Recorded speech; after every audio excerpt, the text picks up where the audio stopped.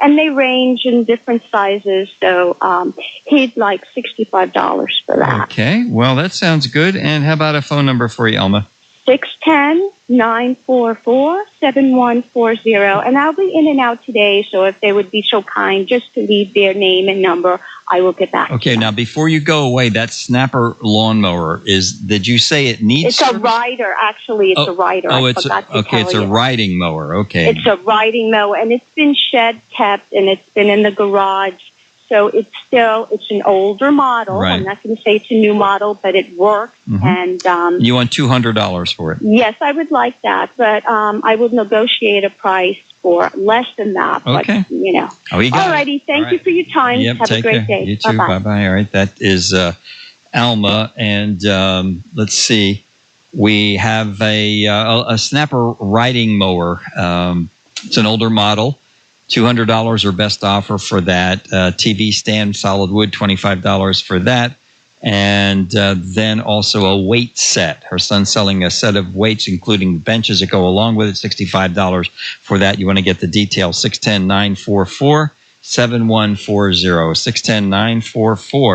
610-944-7140. And where can we go next? We'll go up here and talk with Randy. Randy, welcome to the show. Good morning. Good morning. How are you? I'm good. How about you? Good.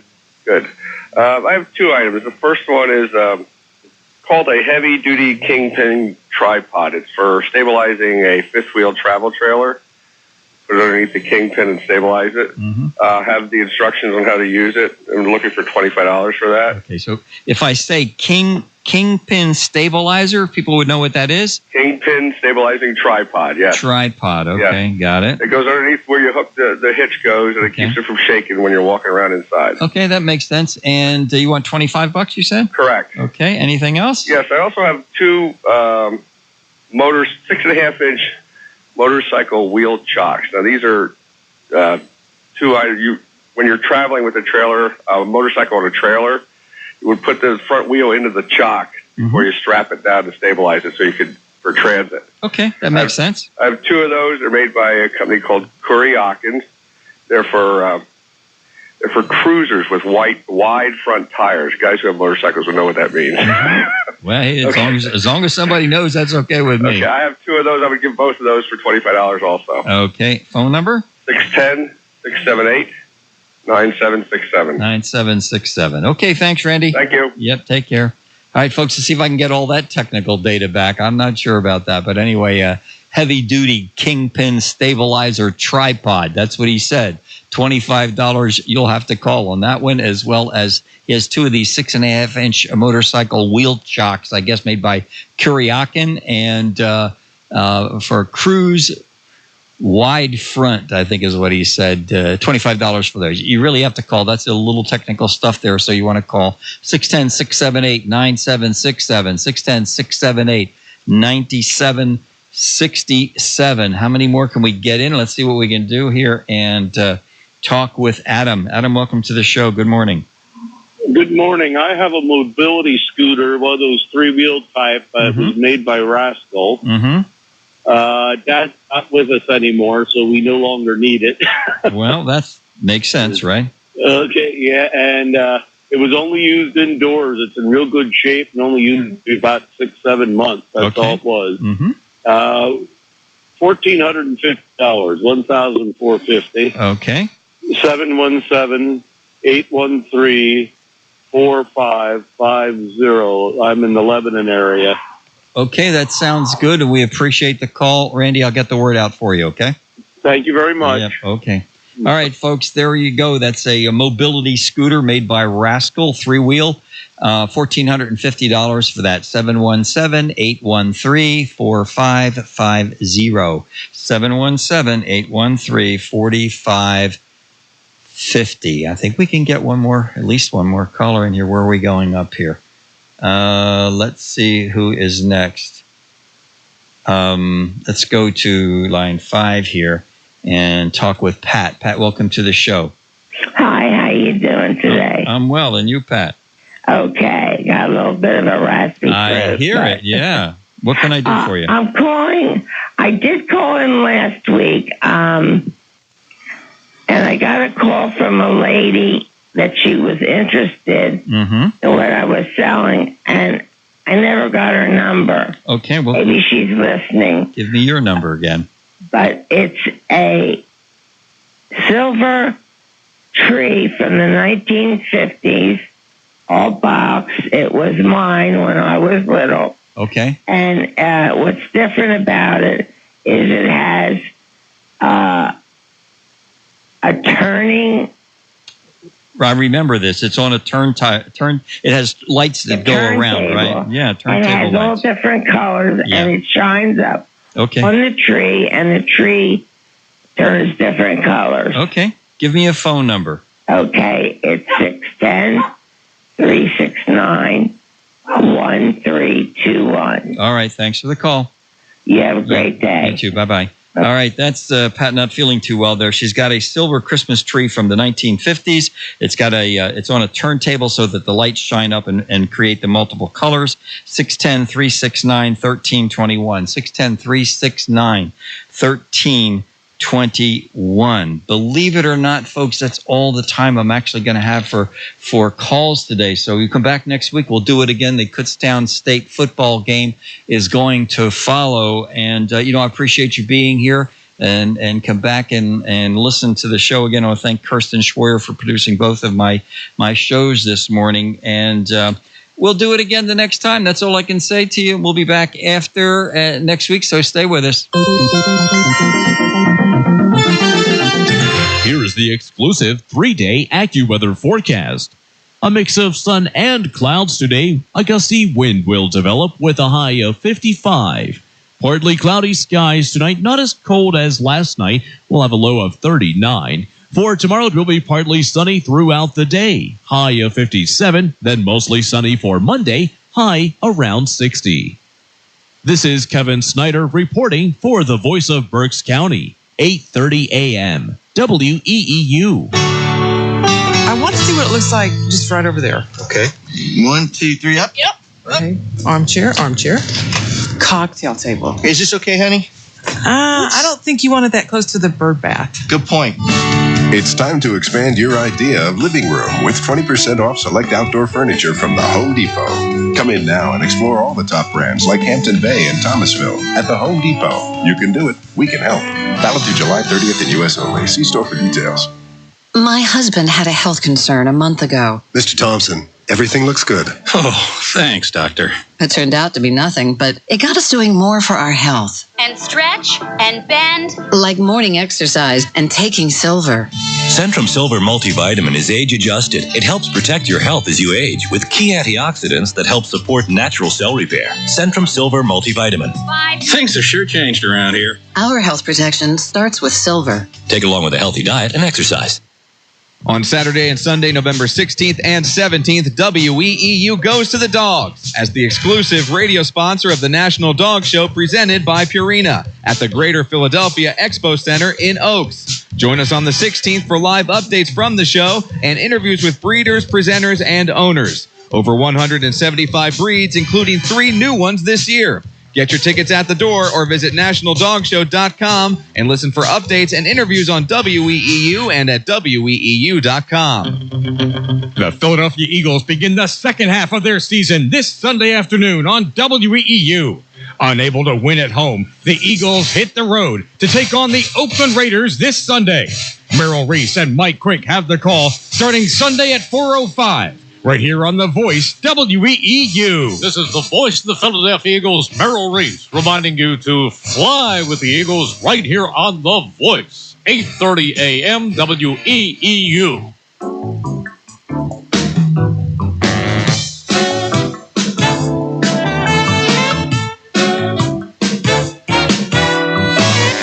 Listen every Saturday morning at 11 a.m. for another edition of the WEEU Marketplace. And remember, please do not call for information about items for sale after the show. Thank you for listening to the WEEU Marketplace on the Voice of Berks County, 8:30 a.m. WEEU. This is a WEEU sports presentation.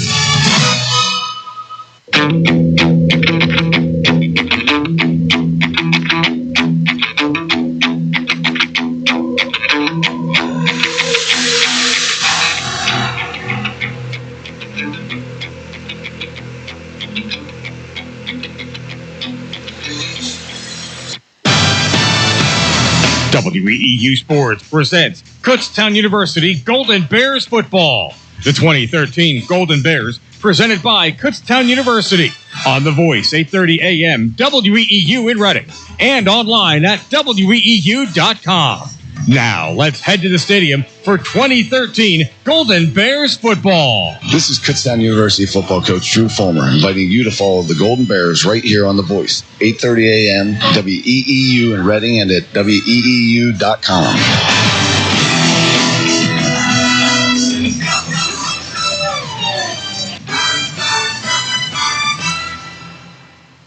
From Millersville, Pennsylvania, welcome to Kutztown University football on WEEU. Good morning to you, Steve Degler, along with Steve Hahn. It is a noon kickoff today from Chris Field at Beamsdorfer Stadium here in Millersville, a Pennsylvania State Athletic Conference Eastern Division battle featuring the Kutztown University Golden Bears and the Millersville Marauders. Kutztown and Millersville coming in with identical records of 1-7 overall, 1-4 in the PSAC East. Each team has beaten Cheney for its lone win this season.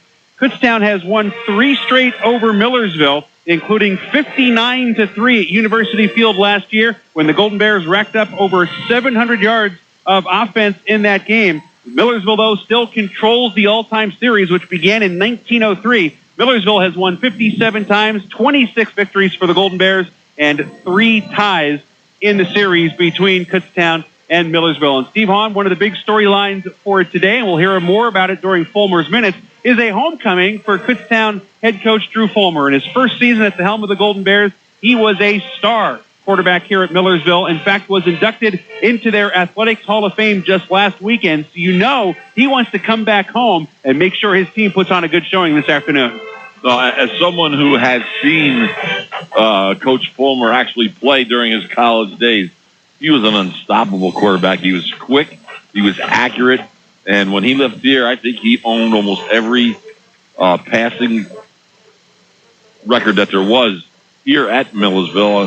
He probably still holds up to some of those records to this day, but certainly the induction into the Millersville Hall of Fame was justly deserved. And I just say we're not expecting a real big crowd here this afternoon, but I'm sure he's going to want his team to play well in front of the place that he called home for 4 years. 17 school records he still holds, to be exact. So that's unbelievable. The type of career he had here at Millersville. These two teams obviously struggling. The Marauders have a first-year head coach as well, and Greg Breitbach, who had a really good run at North Dakota State as an offensive coordinator in the FCS level, the former 1AA division of football. But Steve, we're 8 games into the season. At this point, numbers don't tend to lie a whole lot. This Millersville team has had trouble stopping opponents, giving up 42 points a game. They've had trouble moving the ball, just 239 yards a game and 11 points per game for the Marauders. On paper, at least, Kutztown appears to have a significant advantage.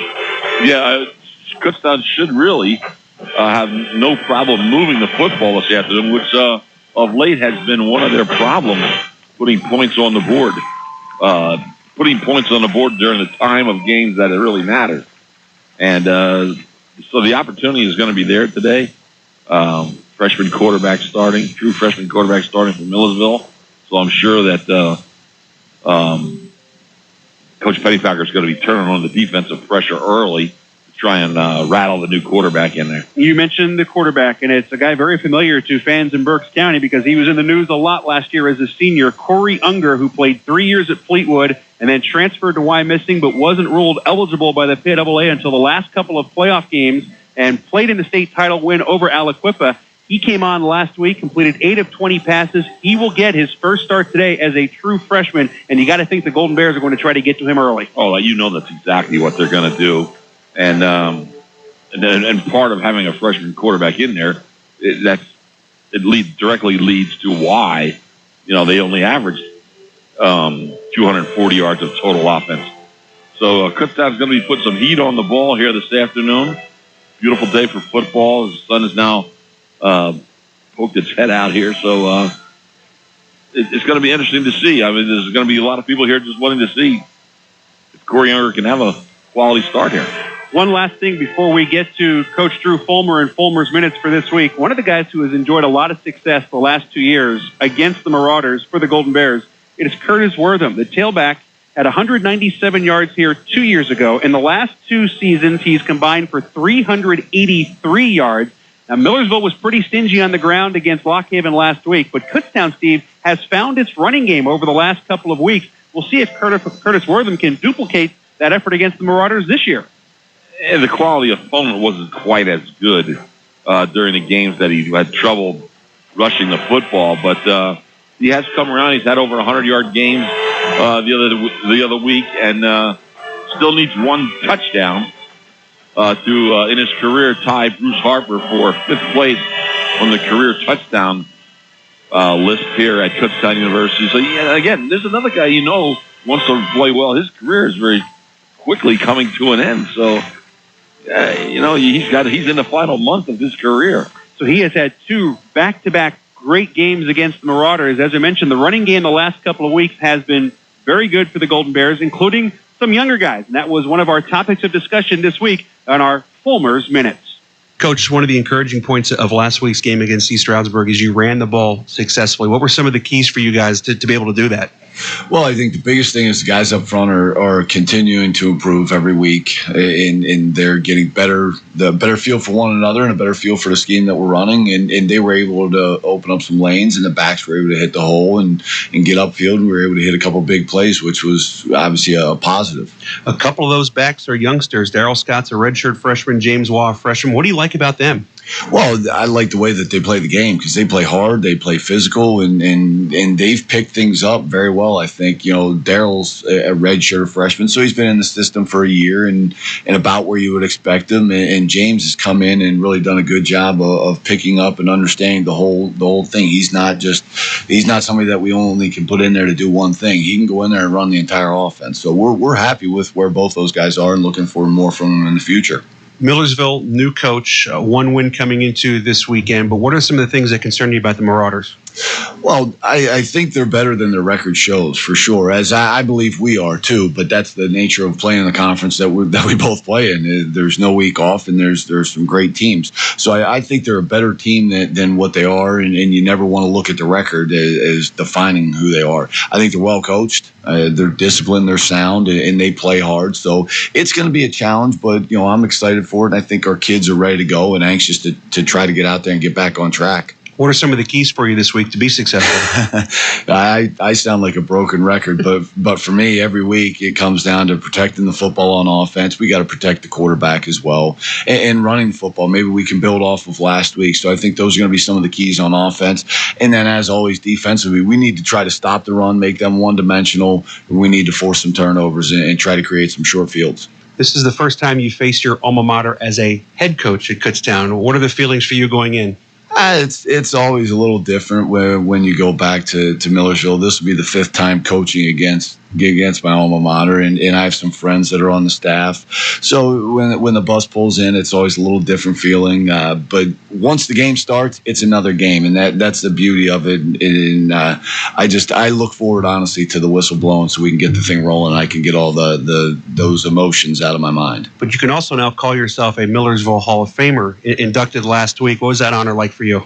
It was a nice honor. It was one that I'll be honest with you, I didn't necessarily expect, but it's because of the people that I played with, the coaches I played for, and I just happen to play a position that gets a lot of credit for doing some simple things and getting the ball to some great players. Well, congratulations on the honor, and good luck out there this afternoon. Thank you.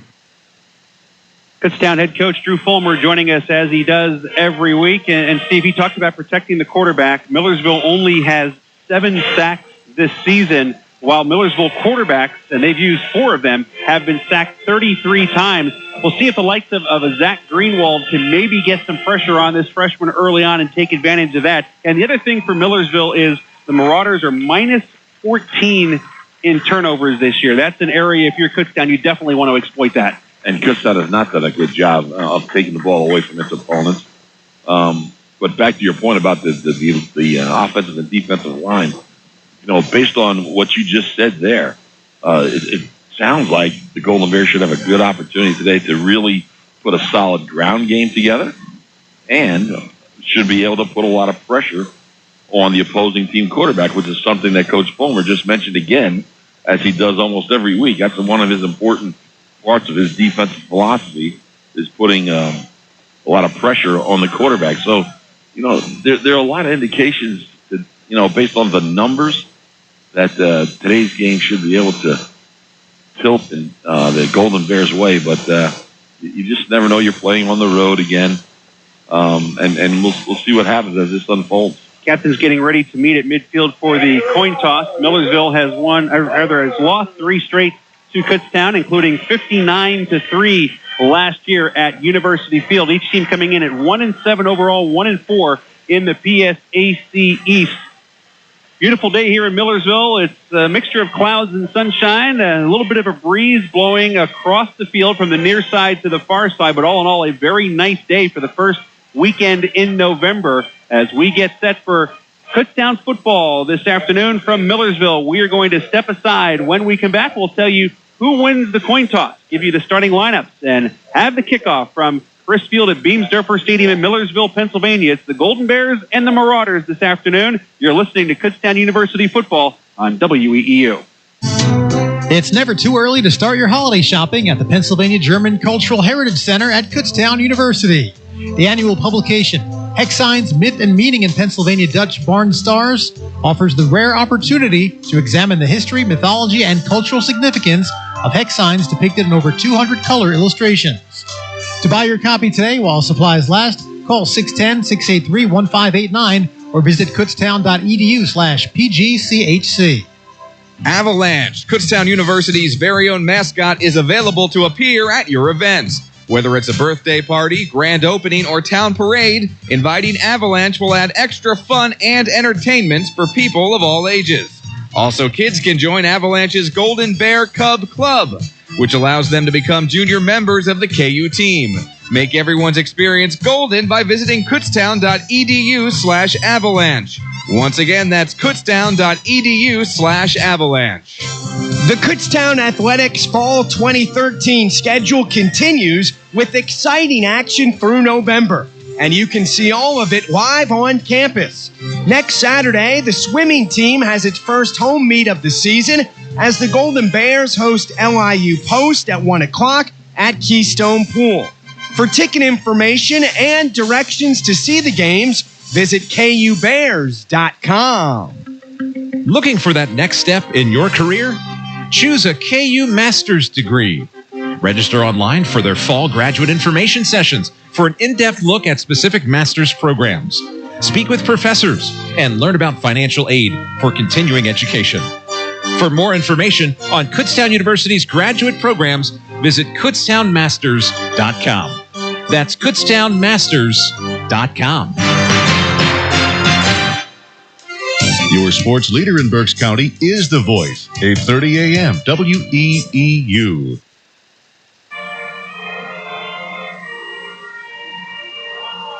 Steve Degler, Steve Hahn, back at Chris Field at Beamsdorfer Stadium in Millersville, Pennsylvania, getting set for PSAC East football action. Kutztown University at 1-7, 1-4 overall, same record as the Millersville Marauders. The Golden Bears winning the coin toss this afternoon. They have elected to defer their choice until the second half, so Millersville will receive the football. Again, they'll go with a true freshman at quarterback, Corey Unger, 5'11", 180 pounds, out of Wyomissing High School, played his first 3 years at Fleetwood High School in Berks County. He will have Mark Demirjian as a fullback. Ian Sedan is their leading runner. He is a senior tailback. Sedan with 611 yards so far on the season. At the receivers, Kevin Porter, he is a redshirt junior, and Mike Reichenbach, he is a redshirt junior as well. The tight end is Trenton Petrovich. He's a pretty good one, a junior at 6'5", 241. The left tackle is Kevin Bowl. The left guard is Matt Shuck. At center, Lenny Sinelli. The right guard is Derek Yoder. And the right tackle is another Fleetwood product, in Austin Nider, a sophomore at 6'4", 297. That is the offense for Millersville. We'll set the Kutztown defense for you momentarily. The referee today is Tony Stabillo. The umpire, Jim Schmale. The head linesman, Dennis McQueen. The line judge is Dave Milvey. The side judge, Chuck Drury. The back judge, Jim Downey III. And the field judge is Daryl Canero. Golden Bears in their white jerseys, gold pants, gold helmets, moving from left to right here in the first half. Nate Fair will kick off. Millersville is in all black from top to bottom. The Marauders have the dangerous David Coates back deep, along with Brent Collins. Coates, a record-setting return man for the Marauders. Opening kickoff is hooked out of bounds on the far side. Not exactly the way the Golden Bears wanted to get things underway today, and Millersville will have the ball 1st and 10 at its own 35-yard line. It's hard to believe. I mean, how many times during the course of the season that we've seen that kickoff? And a lot of times it's the opening kickoff actually go out of bounds. It's unbelievable. So Corey Unger gets the start. He came in relief last week in the loss against Lockhaven. He completed 8 of 20 passes. That's 40% for 86 yards, his first career touchdown, and an interception. He also ran for 38 yards. So Unger was planning on redshirting for the year. That has been burned, and he gets the start here this afternoon. He'll have a receiver each way, offset eye. Mishandles the snap, and now will try to just get some yardage forward. As he was looking to throw a bubble screen out to the left, he nearly dropped the snap, and instead he'll gain a yard to the 36-yard line. It's 2nd down and 9. For Kutztown, Michael Gallagher and Zach Greenwald are the ends. Jake Wygant, coming back from injury. Eric Condren are the tackles. The 2 linebackers are Sam Dixon-Dugan, 3rd in the PSAC with 74 tackles, and Matt Connors. In the secondary, the corners are Lance Dean and Darrell Mintz, playing for the injured Jalen Nieves, and the safeties are Tyler Pratt, Cody Waltemeyer, and Alex Dinolfi. 2nd down and 9 for the Marauders, moving from right to left at their own 36-yard line. They go slot right, wing right, and 2 receivers to the left. In motion is Sedan. He'll get the carry on the jet sweep right, and Sedan will be across the 40 out to the 42-yard line, where he's brought down by Sam Dixon-Dugan. A pickup of 6 yards on the sweep brings up a 3rd down and 3. So you can tell in the very first snap of the game, Unger's a little nervous out there, but he'll settle in. At least he had the wherewithal to just tuck it in and try and get a yard. Millersville on 3rd down this year, 34% conversion rate. Opponents converting 40% of 3rd down opportunities against the Golden Bears. It's 3rd and 3 at the Millersville 42-yard line. Backs in the eye. 1 receiver split out to the left. The 2 tight end set. Unger takes the snap, hands off to Sedan. Sedan bounces off 1 tackle, surges forward, and should have a 1st down at the 45-yard line, and he does. Carried 3 Golden Bears with him on that rush attempt. So the Marauders will convert their first 3rd down attempt. Sedan is a redshirt senior, 5th-year guy, 5'10", 212 pounds from Baltimore, Maryland. Played a year at Taylor University in 2009. He has eclipsed the 100-yard mark 3 times this season. He has been their workhorse. They'll now go in the pistol formation with a slot to the right for Unger. He will give to Sedan again. Sedan gets hit behind the line of scrimmage, but is able to fall forward and pick up a yard on the play. Matt Connors made the initial contact. It'll be 2nd down and 9 at the Millersville 46-yard line. Obviously, with true freshman quarterback in there, they're not trying to open it up with a passing attack too much here today. And neither team runs all that successfully. Kutztown gets 74 yards a game on the ground. That's last in the conference. Millersville just ahead of them at 78 yards rushing per game. Kutztown had 256 yards in the loss last week against East Stroudsburg. 2nd down and 9. Sedan is the tailback. Unger play action, looking to throw for the first time, rolling away from pressure, being chased by Greenwald. He'll keep along the right side. Unger into Kutztown territory, out of bounds at the 48-yard line. He will pick up 6. It brings up another 3rd down. They'll mark it down at the 49 actually now. 3rd down and 4 in Kutztown territory. And they brought Darrell Mintz from the corner to try to flush him out of the pocket. It looked like he had a shot at him in the backfield, but couldn't get him. And then, as Steve mentioned, Greenwald was right on his tail. But Unger showed good speed as he turned the corner. Bring up another 3rd down situation. Converted their first one on a 3rd and 3. This is 3rd and 4, just inside Kutztown territory. Unger will be in the shotgun, trips to the left. Sedan split out to the right. Play clock is at 2. And time has expired. And there's a true freshman quarterback, maybe not used to being able to check out that play clock at the end zone in front of him, and he will lose 5 yards on the delay.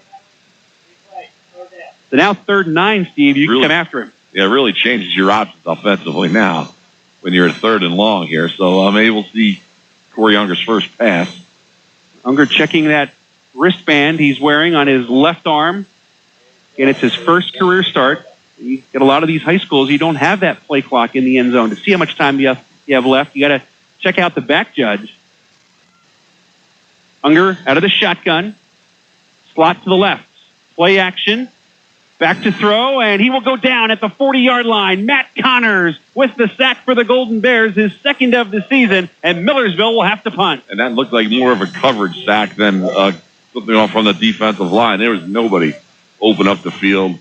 And Unger's not that tall. He stepped up in the pocket, and he almost got lost in the shuffle as he stepped into the pocket. And nothing there. Bears on the Millersville first possession started with a nice sack. Loss of 6 yards on the play. Evans stalled a punt, averaging 38 yards a kick. Cody Reed is back deep for Kutztown. Very good in the punt return game. 10.4 yards.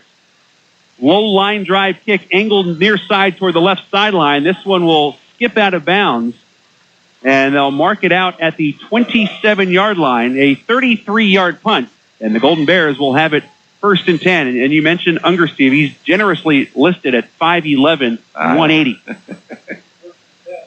That must be. I'm taking away 10 pounds and an inch there. That's with the helmet and cleats on, standing on concrete, that you get him to 5'11", maybe. And he's going to grow into his body. He's really a young kid. He's got a good arm. There's no question about it. And I'm looking forward to seeing him really try something here. So Josh Luckenbaugh will be the quarterback for Kutztown, getting his second straight start. 38 for 73, completing 52% of his passes.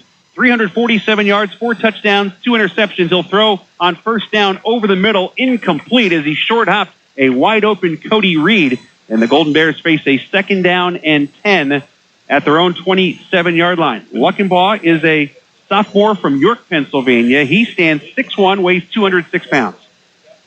And those are pretty accurate stats on him. Cody Reed wide open there in the right in front of the safeties, all way underthrown. 2nd and 10. Justin Michalak, the fullback. Here's Curtis Wortham. He is the tailback. Again, a lot of success against Millersville. Wortham gets the carry and will weave his way across the 30 to the 31 for a gain of 4. It brings up a 3rd down and 6. Kellen Williams, Cody Reed, and Brett Fox are the wide receivers, all underclassmen. The left tackle is redshirt freshman Jordan Morgan. The left guard is redshirt sophomore Mike Nowak. Chase Fraley, the lone senior along the offensive line. He is the center. Greg Bamberger Jr. is the right guard, and Pete Finnegan Jr. is the right tackle for the Golden Bears. 3rd and 6 for Kutztown, at the 31-yard line. Luckenbaugh will throw. Alex Tanis with the catch across the 40 out to midfield. Tanis with catch number 63 on the season, 2nd most in the PSAC, good for 19 yards and a 1st down. And he just slipped his way into the seam in between the cornerbacks and the safeties, and they closed a little bit too late on him. Picked up a 1st down. Kutztown will go with Wortham and Scott in the backfield, sandwiched around Luckenbaugh out of the shotgun. It is actually James Waugh, the freshman sweeping right. And he'll get just a yard into Millersville territory at the 49-yard line. Reggie Slayton makes the stop. It's 2nd down and 9. And James Waugh is a running back for Kutztown that has seen a lot more snaps in the last 3 games. Instead of just rotating Wortham and Scott in the offensive backfield, they've actually been doing it with the 3 of them now and mixing in Waugh. Empty backfield here. 9:10 to play. Scoreless first quarter. Luckenbaugh from the shotgun. 3 receivers left. 2 to the right on a 2nd down and 9. At the Millersville 49-yard line. Luckenbaugh with 6 to snap. Will throw out to the left, and it is dropped by Brett Fox. He was hit immediately, would have been a couple yards shy. Pass a little bit behind him, and it's 3rd down and 9 for the Golden Bears. We'll quickly set the Millersville defense. Gilbert Ramos and Jody Dodds are the ends. Marvin Gaskell and Doug Henninger are the tackles. The linebackers are Dean May, Reggie Slayton, and Jordan Rigby. The cornerbacks are Joey Pham and P.J. Santos. The safeties, Rashid Johnson and David Rene. Johnson, 2 interceptions on the year. Here is Luckenbaugh scrambling to his right. He'll have the 1st down across the 40, inside the 35, and a flag comes in late as well as he was run out of bounds. And we'll see what they tack on to this as he's marked out at the 31-yard line. So it's 18 yards for now on the scramble. Will they add a late hit on top of it? If it was a late hit, and there probably was, it wasn't much of one, a little shove when he had 1 foot out of bounds already. But it wasn't even enough to knock Luckenbaugh down. Luckenbaugh 61 yards rushing on 24 attempts coming in.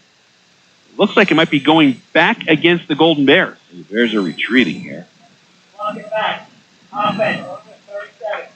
It's a block in the back against Cody Reed, and it's actually going to bring up a 3rd down and 1 as the ball will be brought back to the Millersville 41-yard line. So instead of a 1st down on the scramble by Luckenbaugh, it is 3rd and 1 at the 41. Kutztown converting 41% of its 3rd down opportunities. The Millersville defense, basically a 50-50 proposition getting off the field. Opposition has converted 49% of 3rd down chances. Pistol formation. Luckenbaugh will turn and give to Darrell Scott. He has a big hole. Left side, 1st down. Dragging tacklers inside the 35 to the 32. A gain of 9. Reggie Slayton makes another stop, but the Golden Bears convert on 3rd and 1. And that's just the type of hard running that Darrell Scott's been doing in the past 3 games. Scott, the redshirt freshman from Douglasville, Pennsylvania, Southern Berks County. 5'9", 195. Pistol again with Wortham. Luckenbaugh throws quickly out to the left. It is complete on an out pattern to Kellen Williams. Williams will be run out at the 24-yard line. A gain of 8, 3rd down and 2, as Williams makes his 29th catch of the season. Golden Bears putting together a nice little drive here with a good mix of running and passing. 8 minutes to play first quarter, no score. 2nd and 2 for Kutztown at the Millersville 24. Trips to the right. Luckenbaugh throws out to the right, complete to Brett Fox, 20-yard line, 15, breaks the tackle, 10, 5 toward the pylon, and he'll be pushed out of bounds inside the 5 as Fox will be marked out at the 2-yard line. A gain of 22, it's 1st and goal. Big, strong, lanky kiddos. This is simple. Throw it out to the flank and let him see what he can do. And he broke 2 tackles and almost got it into the end zone. 33rd catch of the season for the junior from Muhlenberg High School in Berks County. Luckenbaugh has twin receivers each way. Curtis Wortham is the lone running back to the left of Luckenbaugh. 1st and goal at the 2. Fox in motion. He will get the handoff, sweeping left, breaks a tackle, goes to the inside, and will be brought down just shy of the goal line. Fox made a great move to cut that one back, but he'll be a yard shy. Boy, you don't see him. I don't know if they've even run that play with Brett Fox all year long. That inside handoff jet sweep. It's his second carry of the year. Yeah. No gain in his only other one. Yeah, that was, and he broke 2 more tackles on that run. So it's just outside the goal line. Michalak in at fullback. He'll shift to a wing right. Atia in at tight end right. Scott the lone running back. On 2nd down, the give is to Scott. Straight ahead, and he's in for the touchdown. Darrell Scott from 1 yard out with his 4th rushing touchdown of the year, and the Golden Bears on their first possession march right down the field. Boy, but between the resetting of their offensive players pre-snap to putting one man in motion pre-snap, they had everything moving to the right, and gave it to Darrell Scott moving to his right and pushes it across the goal line. Good. That's an excellent opening drive for the Golden Bears, resulting in a Scott touchdown. Andrew Deutsch in for the point after. He's 15 of 16. Josh Luckenbaugh is the holder. Atia, the long snapper. The extra point is up, and it is good. 6:54 to play in the first quarter. And Kutztown has a 7-0 lead on Millersville. And Steve, let's recap what we have seen here over the first 8 minutes of play. Kutztown did allow Millersville to get a 1st down on a 3rd and 3. Then the defense, aided by a delay of game penalty, gets a sack, a short punt, and Kutztown marches right down the field through the air and on the ground. A great mix of plays. Yeah, I think we saw a nervous young quarterback on his first possession, and I think we saw the Bears probably have their best mix of run-pass in the for the whole season with an excellent opening possession that ended up in 7 points on the scoreboard. So should be very happy as the game opens up here for the Golden Bears. Now they come right back. Another 3 and out here would really continue.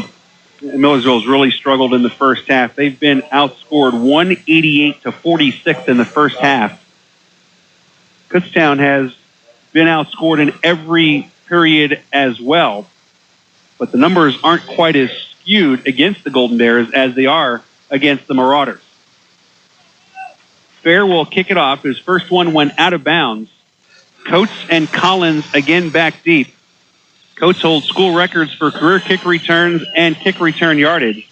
He had a 97-yard touchdown return against Westchester last year. Fair gets into this one deep down the middle. Coates 5 yards deep in the end zone will take a knee.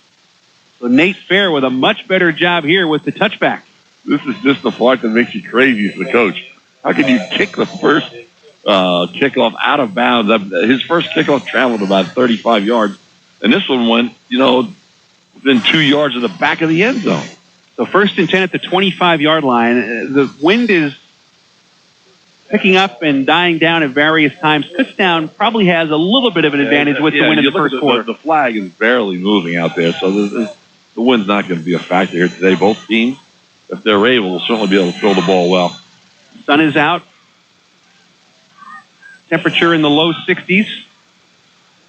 Kutztown just finishing off an 11-play, 73-yard drive. Here's Unger getting hit in the backfield, spins out of it, now rolls left, and he will do well again just to pick up some positive yardage as Darrell Mintz makes the tackle. But Unger, before he even turned, was under constant pressure there, Steve. Yeah, you're not going to be able to win a football game if you're... That almost looked like another broken play, or they ran into one another in the backfield. And if that's going to be what your offense does, just have your quarterback run and try to bail you out after a bad execution of a play. That's trouble. Gain of 2 to the 27, 2nd down and 8 for the Marauders.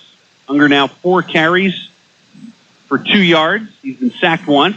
Out of the shotgun, he will give to Sedan, sweeping left. Stiff arm doesn't work. Darrell Mintz closes quickly. The initial contact made by Sam Dixon-Dugan, who was not at all denied by that stiff arm. Loss of 2 back to the original line of scrimmage. It's 3rd and 10 at the 25.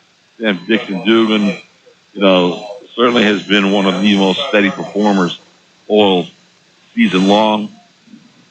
Prior to today's game, it's 74 total tackles, which ranked 3rd in the whole PSAC. So he's a big-time performer and rather undersized for his position. 3rd tackle already today. Unger mishandles the shotgun snap. Now back to throw under pressure. It's tipped and falls incomplete over the middle. So Unger has had some snap issues both under center and in the shotgun, and Millersville will have to punt again. And there's the 3-and-out you were hoping for, Steve.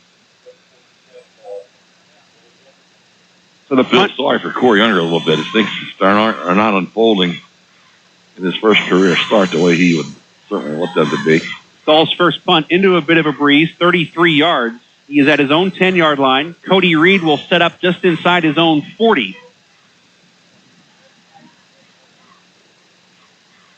Saul, a freshman from Warrington, Pennsylvania. High, wobbly, short kick that'll get knocked down by the wind and stay in Millersville territory. The ball rolling toward the far sideline and will go out of bounds at the 46-yard line. A 21-yard kick. And the Golden Bears with excellent field position. And, Steve, it wouldn't surprise me if Drew Fulmer tries to go down the field on first down here. He loves those quick hitters after a bad punt or a turnover. Loves to play like that. And so far, though, you look at the Golden Bears have gotten good field position on both of their possessions, and that's been so important for them. They have trouble driving the ball long distances, but you give them a half a field, they can get it done. 7-0 Kutztown, 5:17 to play first quarter. Golden Bears have trips right for Luckenbaugh on first down. Play action, quick throw out to the left to Kellen Williams, and he is hit right away and brought down after a short gain. Really nice read made by Corey Harrison, the sophomore cornerback out of Philadelphia.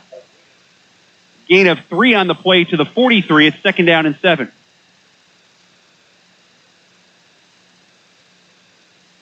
Bears having a little bit more of a semblance of a huddle today. Scott and Waugh in the backfield. Waugh goes in motion to the right. Luckenbaugh throwing down the middle, nearly intercepted. It was right into the hands of the linebacker, Reggie Slayton, and he could not hang on. Golden Bears dodge one there. It's 3rd and 7 at the Millersville 43-yard line. Headed to Cody Reed, but that was 3 black shorts in the way of that ball before it was going to arrive in Cody Reed's hands. So they, as you said, very, very lucky here. He was running a seam route, and it was surrounded by Marauders. Bringing Justin Michalak in, which is a little bit unusual on a passing down like this is. He's on a wing right. Scott is the lone setback in the pistol formation. On 3rd and 7, Scott gets the carry straight ahead, bursting forward, carrying Rasheed Johnson very close to the first down at the Millersville 36-yard line. It appears he has it. I think they're going to give it to him, but it's amazing. The That's exactly where they ran the football, right behind Justin Michalak with Darrell Scott. There's been no indication of a first down. The linesman on this side. Now. The linesman on this side of the field stopped the clock, which should indicate a first down. And they will give him a first down. Ball right on the 36-yard line. So a gain of 7 for Scott. Wortham in there at running back now. Michalak stays on a wing right, slot to the right as well with Fox and Reed. Luckenbaugh looking down the middle of the field, overthrows Reed by 10 yards. Stride for stride with him was Rasheed Johnson. 2nd and 10 for the Golden Bears at the Millersville 36-yard line. You'd like to see him be a little bit more accurate with that ball. He's now underthrown a couple guys. That time he overthrew a guy. 4:11 to play in the opening quarter. Kutztown in front, 7-0. Alex Atia will come in at tight end for the Golden Bears. He'll set up on the right side of the formation, a slot that way as well. Wortham is the running back. On 2nd and 10, he'll get the carry off to the right. Wortham will squeeze his way inside the 35 to the 34. He'll pick up 2. It brings up a 3rd down and 8. There's a shaken up Golden Bear. It's Cody Reed getting up very slowly.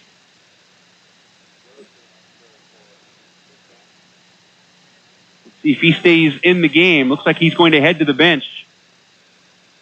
No, he's going to head to a slot left on the far side of the field. Waugh, the running back behind Luckenbaugh. 3rd and 8 for the Golden Bears. Trips to the left.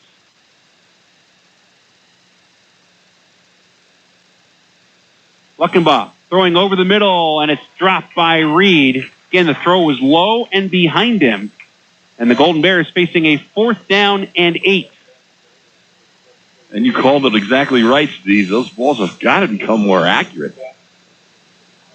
Cody Reed again, just as in the previous play, it looked like he had a stride on the guy, on his defender. He was open here in the last throw. Golden Bears will go for it here. It's a 51-yard field goal from here, and they don't want to punt it. So 4th and 8, trips to the left. Luckenbaugh throwing an out to the right. It is complete for a first down to Kellen Williams. The Golden Bears now 11 for 19 on 4th down this year.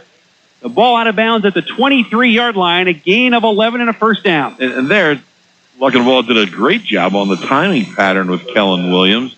And Williams himself did a great job of making sure that he was past the first down flag. He knew he was going to come back to the ball.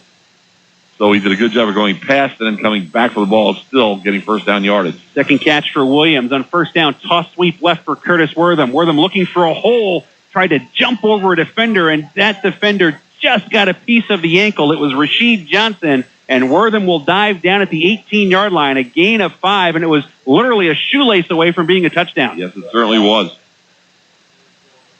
2nd and 5 for the Golden Bears. 2:40 to play first quarter. They lead here in Millersville, 7-0. And good, again, second drive here, decent mix again. Michalak stays in there on a wing right. Slot that way as well. Usually run his way. Wortham is the running back.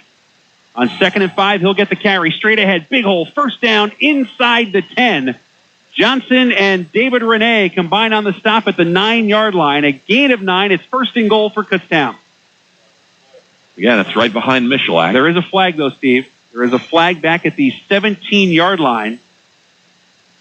Kicking it around a little bit. Holding against the Golden Bears will nullify the 1st and goal and make it 2nd down and 15. That holding penalty on Greg Bamberger Jr. Ball walked back to the 28-yard line. So the big gain is taken away with the holding call. Golden Bears average 6 penalties a game. Luckenbaugh on the shotgun. Scott to his left. 2 receivers each way. Faking the screen, throwing the deep out to Williams. Again, it's low and off target to an open receiver. And now 3rd down and 15 for the Golden Bears. The only good thing there, Steve, is it was in a spot where only Williams had a chance to catch it. And Luckenbaugh took a good pop after he released that ball for number 98 on the Marauders. Kevin Zinger ready. That's not right. So 3rd and 15 for the Golden Bears. Less than 2 minutes to play in the first quarter. They lead 7-0.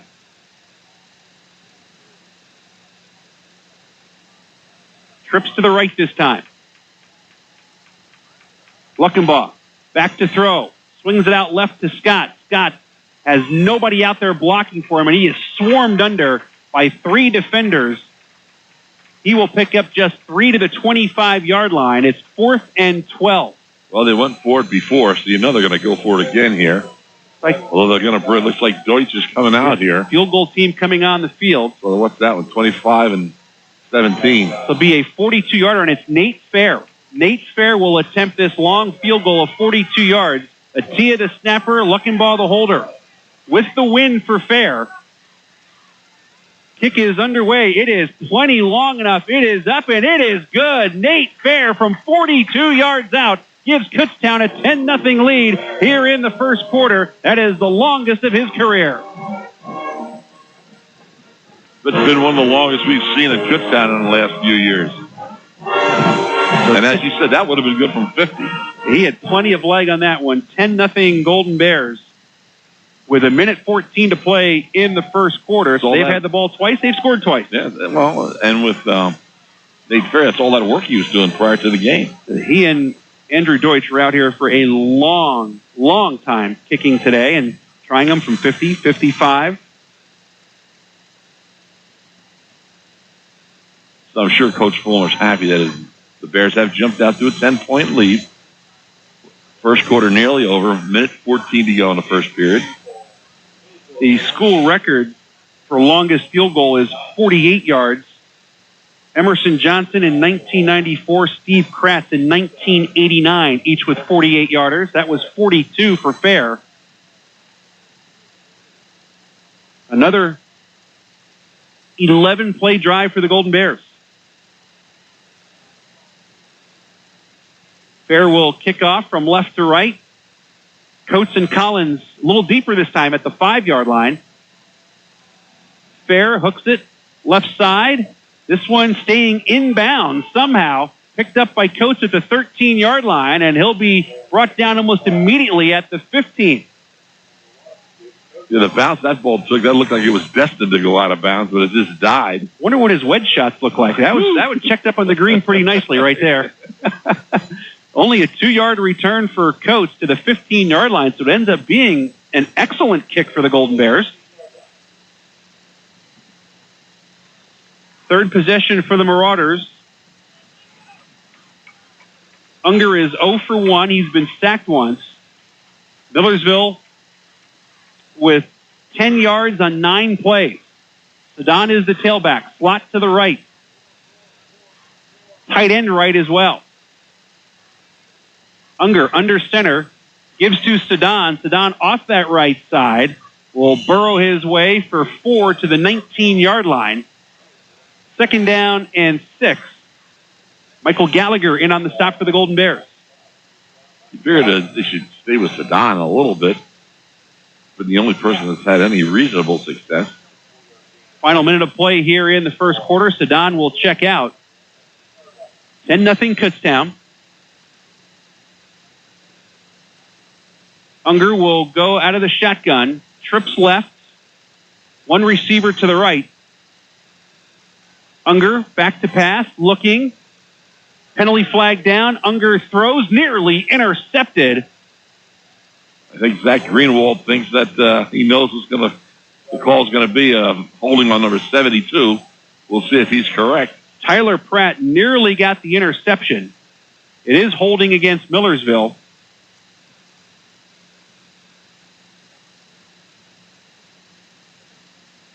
Let's see what the Golden Bears do with the penalty.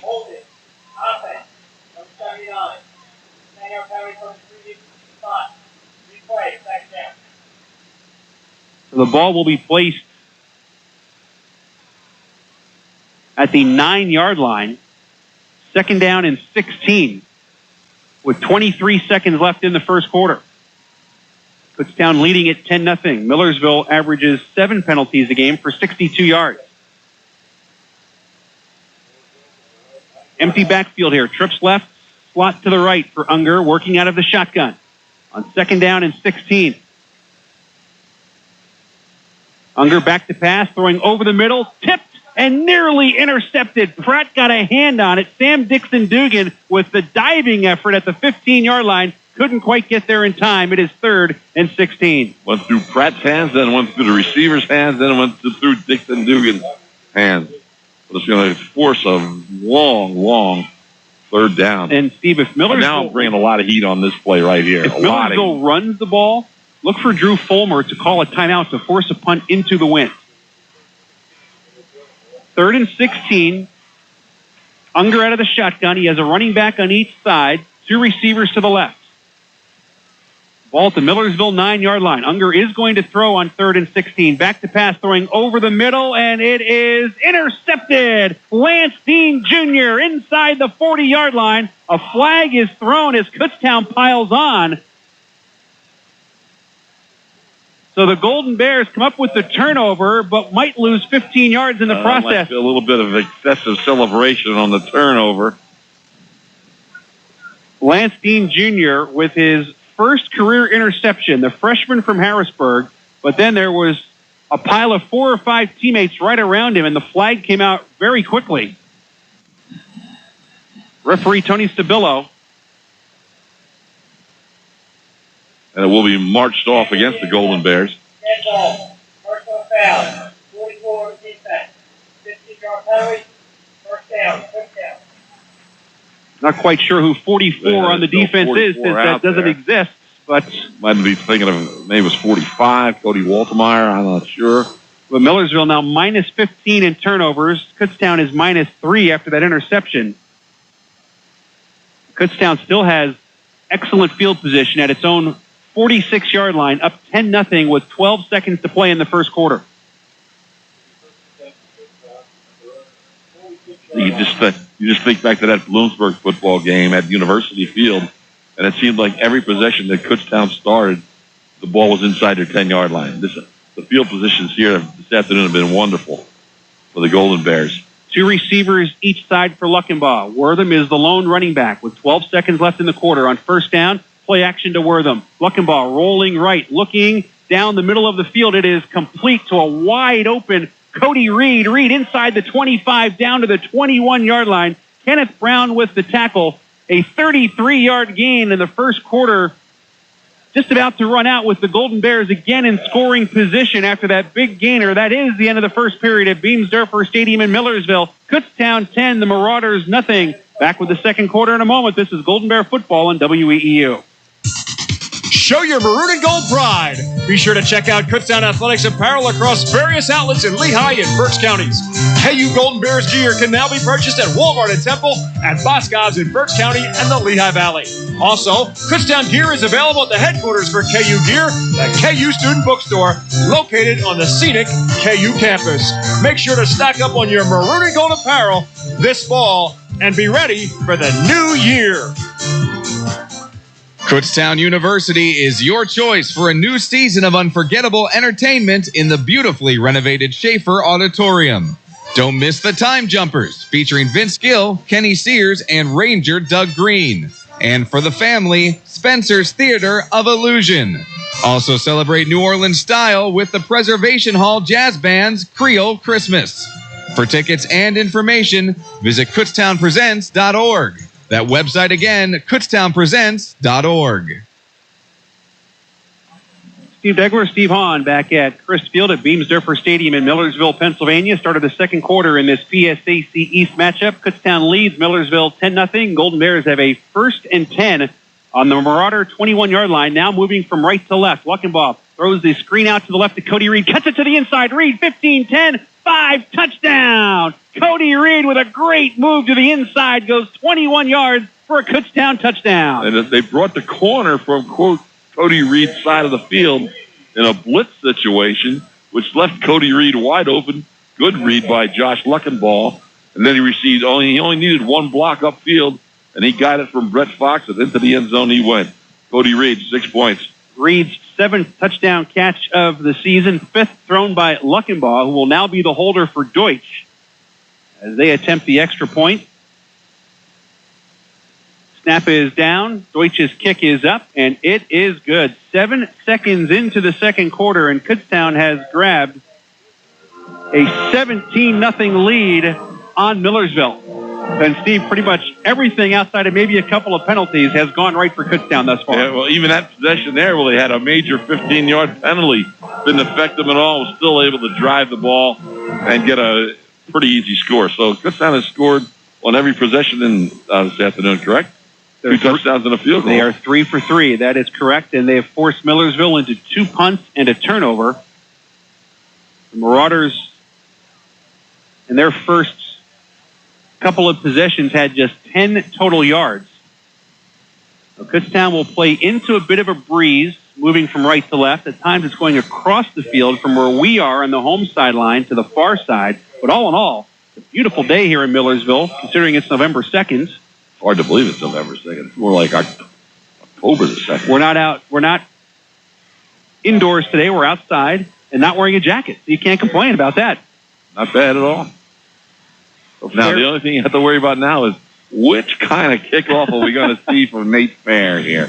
Are we going to see the end zone one, or are we going to see the out-of-bounds one? Coates and Collins back deep. Fair with a high end-over-end kick. Coates at his 6-yard line will take it and veer to his left. Coates will be dragged down at the 25-yard line.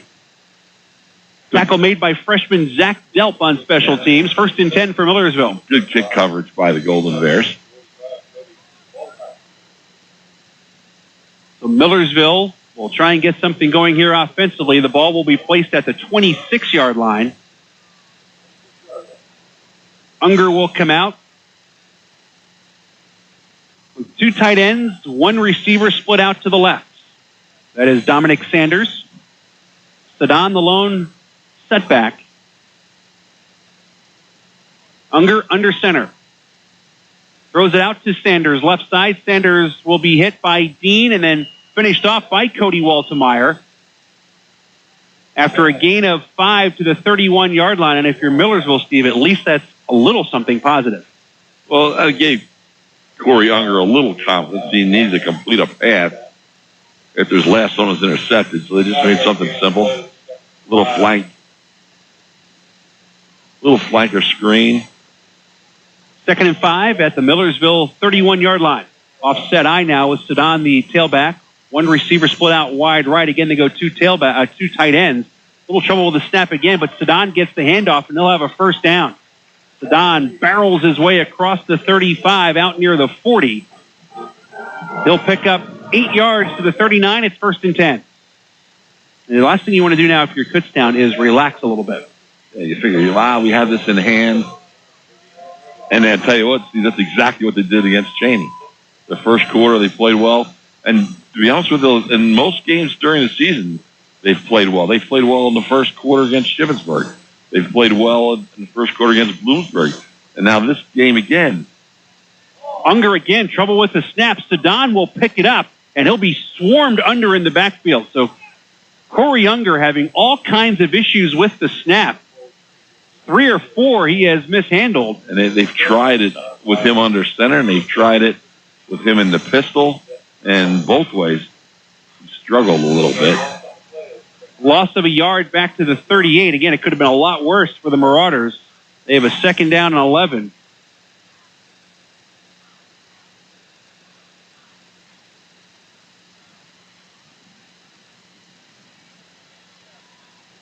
Unger out of the shotgun this time. Takes the snap, looking out to the left, and it is overthrown. Again, deflected at the line of scrimmage, and it carried over the head of Dominic Sanders. And we mentioned Unger listed at 5'11", not a big guy. Kutztown's been able to get in those passing lanes as well. Well, it's just, I mean, the linemen have decent size for Millersville, and seeing it over the top of them, it's difficult. So now a 3rd and 11 for the Marauders at their own 38-yard line. 17-0 Kutztown with 12:52 to play in the first half.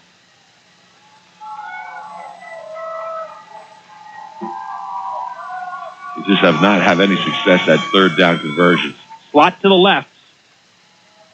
Unger Back to pass, four-man rush, looking, and down he will go. Michael Gallagher with the second sack of the day for the Golden Bears, back at the 32-yard line. I think he wanted to throw that ball deep, but it was a little bit leery about it because of the last deep throw that was picked off. Third sack of the season for Gallagher. Stahl will be out to punt. He's averaged 27 yards on his first two kicks. Again, he has the wind at his back this time.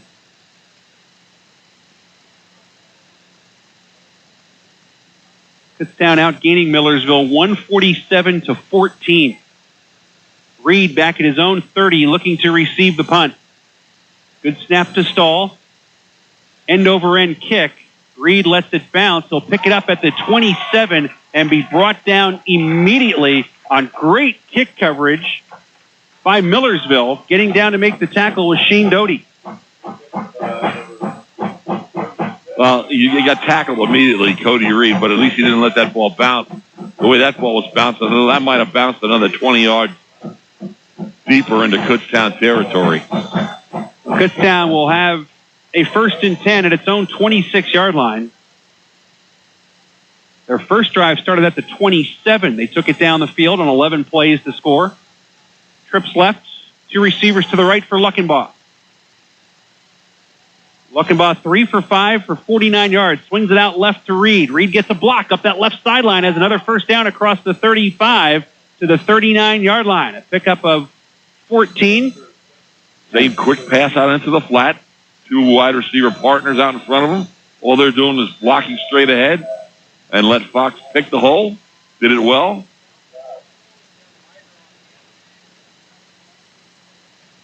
First and 10 for Kutztown at the 39. Make it 8 for 14 for Luckenbaugh. We'll take the snap, throw short to the tight end. That is Atia making the catch and wrestled down just shy of midfield. Atia's only other catch this year was a touchdown. He's out of Bethlehem Catholic, played at Boston College before coming back home for his final year. It's a gain of 9, 2nd and 1 for the Golden Bears. That's a pretty big target, too, Steve. It's 6'4", 235. That's a big-time athlete. And a big target as he runs that hook pattern right in the middle of the field and just sits down. The ball's delivered right where it should have been. As the game has gone on now, Luckenball's become a little bit more accurate.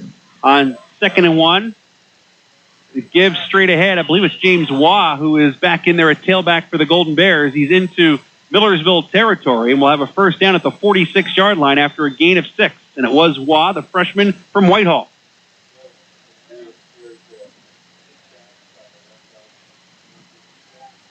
Kutztown going quickly here as Millersville trying to get substitutes onto the field. I would have snapped that ball right away. Caught him really unaware. Luckenbaugh swings it out to Reed again, left side. Not much doing this time as it was read very nicely by Kenneth Brown.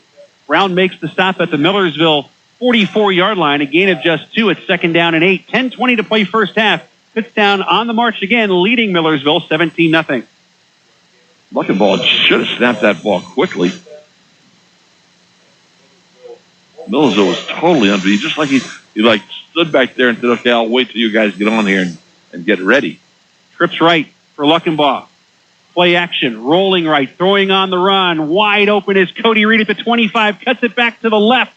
Still on his feet at the 20, looking to turn the corner. 15, 10, first and goal for the Golden Bears. It has been a huge first half for Cody Reed as he carries that to the 9, a gain of 35. And Pete Finnegan all the way upfield from his offensive line spot to provide him an extra block. We got him an extra 15 yards out of that play. Good hustle by Pete Finnegan. First and goal at the 9. Empty backfield for Luckenbaugh. Trips right, slot left.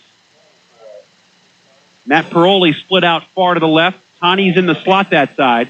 9.5 to play first half. Luckenbaugh back to throw. Looking. Nobody open. Now throws it to the front of the end zone, and it's tipped incomplete. Right in the center of the field. He tried to force one in there, and it was tipped away by David Renee at 2nd down and goal. I think he was a little lucky there that ball wasn't picked off. I don't think the ball ever got even touched Cody Reed in the hands. 2nd and goal at the 9. Reed will check out of the lineup for Kutztown. Fox is in there with Williams. Kutztown a little confused here. Still 9 seconds to snap. 2 running backs, 1 on each side of Luckenball. Now Waugh in motion out of there to the right. The give is to Scott. Scott off the right side, doesn't get much, if anything. Maybe a yard to the 8-yard line. It's 3rd down and goal. Boy, very shortly, one of those, Josh Luckenball, is going to pull that back out of the belly of the running back and tuck that in and go up the sideline. It appears that he had the opportunity to do that on that play. 3rd and goal from the 8. Kutztown moving from right to left, leading 17-0, 8:50 to play in the first half. Waugh back in at the tailback in the pistol formation. Michalak a wing left. Reed and Fox to the left side, Williams to the right side. Luckenball takes the snap, looking left. Good protection, throwing incomplete. Just shy of the goal line. It went through the hands of Michalak, the fullback, and it's 4th and goal, and the Golden Bears will attempt another field goal. They're not afraid to look for Michalak when they're in tight to the goal line. Good wide receiver for a decent pass receiver for a fullback. This is Deutsch on for a 26-yard attempt. Fair has made one from 42. Deutsch is 3 for 5 on field goals. Luckenball gets the snap down. The kick is end over end, up, and no good. He missed it wide to the right. And the Golden Bears get inside the 10, but come up empty. It remains 17-0 Kutztown with 8:29 to play in the first half. So the Bears are finally stopped on a possession of their own doing, though, on the missed field goal. So it got pushed to the right by Andrew Deutsch. The Bears will be very happy to go right back on defense again. The ball comes out to the 20-yard line, 1st and 10 for the Marauders. Sedan will be the lone running back. Unger out of the shotgun. 2 receivers in each direction for the Marauders.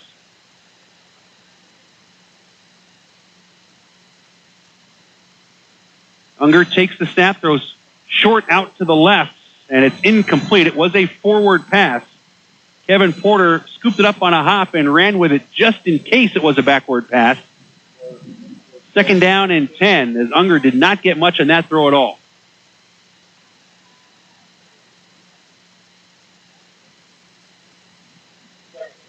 $8:25 to play first half, 17-0 Kutztown. Just one receiver split out wide to the left this time. Double tight end. Unger under center, gives to Sedan. Sedan back to the original line of scrimmage and maybe forward for a yard. They'll give him the 21. It's 3rd down and 9. Seems like every time you turn around in this football game, Millersville is in a 3rd down situation. The Golden Bears, Steve, haven't had to bring a lot of blitz pressure. A lot of excess pressure. They've been doing it with the 4 down linemen. And that's allowing more coverage, so it's really making it tough for Unger to find an open receiver downfield. And Jarvis Cummings in there now. Didn't play at all last week. He'll be at the left defensive end. 3rd down and 9. Unger under center. Play action. Rolling to his right. Away from Gallagher. Under some pressure. On the run. Throws back across his body. Complete for a 1st down to Kevin Porter. Porter across the 30 to the 34-yard line. So Unger, with his feet, made something happen there. It's a gain of 13 for the Marauders. That was a tough throw by Corey on that play.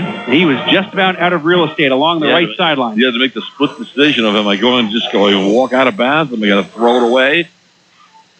But he took a shot downfield and it worked out for him. He had Cummings in front of him, Gallagher coming from the backside.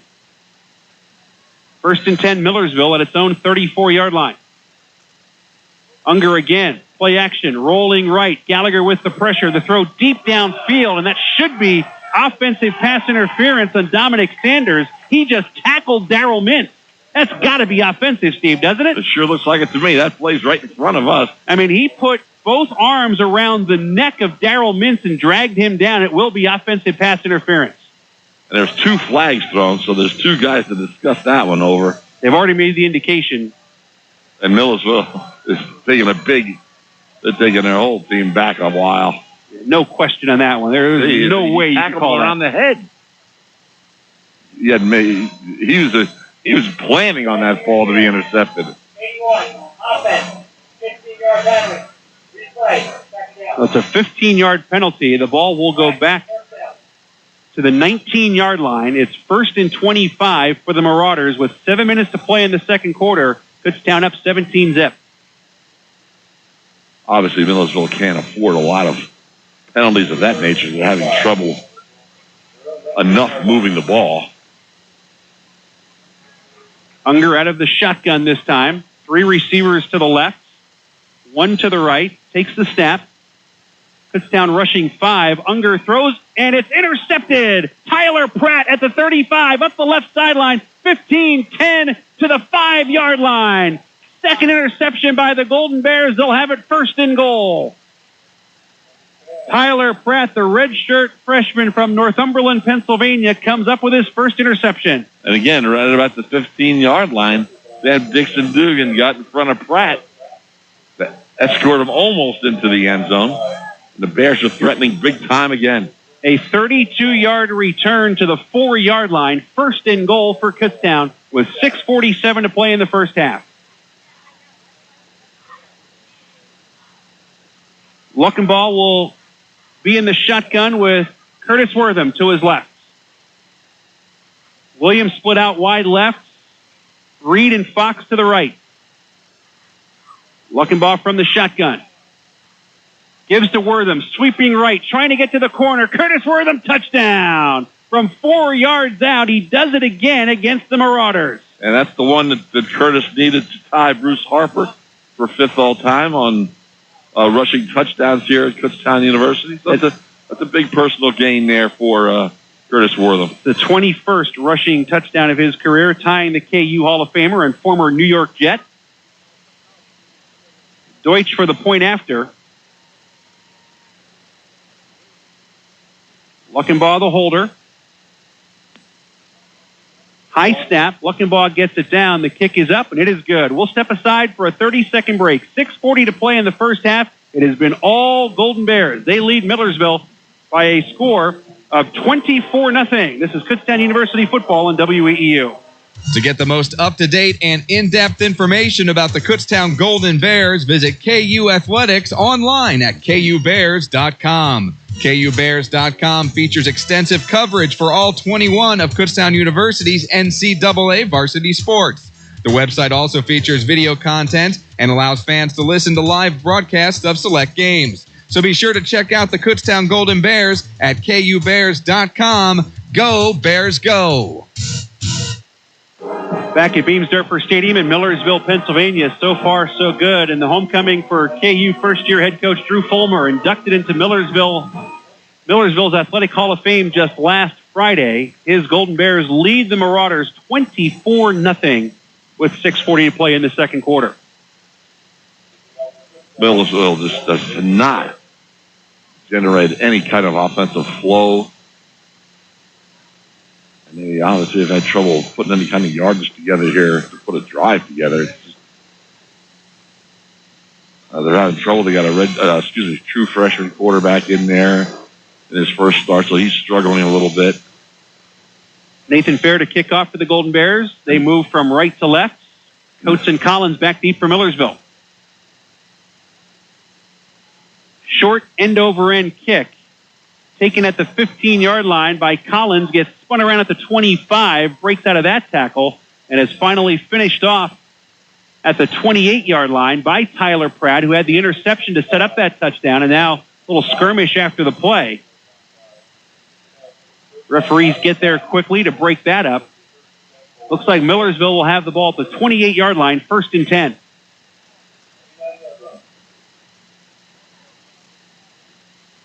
Now they'll mark it at the 29. And now back to the 28. So I hear 30. So they settle on the 28-yard line. I'm assuming somebody was watching the kickoff return. Unger under center, offset eye. Sedan is the tailback. He will get the carry on first down, straight ahead, big hole, breaks it out to the right side, across the 40, 45, midfield, and will be brought down at the Kutztown 44-yard line by Cody Waltemeyer. A 27-yard gain, the biggest play of the day for the Marauders. 1st and 10, Millersville at the KU 44-yard line. Millersville was able to get inside Kutztown territory on the opening drive. You played a terrific first half. You're the Golden Bears. You don't want to have any even little kind of momentum shift going into halftime. Unger under center again. Sedan, the lone running back, right side, gets stood up and pushed back. Tyler Pratt, Michael Gallagher combined on the stop at the 41-yard line of the Golden Bears. A gain of 3 at 2nd down and 7. Really good first half so far for Tyler Pratt out of Shikellamy High School, leisure and sports studies major. Seems that every ball that Unger throws downfield has an opportunity to get picked off. Pratt has one of the 2 interceptions. 2nd down and 7. Unger out of the shotgun. Will give it to Sedan on the draw. Sedan fighting for an extra yard or 2. Sam Dixon-Dugan and Alex Denalfi make the stop at the 35-yard line, a gain of 6. It brings up a 3rd down and 1. 5:10 to play first half. Well, Kutztown has been hit by the injury bug and hit quite hard throughout the season. It's given a lot of youngsters, freshmen, redshirt freshmen, sophomores a chance to play and gain valuable experience.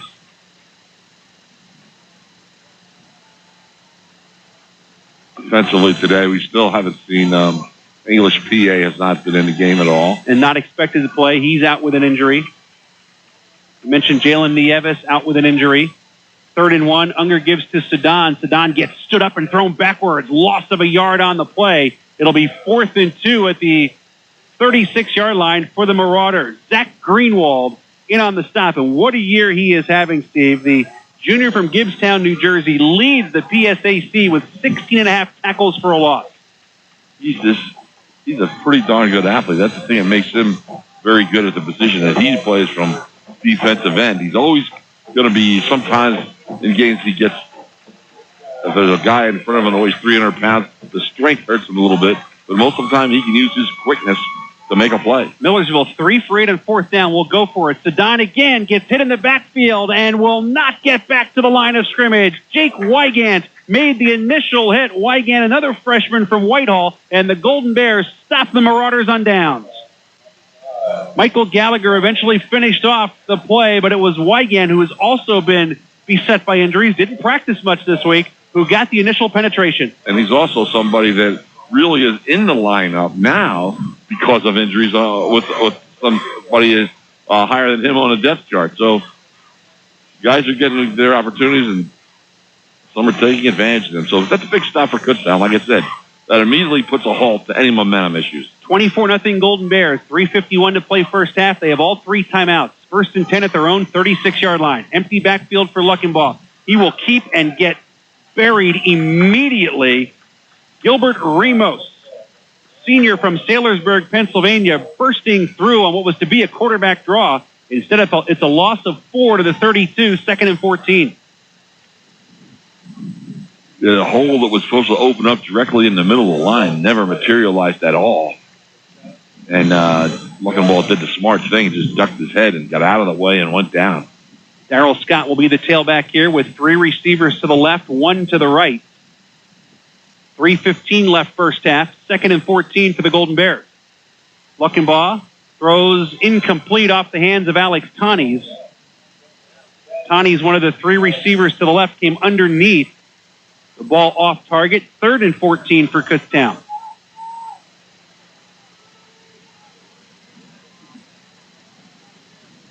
Golden Bears look to the sideline for the play call.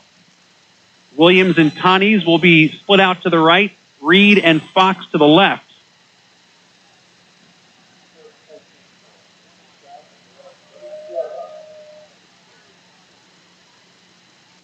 Luckenbaugh from the shotgun.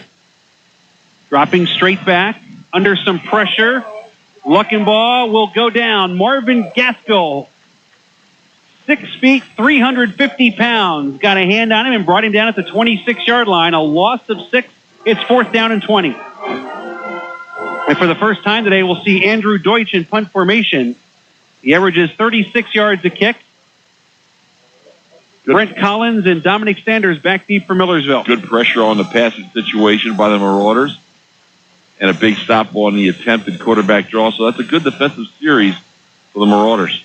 Millersville opting not to call a timeout. So under 2.5 minutes to go here in the first half. Looks like they're coming after this punt, too. Deutsch gets the snap. End-over-end kick down the middle of the field. Taken by Collins at his own 38-yard line and brought down immediately by Atia, who hustled down the field. Not a bad punt into the wind, and Millersville will have it with 2:18 left in the half, and they have 3 timeouts remaining. 37-yard kick, no return. Special teams play is also something that has improved vastly for the Golden Bears. The first 2 games, they were really struggling with any kind of punt return, kick return kind of coverage. Unger under center. Play action on first down. Looking over the middle, passes high, tipped and nearly intercepted by Denolfi. Looking for the tight end Petrovich. 2nd down and 10 for Millersville. They think anything down the field beyond 15 yards. It just appears that every one of those balls has an opportunity to get picked off. You know, and you're down by 24 points, so you got to really start to, certainly to come back here in the second half, you're going to have to alter your game plan to try and score points more quickly. David Coates, Mark Demirjian in the backfield with Unger out of the shotgun on 2nd down and 10, 2:12 left in the half. Unger looking, now flushed out of the pocket, rolling left. Will get to the 40-yard line. And a timeout called with 2:02 left in the half. Timeout. First timeout for the Golden Bears this half. It's going to be a 3rd down and a long 6 for Millersville. 2:02 to play in the half. Kutztown leads 24-0. Stay with us. Coming up at halftime, the weekly KU Gold Rush Report. We'll check out what's happening in Kutztown Athletics. We'll talk to wrestling coach Rob Fisher as his season gets underway tomorrow at College Park, Maryland. And we'll hear from former KU basketball great and Hall of Famer Ed McTagg about a very interesting excursion he is on right now. Very interesting life path for that young man. So you have to stay tuned for that coming up at halftime on the KU Gold Rush Report. Kutztown will be on the road for the final time this year next week at Lock Haven. Steve and Matt Santos will have the call for you right here on WEEU. Pre-game show beginning at 12:45. Kickoff up there in central Pennsylvania at 1 o'clock next Saturday afternoon. And hoping for weather like this, Steve. Good luck with that. I'm going to cross my fingers all week long. And another thing about Ed McTagg, he's one of the funniest guys you can talk to. I'm sure you could get the sense of that when you talk to him. It's a really enjoyable guy. Amazing story that he's part of right now. Here's Unger out of the shotgun on 3rd and 6. Just over 2 minutes to play in the first half. Sanders in motion. Unger back to throw. Back to pass. He's sacked and fumbled. Picked up by Greenwald at the 27-yard line. He'll rumble untouched for a touchdown. Zach Greenwald scoops up the fumble and will take it into the end zone, and the Golden Bears score again. And let's face it, Corey Unger is really having a tough indoctrination here in his first start. No one opened up the field. The pocket's collapsing on him. He didn't tuck it in strong enough. And I'm sure Zach Greenwell enjoyed that little rumble into the end zone. I think it was Sam Dixon-Dugan who got to Unger, who had pumped a couple of times. And as he brought the ball down, he was hit. Greenwald picks up the fumble and scores untouched. Here's Deutsch for the extra point. Luckenbaugh puts it down. Line drive kick is up, and it is good. 1:52 to play in the first half. And the Golden Bears, thanks to the defense this time, leading it 31-0.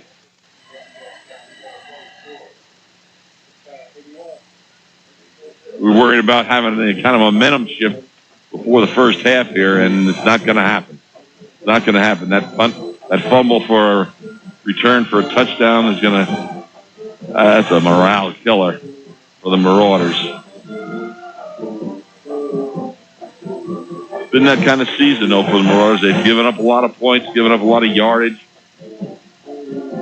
And it's a similar situation to Kutztown University.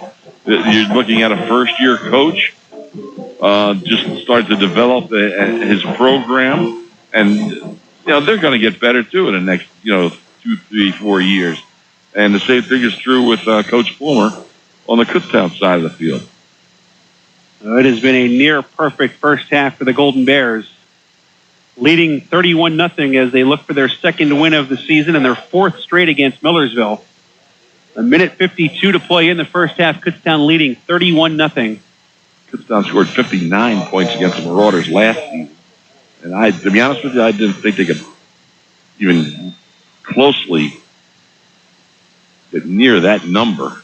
And they put a strong 31 points on the board. They've been scoring all kind of ways. Well, Kurt Wortham has enjoyed 2 good years on the ground against Millersville. Zach Greenwald likes him, too. He had 2 sacks in last year's win. Now he has a fumble return for a touchdown.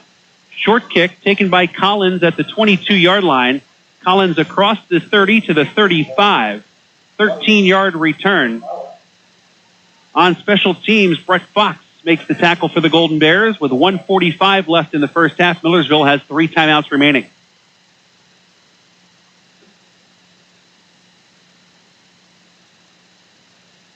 Decent following this afternoon from the Golden Bear faithful, sitting on the far side of the field from where Steve and I are seated.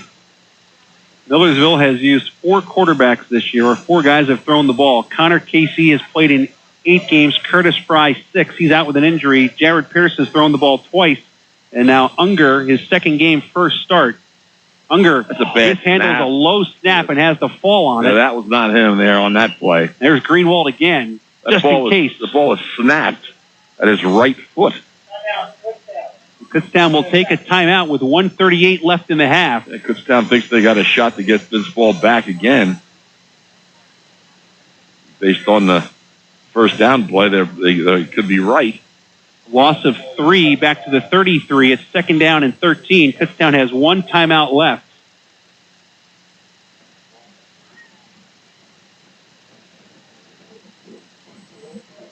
I think if you're Millersville, and again, I'm not Greg Breitbach, but I'm running the ball.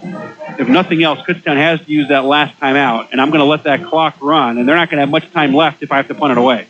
Yeah. Certainly don't want to, you can't have another turnover here in the last minute and 38 of the half.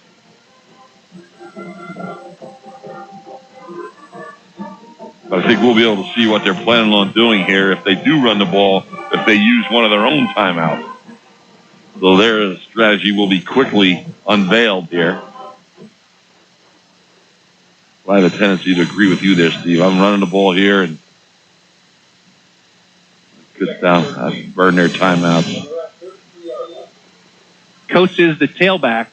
Unger under center on second down and 13. Mishandles the snap again. And Millersville able to recover. Michael Gallagher was there for Kutztown, but it was scooped up by Mark Demirjian, the fullback. Kutztown's going to let this clock roll on that play. Neither team calling a timeout there. It appears that Millersville just wants to get to the locker room. They're not using any of theirs, and now Kutztown must figure that they'll just go into the locker room with their 31-point lead. Corey Unger really struggling with the snap this afternoon. Minute to play. Unger gives to Coates. Coates with a big hole up the middle. He will have the first down and more into Kutztown territory and spinning his way down to the KU 41-yard line. A gain of 26 and a first down for Millersville. And now the Marauders will take a timeout with 55.5 seconds to play in the first half. So that run there changes their thinking on whether they can put some points on the board. Well, David Coates, with 93 yards rushing on the season, 42 came on one play. He gets 26 more right there.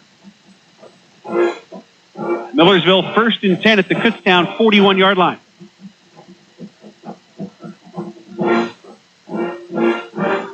Kutztown leading at 31-0. Darryl Scott started the scoring with a 1-yard touchdown run with 6:54 to play in the first quarter. Nathan Fair then a career-best 42-yard field goal with 1:14 left in the opening quarter. It was 10-0 Kutztown after one. Here in the second quarter, 7 seconds in, Cody Reed took a screen pass and went 21 yards for a touchdown to make it 17-0. After an interception by Tyler Pratt gave the Golden Bears a first and goal, Curtis Wortham scored from 4 yards out to make it 24-0.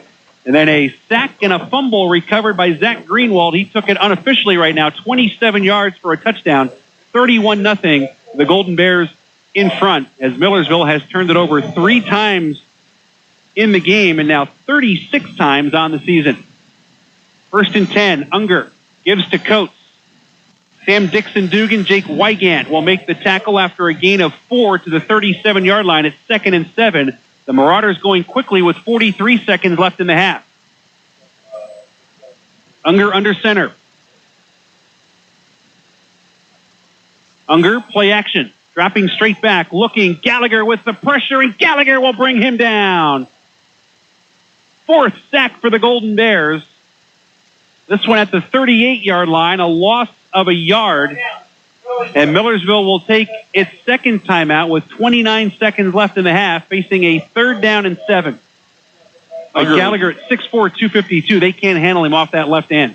He's looking deep down the field, and to throw the ball deep down the field, you have to have a little extra time to throw, and he didn't have it. He's looking for Donovan Sanders down the field, but no go there. And again, Kutztown getting a lot of its pressure with its front 4, not having to bring linebackers or defensive backs on blitzes. We did see Sam Dixon-Dugan in that last possession burst through. Well, one thing, Steve, you got to say that Coach Fulmer should be pretty happy with the way his team is performing here at his alma mater. And we hope to hear from Coach Fulmer at halftime as he heads to the locker room. Kutztown University Sports Information Director Brian Salvador standing by down on the field. Do we see Brian down there somewhere? He's down there. Okay. He's ready to go.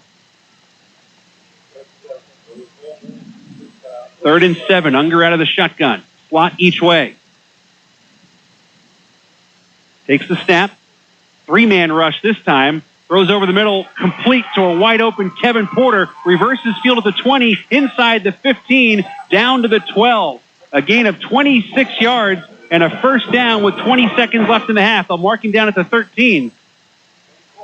Unger will spike the football with 17 and a half seconds left in the first half. 2nd and 10 at the 13-yard line. Kevin Porter's 18th catch of the season.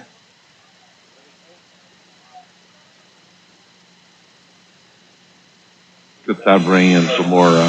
Anthony Kelly was actually in playing cornerback there because of all the injuries. Kelly playing some cornerback and also wide receiver.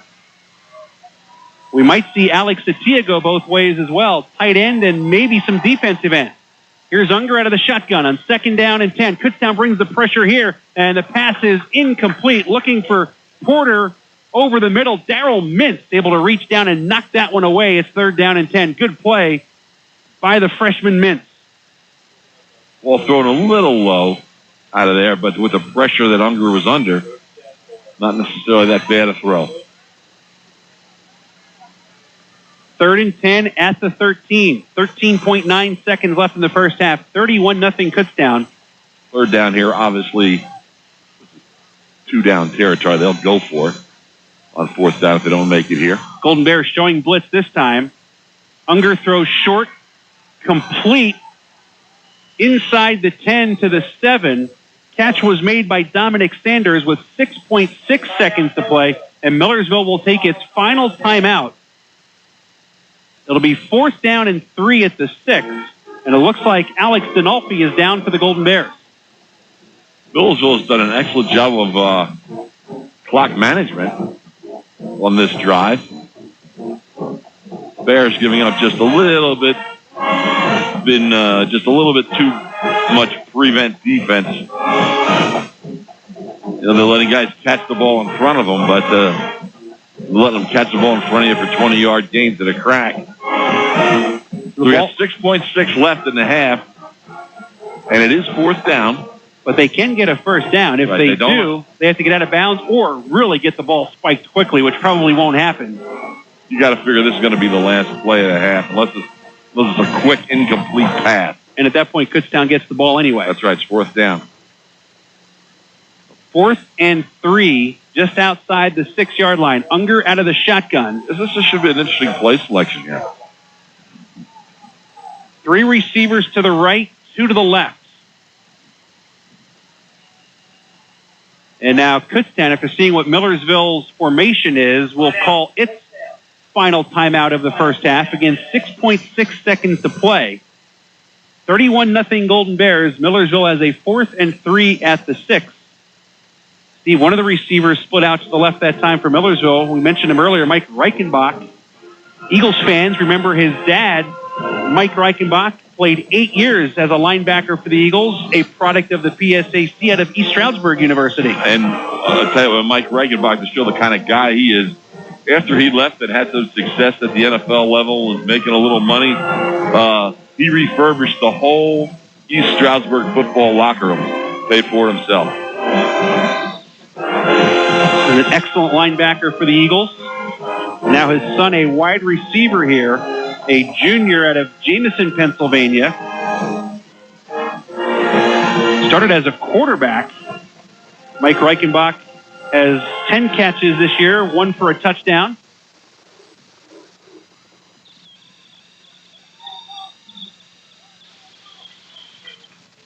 Unger will go out of the shotgun. Trips to the right, 2 receivers to the left. 4th and 3 at the 6. Golden Bears with man-to-man single coverage. Unger takes the snap, throws a quick screen to the left. Weaving back to the middle, trying to get the first down is Kevin Porter, and he will not. He will be brought down at the 4-yard line, and that'll end the half. A bit of a curious call, Steve, in that there's a lot of territory to be covered to try to get the touchdown. And that's one of those screens where they throw it wide out in the left flat, and then they have to bring it back, cutting diagonally back towards the middle of the field. The timing of that play has to be almost perfect. And there was nothing there. The ball was caught, but nothing there beyond that. And they did not get the first down anyway, so it would have been turned over on down. So that is the end of the first half here at Beamsdorfer Stadium. A brilliant first half for the Golden Bears, looking for their second win of the season.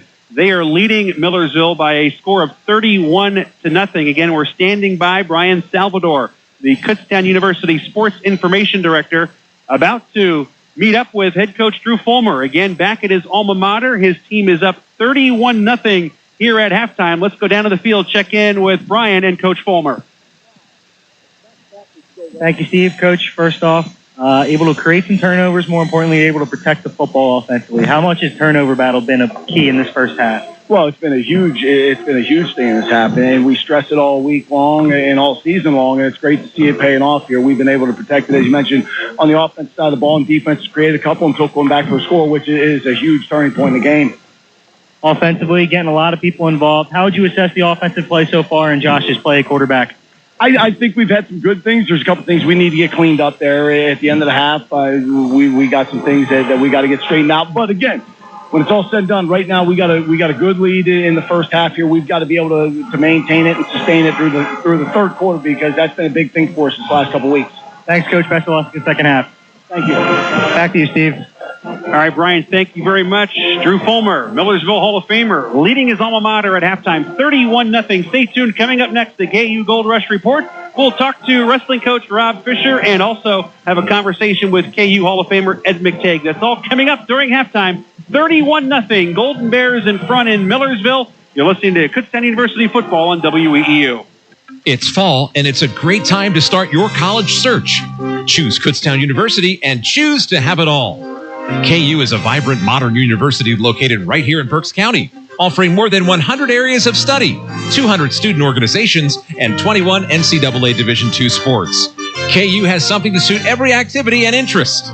Don't miss their fall open houses or schedule a tour with your family. To register, go to visit.kutztown.edu today. That's visit.kutztown.edu.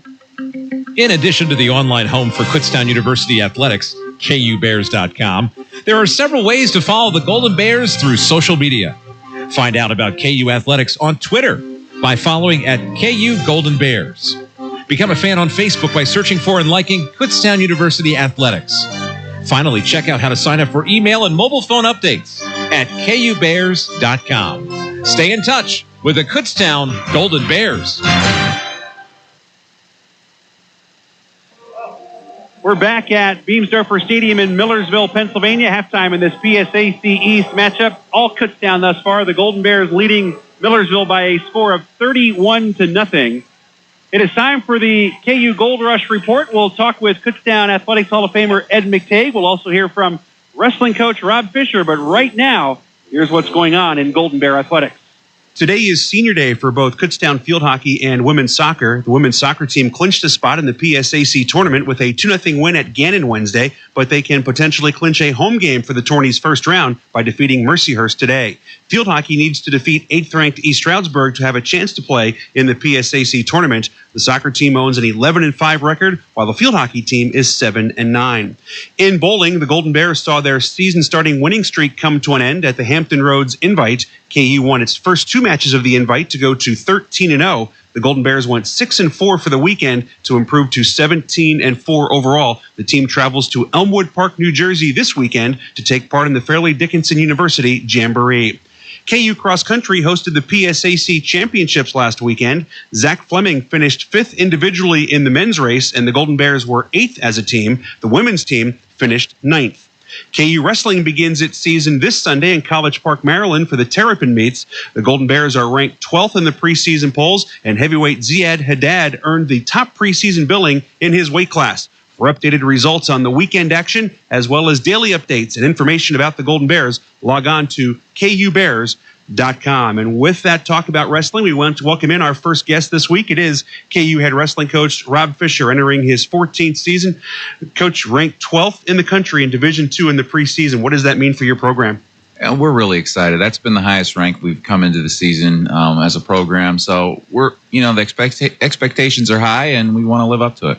We mentioned Ziad Haddad as a heavyweight ranked number 1 in the individual rankings. What has he done to have him earn that going into this season? Well, last year he had an outstanding season for us and finished 4th in the national championships, and just really had an awesome year. So he's deserving of that spot, and he has to live up to it.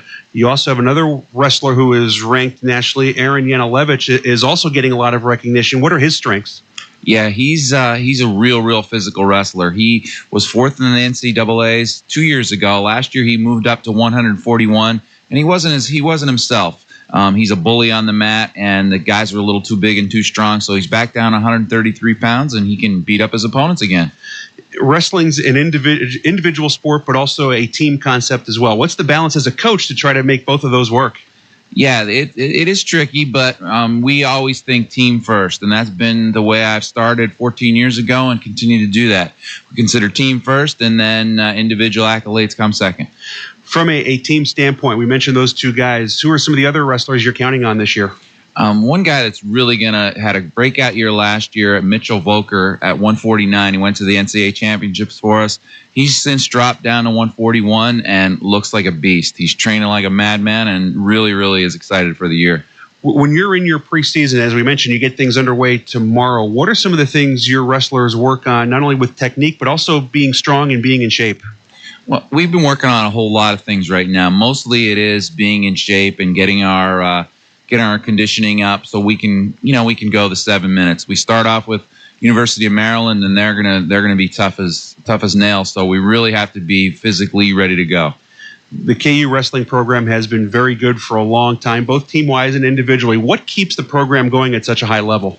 Well, every year I ask a little bit more of my coaching staff, of myself, and of the team, most importantly.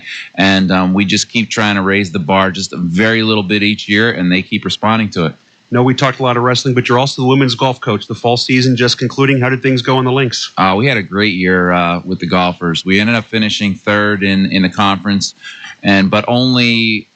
I was very close to being in first place. The first 4 spots were incredibly tight. So our ladies played really well, and we're proud of the first semester. Well, Coach, great to see you. Thanks for taking the time. Best of luck on the mats this winter. Thanks so much. Rob Fisher, wrestling coach here at Kutztown, our guest. When we come back, we'll talk with KU Athletic Hall of Famer Eddie McTagg when the Gold Rush Report continues in just a moment. For more details on this game and the rest of today's sports action, pick up a copy of tomorrow's Reading Eagle newspaper. Worth reading every day.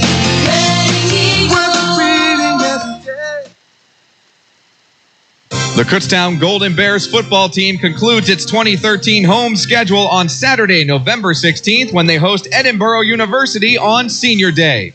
Along with those festivities, the 2013 Hall of Fame class will be honored at halftime, and KU will host Community Day. For more information, call 610-683-4094. And remember, when you make it out to University Field, bring along your radio and tune into the game on The Voice, 8:30 a.m. WEEU. Community college students, what's your next step after graduation? Choose Kutztown University and choose to have it all. KU is a vibrant university offering more than 100 areas of study, tons of student organizations, and 21 NCAA Division II sports. They have something for every activity and interest. Don't miss their fall open houses or schedule a tour with your family. To register, go to visitkutztown.edu today. That's visitkutztown.edu. It's never too early to start your holiday shopping at the Pennsylvania German Cultural Heritage Center at Kutztown University. The annual publication, Hex Signs, Myth and Meaning in Pennsylvania Dutch Barn Stars, offers the rare opportunity to examine the history, mythology, and cultural significance of hex signs depicted in over 200 color illustrations. To buy your copy today while supplies last, call 610-683-1589 or visit kutztown.edu/PGCHC. Avalanche, Kutztown University's very own mascot, is available to appear at your events. Whether it's a birthday party, grand opening, or town parade, inviting Avalanche will add extra fun and entertainment for people of all ages. Also, kids can join Avalanche's Golden Bear Cub Club, which allows them to become junior members of the KU team. Make everyone's experience golden by visiting kutztown.edu/avalanche. Once again, that's kutztown.edu. What's the best way to transform your next gathering or event? T-shirts! T-shirts, custom-made T-shirts that you design online with Custom Ink. Whether a big game, reunion, charity fundraiser, with Custom Ink, any occasion becomes a memorable event. Thanks, Custom Ink! On-time delivery is guaranteed, and we'll even ship your order absolutely free. Start designing your Custom Ink T-shirts today and see why 99% of our customers say they would order from us again. CustomInk.com. Do you have unfiled tax returns or owe the IRS or state more than $10,000? If you don't take action now, your tax problem is only going to get worse. Seizure of property, bank levies, wage garnishments, and potential criminal prosecution. Call the experts at U.S. Tax Shield for help at 1-800-334-5070. Our tax advisors will review your case for free, inform you of your rights, and give you a guaranteed quote. And we have an A+ rating with the BBB, so get protected. Call U.S. Tax Shield now at 1-800-334-5070. Welcome back to this week's KU Gold Rush Report. I'm Steve Degler. Our next guest is former KU basketball player Ed McTagg, a member of the KU Athletics Hall of Fame. He played at Kutztown from 1975 to 1980. And let's run down some of the numbers in your career, Ed. 405 assists was first. It's now third. 359 steals, still number one in school history, and you are 11th in scoring with 1,254 points. When you look back, and it's been quite a few years, and you see you are still among the top in school history, what does that mean to you? Wow. After all these years, it's pretty amazing, actually, with all the great players that have come through since then. I wanted to ask you about that because the program certainly has been very good under Bernie Driscoll. Have you been able to follow what Kutztown has done in the last 10 or so years? Oh, yeah, I have. I've been following the program. Bernie and I are good friends. Tom York, of course, who played in the backcourt with me, is the assistant coach. So I've been very close to the program, and they were very instrumental in getting me back into the school and, going for my finishing my degree finally. What was it like for you from a team standpoint? How were the Golden Bears back in the late 70s when you were playing here? Well, compared to the Golden Bears of nowadays, we were small. I think the tallest player we had was Bernie Sefik at one time. I don't think he was 6'6". Everybody else was around 6'4", 6'5" max, but we had a bunch of leapers, which helped us out. What was the school and the campus like back in 1975 to 1980 as compared to today? Smaller, more quaint. Let's put it. With the explosion, the good secret of the great secret of Kutztown has finally gotten out to the general population, and as you know, the school has exploded. The campus has changed, some sight lines have changed, and I think it's all for the best. There's a bunch of really good quality kids in the school now. It was also a different time in our country, certainly, just coming off the Watergate scandal and things like that. What was the campus life like? It was nice. It was like I said, quaint, quiet, small town. Everybody seemed to know each other, and it was very nice. I actually enjoyed it. Coming from the city of Philadelphia, it was quite a change for me, which I really enjoyed. You mentioned Philadelphia. When you were finished playing here at Kutztown, you had a tryout in 76ers camp. What was that experience like for you? Wow, that was a culmination of a lifetime of practice and dreams, and I finally got a chance to see how I measured up on that level. And I did pretty good. I just, there was a size factor involved. And, of course, I wasn't trying out for Cleveland. I was trying out for the world champions at the time. So it was a great experience and one that I look back fondly on. Even though that didn't work out with the 76ers, were you able to continue your playing career after Kutztown? Yeah. When I got let go by the 76ers, they asked me to go down and play with the Baltimore Lightning and the CBA to kind of be an insurance policy.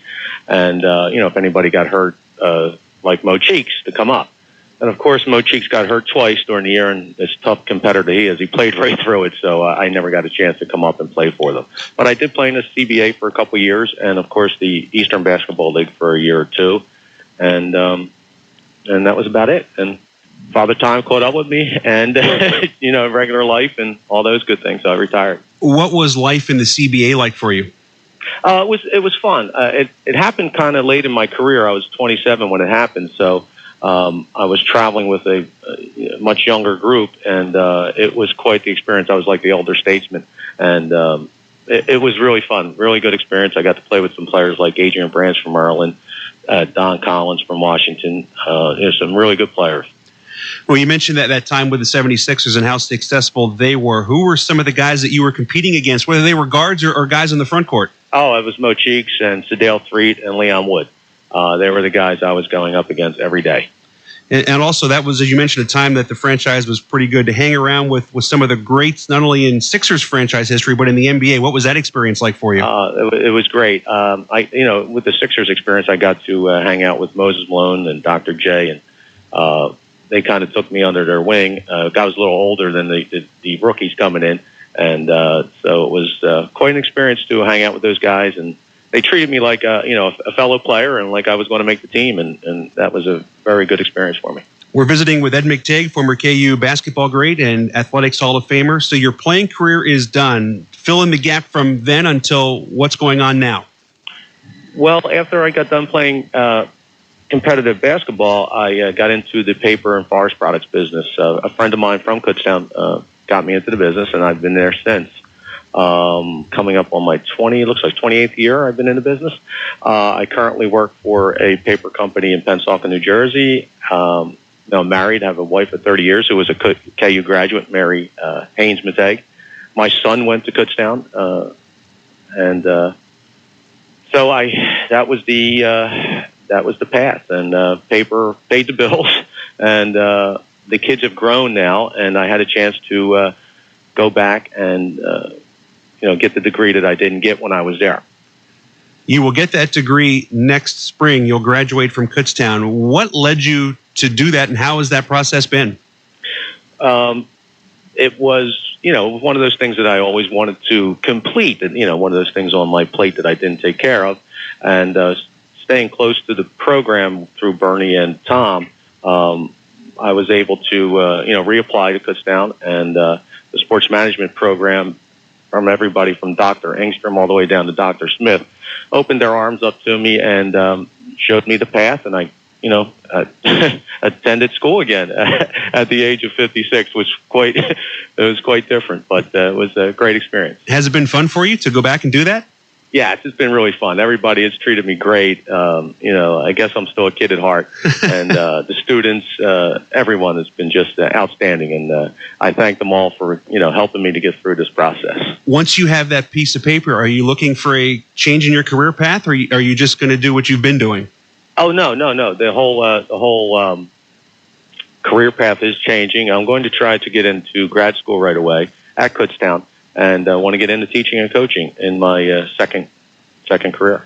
Have you thought about what it's going to be like for you personally when you walk across that stage next spring? You know what? I haven't really reflected on that yet. I'm sure it's going to be quite exciting, but I just can't actually picture it. It's been so long. It's such a long journey, but I can assure you there'll be a lot of people from Philadelphia and my area there. Well, Ed, we appreciate you taking the time. I think it's great that you've come back and you're going to get your degree from Kutztown. We wish you nothing but the best of luck.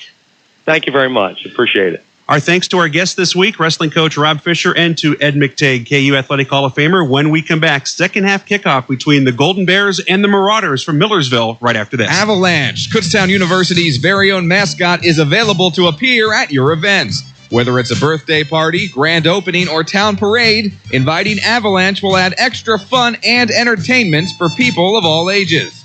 Also, kids can join Avalanche's Golden Bear Cub Club, which allows them to become junior members of the KU team. Make everyone's experience golden by visiting kutztown.edu/avalanche. Once again, that's kutztown.edu/avalanche. The Kutztown Athletics Fall 2013 schedule continues with exciting action through November, and you can see all of it live on campus. Next Saturday, the swimming team has its first home meet of the season as the Golden Bears host LIU Post at 1 o'clock at Keystone Pool. For ticket information and directions to see the games, visit kubears.com. Steve Degler, Steve Hahn back in Millersville. Halftime, PSAC East football matchup. All Kutztown 31-0 over the Marauders. Here are the first half numbers. Rushing yards, Kutztown had 50. Millersville had 68. Passing yards, 178 for KU, 52 for Millersville. Total offense, 228 yards for Kutztown, 120 for Millersville. Penalties, Kutztown 3 for 35 yards. Millersville 3 for 30 yards. Turnovers in the first half. Millersville had 3. Kutztown had none. Time of possession, Kutztown 13 minutes, 21 seconds. Millersville 16:39. Third down conversions, Kutztown 3 of 7. Millersville 4 of 11. Fourth downs, Kutztown 1 of 1. Millersville 0 for 2. Individually, rushing for Kutztown, Darryl Scott, 4 carries, 18 yards, a touchdown. Curtis Wortham, 4 carries, 16 yards, a touchdown. Josh Luckenbaugh completed 12 of 21 passes for 178 yards and a touchdown. He was sacked twice. Cody Reed, 5 catches for 104 yards and a touchdown. Kellen Williams, 3 catches for 21 yards. Tackles for Kutztown, Sam Dixon-Dugan with 8. Michael Gallagher has 7 tackles, including 2 sacks. Zach Greenwald, 2.5 more tackles for loss in the first half. Millersville rushing, Ian Sedan, 12 carries, 56 yards. David Coates, 2 carries, 31 yards. Corey Younger was 5 of 14 for 52 yards, 2 interceptions. He was sacked 4 times. Kevin Porter, 3 catches for 40 yards to lead Millersville. Reggie Slayton, the leading tackler, with 7. Steve, as you would expect, outside of time of possession, which is not a barometer for Kutztown this year, all of the numbers favor the Golden Bears through 30 minutes of play. Yeah, just the game is basically come down to Millersville just hasn't been able to generate any offense.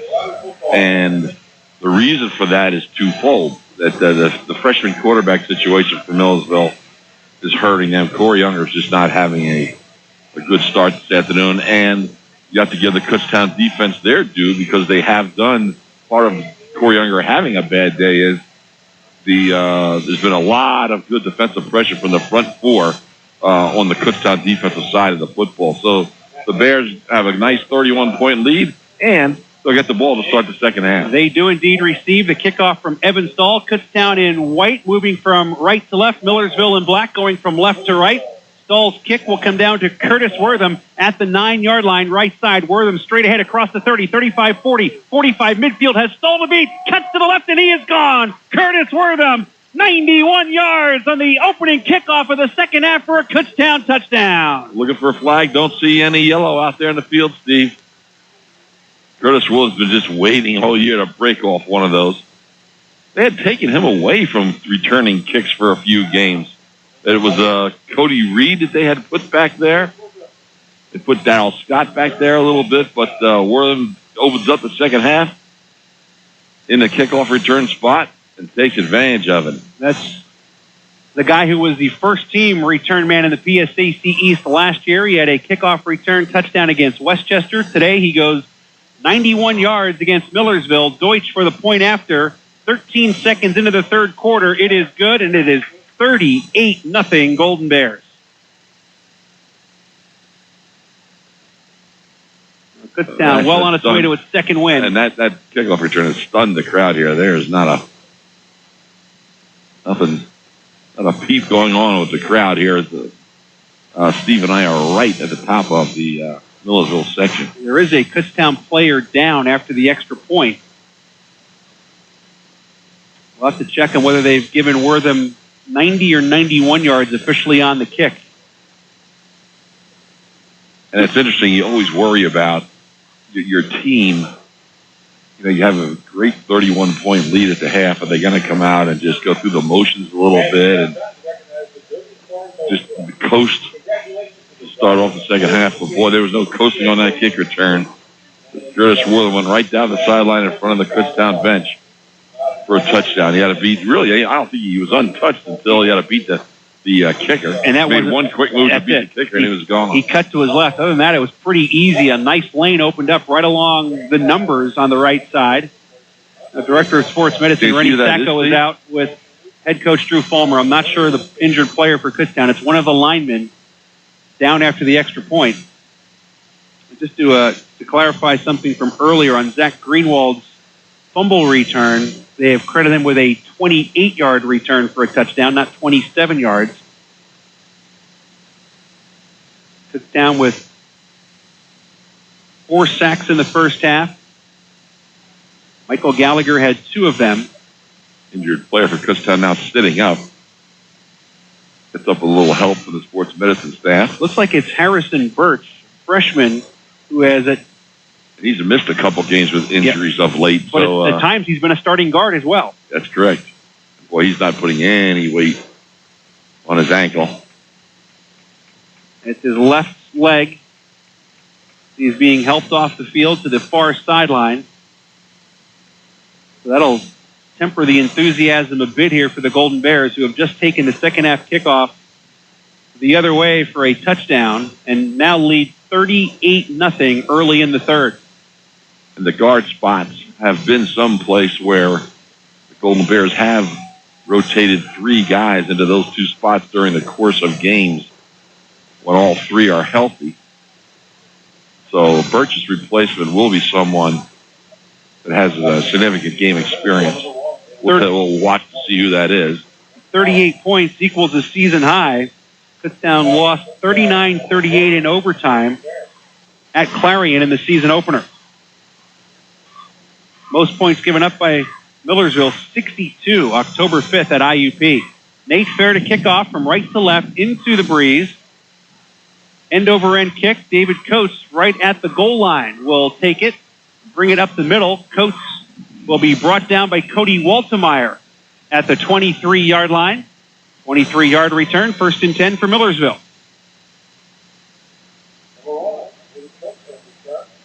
Well, Millersville is certainly going to have to generate more offense than it did. It still will be Corey Unger trotting out with the first group offensively. And to recap, Unger in the first half was 5 of 14 for 52 yards. He was intercepted twice and was sacked 4 times. The bulk of that 120 yards in the first half for Millersville came in that final drive when they got to the 6-yard line. They gave us to Ian Sedan. Nice hole up the middle. Sedan brought down by Dinolfi at the 30-yard line, a gain of 7, 2nd down and 3. Sedan with 63 yards on the afternoon, averaging 5 yards a carry. And he has been one of the only offensive threats for the Marauders. I think now, even with a big lead, they're going to try to move the ball with them, and then they're going to do it again. Sedan breaks the tackle at the line of scrimmage and will get out to the 40-yard line. Tyler Pratt will eventually bring him down. 10 more for Ian Sedan, looking for his 4th 100-yard rushing game of the season. Broke a couple of tackles there, straight ahead running. 1st and 10 for Millersville. 38-0 Kutztown early in the third quarter.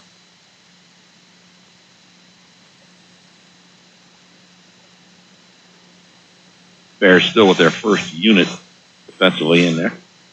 Unger on the counterplay gives to Sedan. Sedan gets stood up and will be brought down after a very short game. Zach Greenwald, Jake Wygant in on the stop, along with Matt Connors. Good surge that time by Kutztown. 2nd down and 9 at the Millersville 41-yard line. Well, you just got to figure that Zach Greenwald has got to be in a lot of consideration for some postseason accolades in the PSAC. He was a second-teamer as a sophomore last year. He came into today 3rd in the conference in sacks with 7, 1st in tackles for a loss with 16.5, and he had 2.5 more tackles for a loss in the first half. Unger from the shotgun on 2nd down and 9. Throws it out to the right. It is complete to Kevin Porter. Porter up the sideline into Kutztown territory, has a 1st down. Waltemeyer will run him out of bounds as they throw that bubble screen. And the ball will be placed down at the Kutztown 47-yard line. The gain of 12. The other thing that's bad about Zach Greenwald is that he's got to compete with those 2 monster defensive ends at Shippensburg. Jake Metz. Then you got Green's the guy on the other side. I can't remember his first name. But Green and Metz, those guys are tremendous. 1st and 10 at the Kutztown 47-yard line. Sanders in motion from left to right. Unger gives to Sedan. Sedan breaks into the secondary, veers to the left, has a lot of room down the sideline. Lance Dean Jr. will cut down the runner inside the 15 at the 13-yard line. A gain of 34 and a 1st down for Millersville. And that'll put Sedan over 100 yards for the 4th time this season. And Lance Dean is taking his helmet off and is laying out of bounds at the 10-yard line. He's another guy who has been banged up at times this year. They are already thin in the secondary. In fact, there was a time last week they had no backups, no healthy backups to play in the secondary. So we may see a lot more of Anthony Kelly as a cornerback instead of a wide receiver here in the second half. Rennie Sacco in team position. Dr. Gary Canner, the orthopedic surgeon, taking a look at Lance Dean Jr. at the 10-yard line. He just made one of those diving tackles at Sedan's heel. He may have taken he was really running hard to try and cut the angle and prevent the touchdown. Looks like they're working with his right knee. Let's lighten the mood a little bit. Second injury of the half for the Golden Bears. Steve, what are the odds that Doc Canner is wearing socks today? Have you won Vegas odds on that? Can I get a Vegas line on that? No, you can't. There's no chance he's wearing socks today. Right. Could be January 15th and he'd be out there without socks on. Been around a long time. Does an excellent job. Dean on his feet, walking slowly back to the Kutztown bench. Anthony Kelly is in at cornerback. It's 1st and 10 for Millersville at the Kutztown 13-yard line. Sanders in motion from right to left. Backs in the eye. Unger will give to Sedan. Sedan runs into his own man and then able to move forward for maybe a yard. Matt Connors in on the stop along with Zach Greenwald. 2nd down and 9 at the 12. Let's see who's out there in the running attack has actually helped them a lot here in their first drive to open the second half here. Looks like it's Mintz, Pratt, Dinolfi, and Kelly in the secondary right now. They're actually going with 3 linebackers. Normally it's 2, and then they're in the nickel in the secondary. We'll check that Waltemeyer is out there as well. So it is 5 defensive backs. Unger rolling, gets away from Pratt. Now Sam Dixon-Dugan will wrap him up back at the 20-yard line. 5th sack for the Golden Bears. Tyler Pratt on the blitz. Got the first chance at Unger. He spun away from that, but he could not escape Sam Dixon-Dugan. Defense digging in here. I think they want to make sure they don't give up any points. That's going to be, I'm sure that was a goal that Coach Pennypacker, the defensive coordinator, Dave, now let's keep their 0 at the half. Let's keep them right there. Another Millersville product, by the way. There are several on Drew Fulmer's staff who played here for the Marauders. Loss of 8, 3rd and 17 at the 20. Millersville has scored only 90 points this year. The Marauders, though, have not been shut out. Unger from the shotgun. Gives to Sedan. Nearly a fumble on the exchange. Jarvis Cummings and Zach Greenwald again with a stop for a loss. -1 on the play at the 21-yard line. It is 4th down. They try a field goal, I think, here. Evan Stahl will attempt a field goal here. Stahl is 2 for 3, a long of 36 yards. This will be from 38 yards. Dan Miller is the holder. Certainly makeable, though. Bit of a breeze behind him. Good snap. Ball is down. The kick is on the way, and it is good. Evan Stahl with a season-best 38-yard field goal gets Millersville on the board. 9:46 to play in the third quarter. Kutztown leads at 38-3. So again, Millersville will not be shut out despite having a tough time scoring points. Hey, if I'm Millersville and that keeps Kutztown from scoring, I'm going to continue using my ground attack. Yeah, Ian Sedan, a big part of that attack. Sedan, a fifth-year senior. He is out of Baltimore, Maryland, coming in with 611 yards. He's over 100 yards on the day.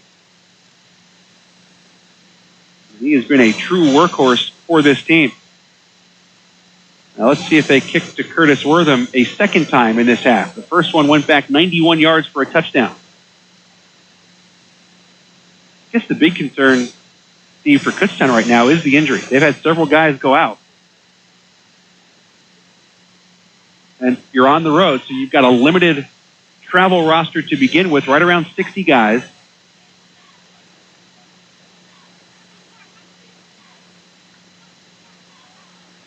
Stahl to kick off from left to right. Millersville wearing all black today. James Waugh and Curtis Wortham are the return men for Kutztown, standing back at the 6-yard line.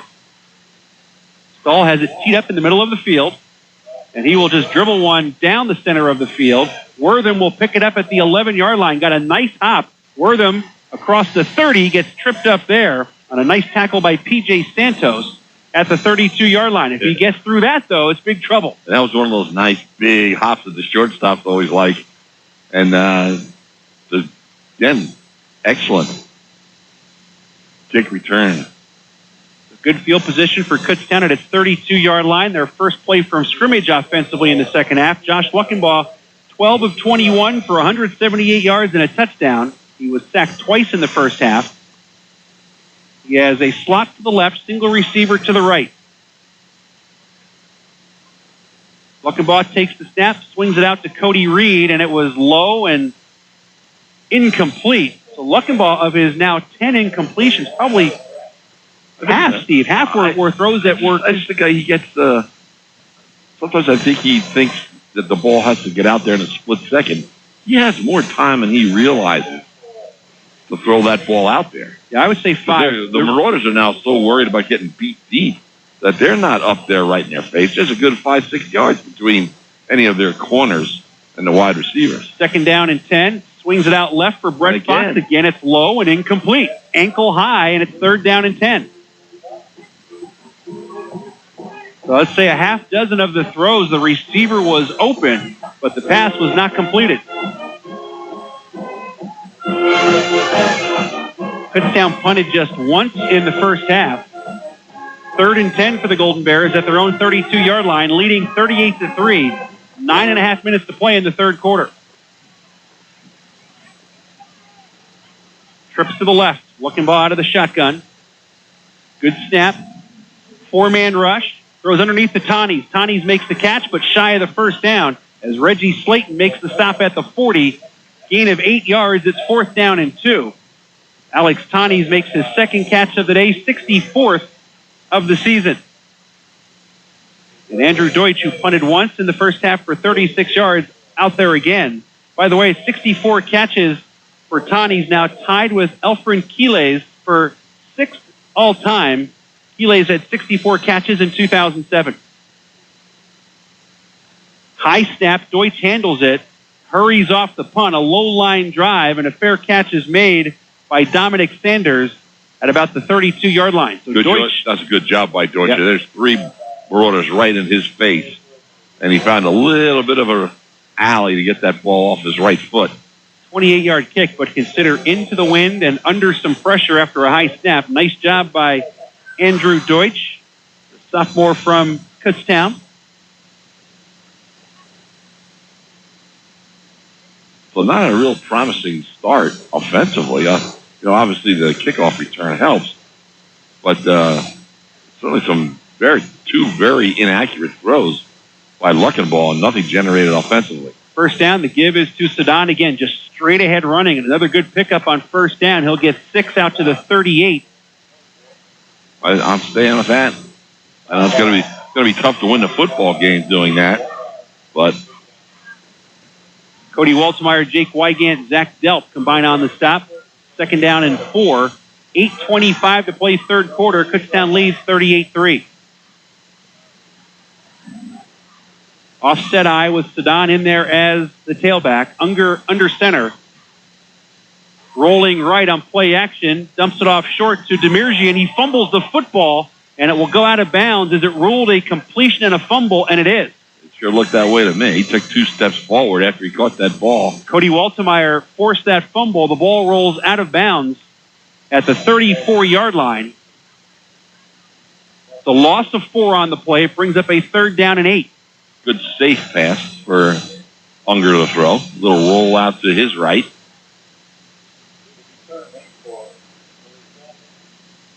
Going to have to probably throw this ball downfield some. Sanders and Porter split out to the left. Petrovic, the tight end, left as well. Unger under center. In motion is Sanders. 3rd down and 8. The give is to Sedan. Left side. Sedan will be brought down at the 41-yard line. About a yard and a half shy of the first down. Millersville looks like it'll go for the first down here.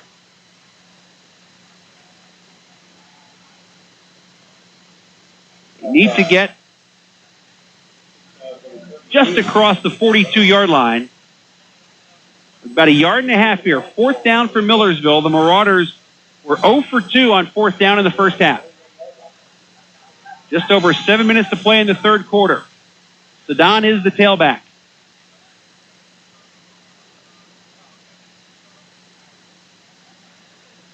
Unger will give to Sedan. And Sedan will be buried at the 40-yard line. Jarvis Cummings pressure from the outside. Sedan had to keep it inside, and he was met there by a wall of white-shirted defenders, and Kutztown will take over on downs.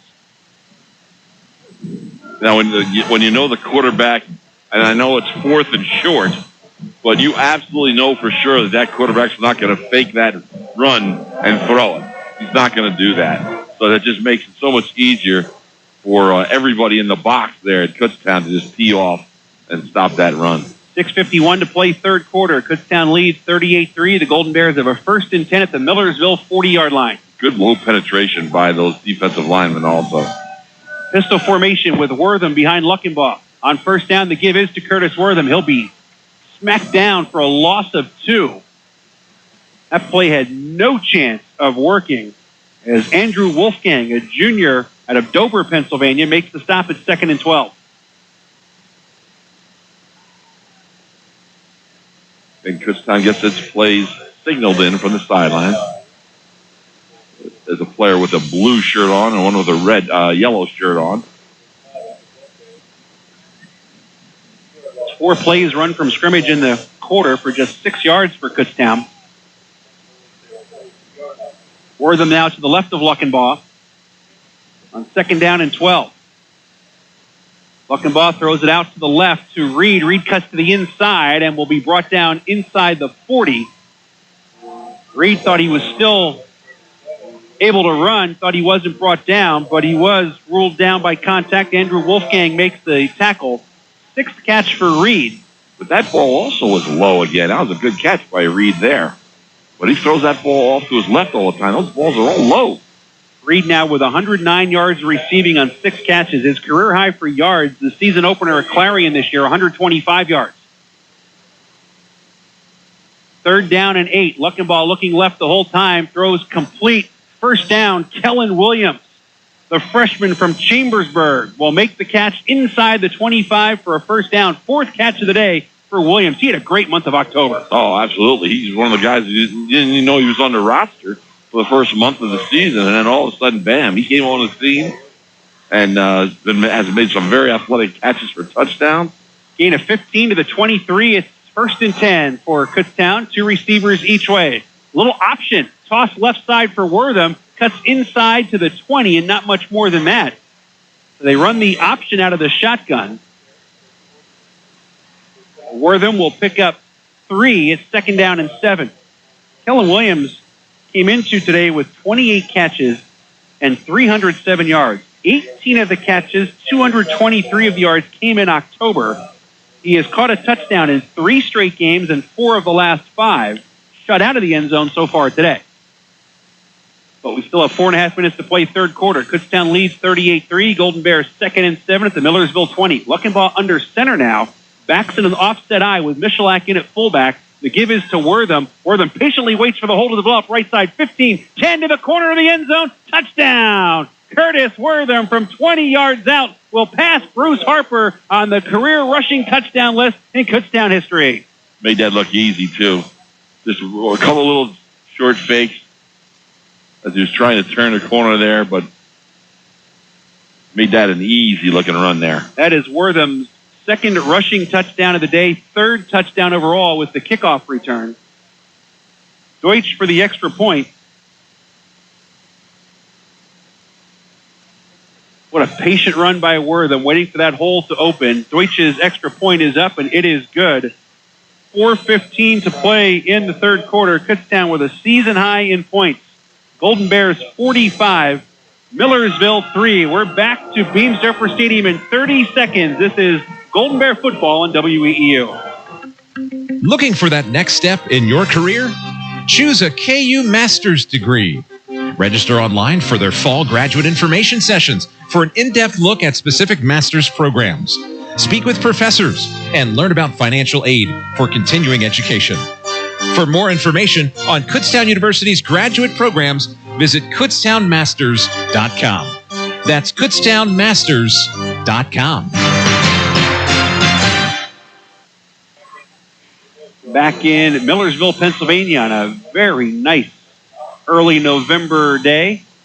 Even better if you're a Kutztown fan. 45-3, the Golden Bears lead Millersville with 4:15 to play in the 3rd quarter.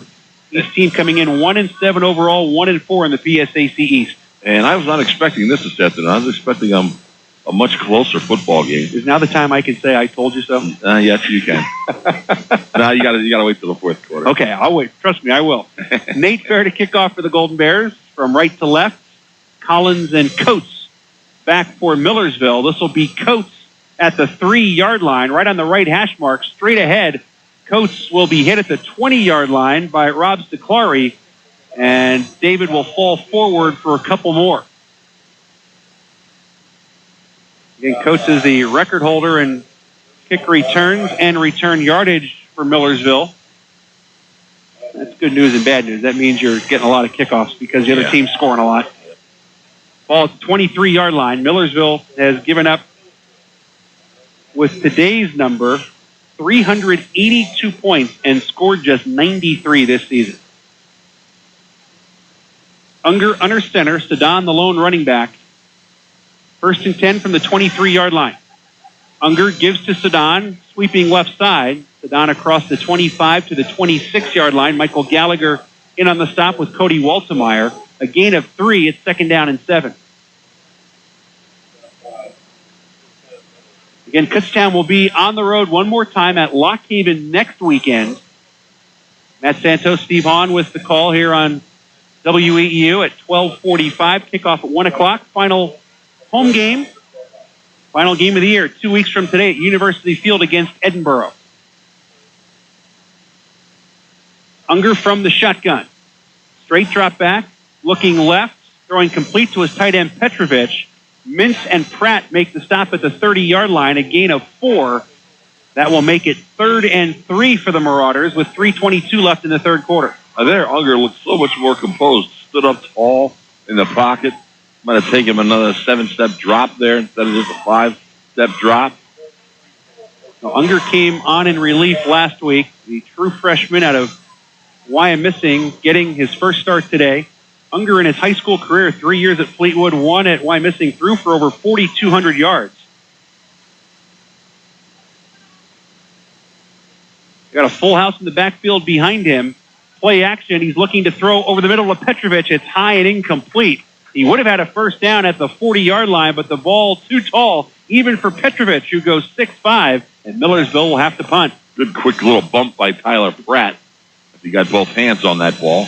That was a nice call, though. It's a run formation. They've got the two fullbacks right behind Unger, and then Sedana's the tailback, and they look for the quick hitter on the tight end releasing, and it was there. Just didn't have the throw on target. So Stahl to punt. He averaged 31.7 on 3 punts in the first half. Cody Reed back at his own 30-yard line for Kutztown. 2:50 left in the third quarter. Low snap. Stahl handles it. High spiral. Great kick. Reed back at his own 21-yard line retreating. Makes the catch. And he is brought down by P.J. Santos, perhaps by the face mask, as a flag is thrown on the play at the 19-yard line. 49-yard punt. -2 on the return, but we'll check on the penalty from referee Tony Stabillo.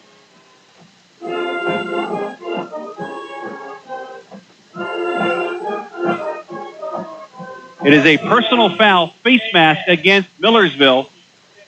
So 15 yards will be added on to the return, giving Kutztown a 1st and 10 at the 34-yard line, leading 45-3 with 2:38 to play in the third quarter. I'll tell you another thing Cody Reed did there. You have one of those high spiraling punts like that. It's over your head, and you make that catch over the shoulder. That's a difficult catch to make. He made that look a lot easier than it was. Looked like a wide receiver. Yeah. He's caught those a few times in his career. That was a great kick by Stahl. It's like Kutztown is going to change quarterbacks. Chad Barton, a redshirt sophomore from Hollidaysburg, Pennsylvania, is in for the first time. He's under center with the backs in the eye. Darryl Scott at running back now. Michalak, the fullback, to give us to Scott on first down. He will lose yards. Hit immediately by C.J. Shaw. Loss of 2 to the 32-yard line. It's 2nd down and 12.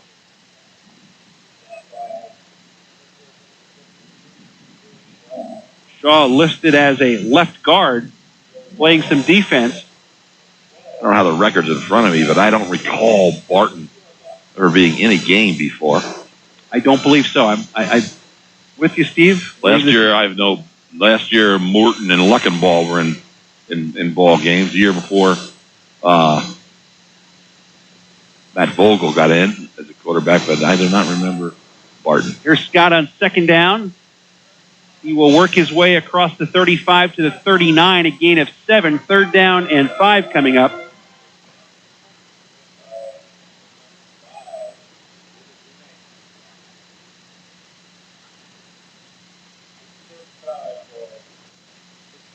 Minute and a half to play in the third quarter. Kutztown leading at 45-3.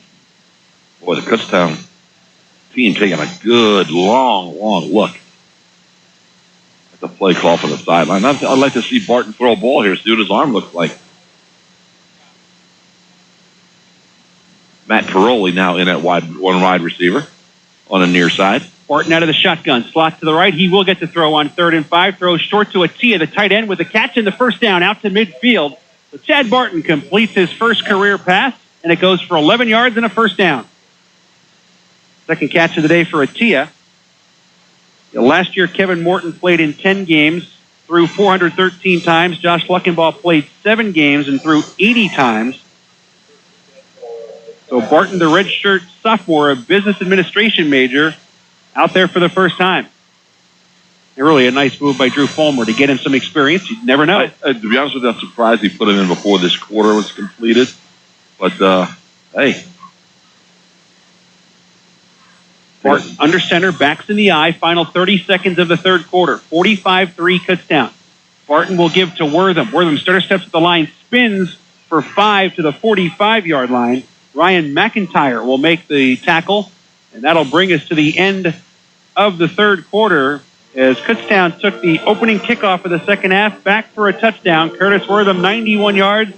He'd had a 20-yard touchdown run, his third of the day later in the quarter. And after 3 in Millersville, it's Kutztown 45, the Marauders 3. This is Golden Bear football on WEEU.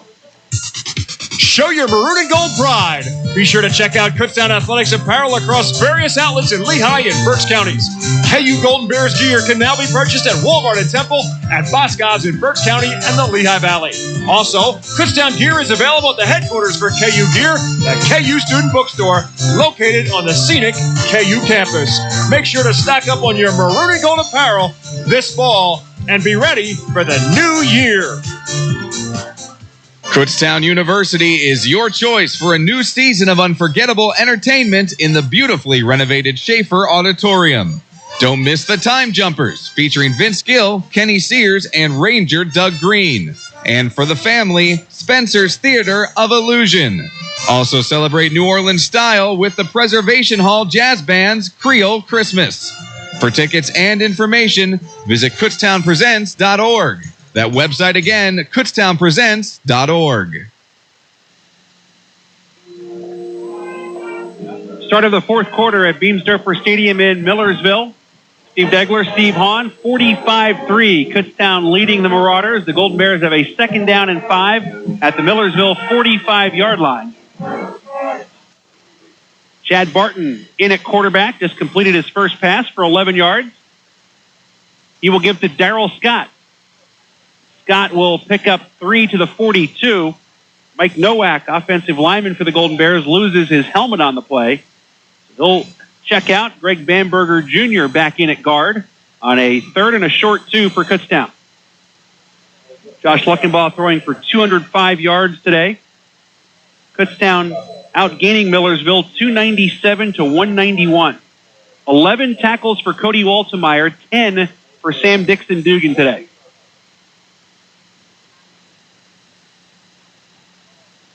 Curtis Wortham has scored 3 touchdowns, 2 on the ground, the third on a 91-yard kickoff return. Third down and 2. Barton giving to Scott, sweeping left side, trying to turn the corner, and he can't do it. Good pursuit by Millersville. Reggie Slayton, their leading tackler now with 10, makes the stop for no gain. It's 4th and 2.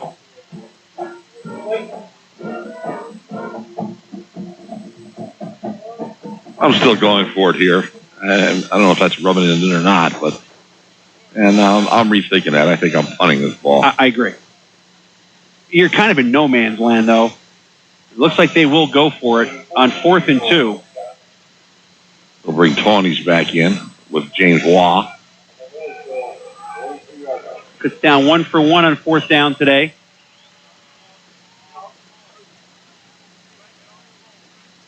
This is really a tough call. And now Drew Fulmer calls a timeout just before the play clock expires.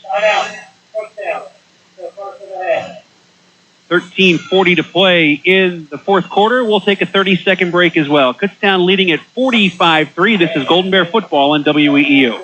To get the most up-to-date and in-depth information about the Kutztown Golden Bears, visit KU Athletics online at kubears.com. KUBears.com features extensive coverage for all 21 of Kutztown University's NCAA varsity sports.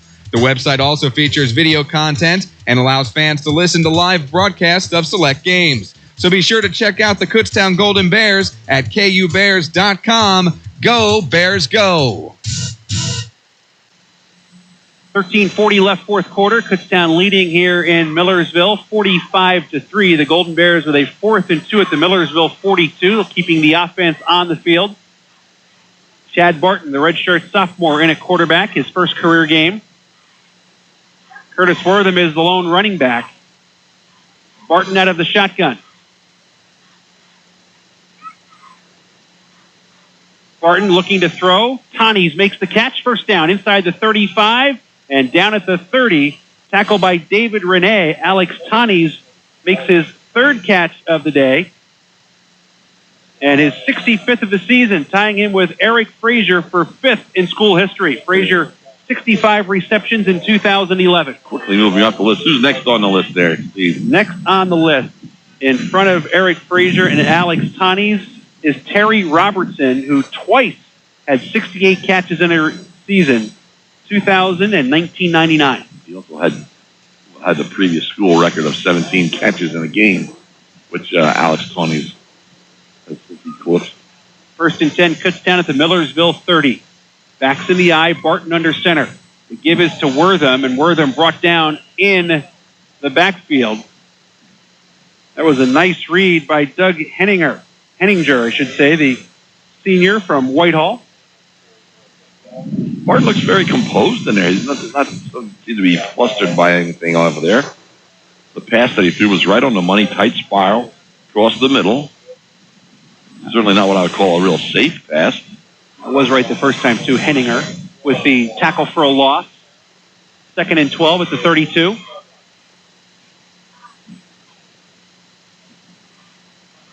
$12:15 left, fourth quarter. Kutztown has this one well in hand. Darryl Scott with a flag down. Cuts his way across the line of scrimmage and near a first down at the 20. This will probably come back for holding, however. Nice run by Scott. He was bottled up in the backfield. Bottled up in the backfield, made two nice consecutive jump cuts. One to the right, then another one about a step later to his left, and managed to wheel his way through the defensive line, but it will come back. It will be a hold and remain second down. 2nd and 22 as Kutztown penalized for the 4th time today. Ball back at the 42-yard line.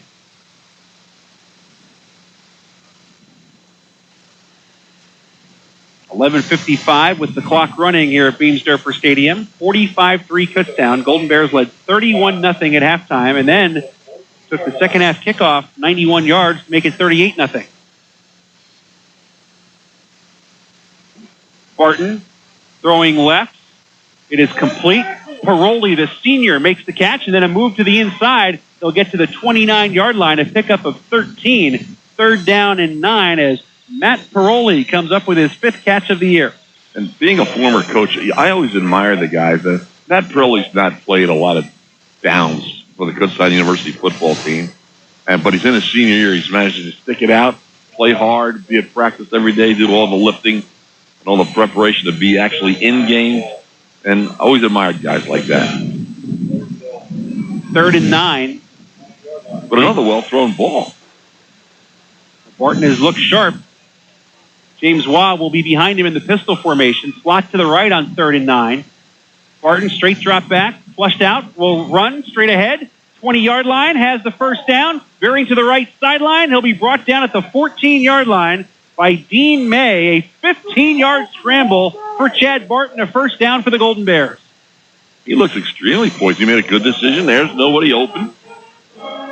They had said most of the receivers deep, so the linebackers were deep. The defensive backs were deep, so there's plenty of room up the middle of the field. He took advantage.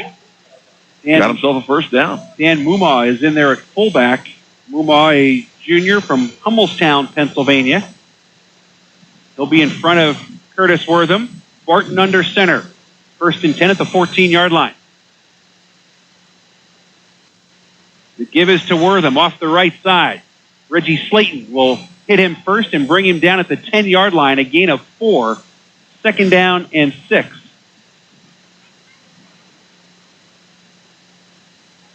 Wortham 2 rushing touchdowns, giving him 22, breaking a tie for 5th place in school history with Bruce Harper.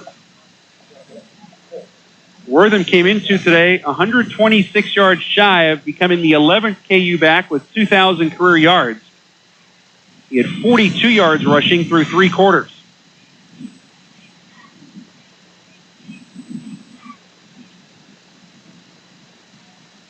Second down and 6 for Barton. They'll give to Wortham again. Flag is thrown as Wortham is brought down at the line of scrimmage. Jody Dodds makes the stop. This probably holding again.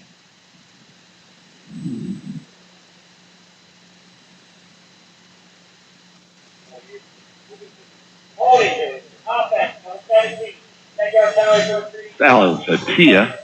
Tight end gets whistled for the infraction. 10-yard penalty puts the ball back at the 20-yard line. It makes it 2nd down and 16.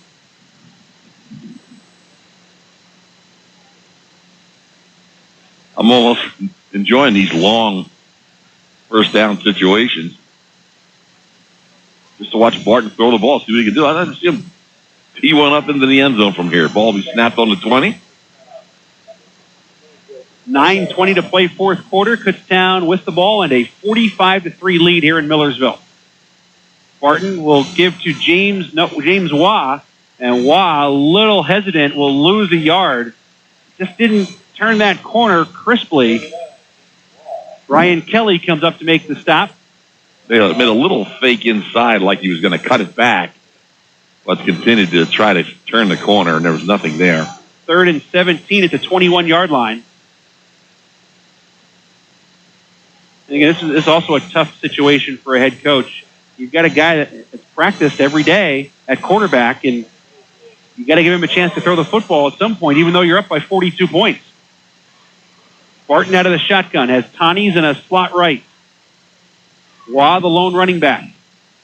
Good snap. Barton looking left, now back to the right, and by the time he looks left again, he is brought down, is sacked by Doug Henninger. His first of the season. A loss of 4 yards back to the 25, and it's 4th and 21. A long field goal attempt. 3rd sack of the day for the Marauders. They had just 7 all season, 3 today. Well, it looks like they're going to go for it from the line of scrimmage here. Barton out of the shotgun. 7:50 to play fourth quarter. 4 wide receiver set. Barton takes the snap. 3-man rush. Looking over the middle, and it's tipped, intended for Tonnies, but the ball was deflected at the 5-yard line, as that was broken up by Jordan Rigby, who dropped in coverage, and Kutztown will turn it over on down. But Barton didn't panic. Looked like he was going to go down for a sack, stepped away from it. He certainly put some zip on that ball into the end zone. But it will be Millersville taking over on downs. Unger will stand at quarterback. 7:35 to play in the fourth quarter. Unger 8 for 18, 64 yards, 2 interceptions, sacked 5 times. He'll be under center with Sedan as the running back. Slot to the left. Unger gives to Sedan. Sedan with a big hole left side has a first down across the 35 to the 36, a gain of 11. Sedan now 134 yards today on 23 carries. Good overfield tackle by Tyler Pratt. Sedan gets going. It's tough head of steam heading right at you. 5'10", 212. Sedan has had a very steady game this afternoon on the ground. And these are 2 of the lowest rushing teams in the conference. 74 yards a game for Kutztown, 78 for Millersville. Sedan off the right side will get a couple more to the 38. It's 2nd down and 8.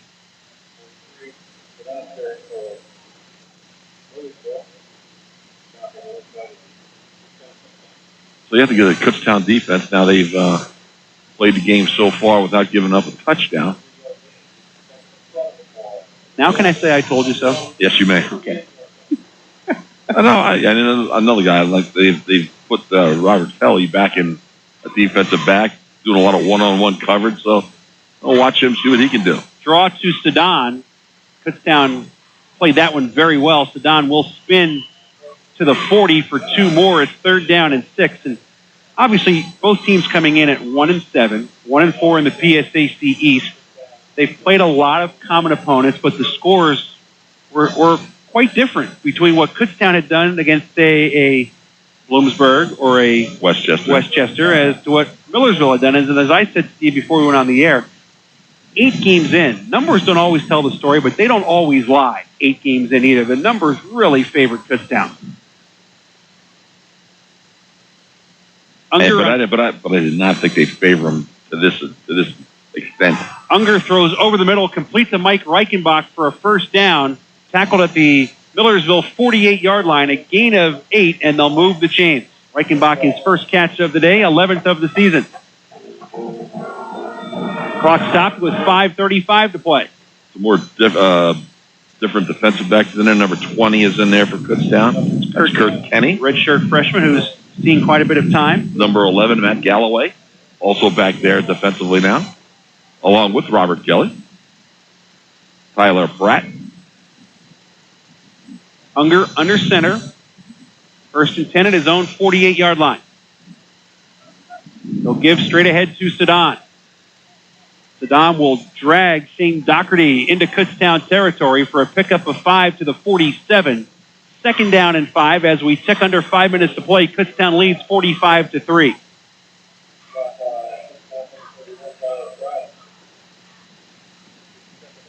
Unger will dispatch a couple of receivers to the left.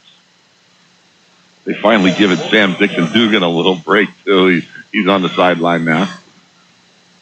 After 10 tackles today, here is Sedan lowering the head. He'll have another 1st down inside the Kutztown 40 to the 37. He'll pick up 10 more. He's going to have himself a very nice day. And those second unit defenders are finding out how difficult it is to tackle a good running back. Sedan had 108 yards against Mercyhurst, 124 against IUP, 134 against Cheney. He has eclipsed that today as he's in the 150 range right now with 4:15 left. 1st and 10, the KU 37. Counterplay to Sedan. Sedan gets popped this time.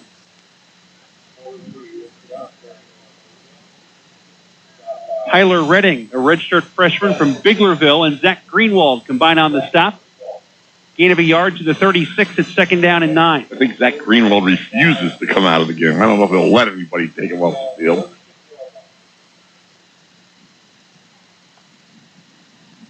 He's still in there. Michael Gallagher also still in there.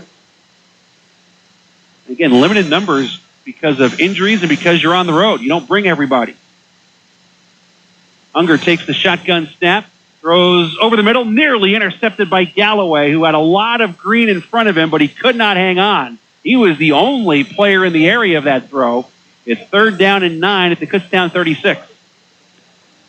Maybe he realized there was a lot of turf in front of him as well. Galloway out of Elverston, Pennsylvania. St. Pius X in Pottstown, his high school.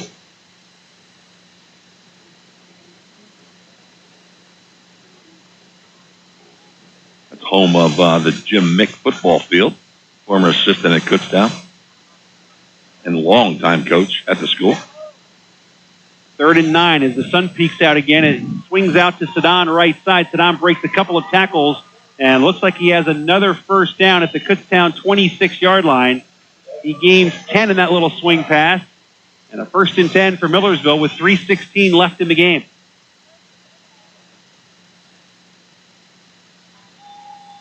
For those who don't know, there is another St. Pius X high school up in Rosetto, Pennsylvania. Yes. Certainly not a lot of cheering on this side of the field, Steve, where we're at today. Pretty silent. Kutztown led 10-0 after 1, 31-0 at halftime.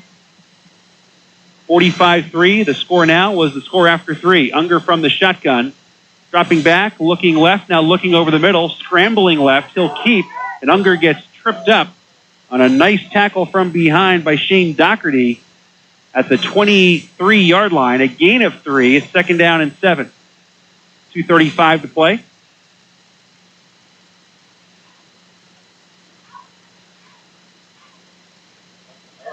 So I'm sure Coach Fulmer will be pleased with the way his team played today.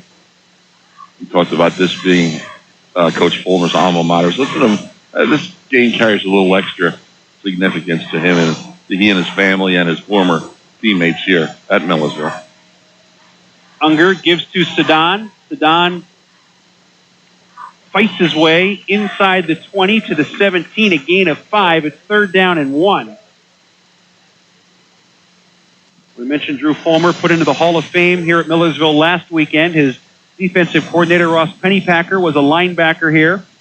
Cornerbacks coach Jim Kettner, all PSAC East safety for Millersville in the 70s. Quarterbacks coach Dan Census, a 4-year starter here from 03 to 06. Who threw for 50 touchdowns and 7,000 yards. He was a good one, too, at quarterback. Marauders straight ahead on a quarterback sneak will have a first down and goal inside the 10 with 90 seconds to play.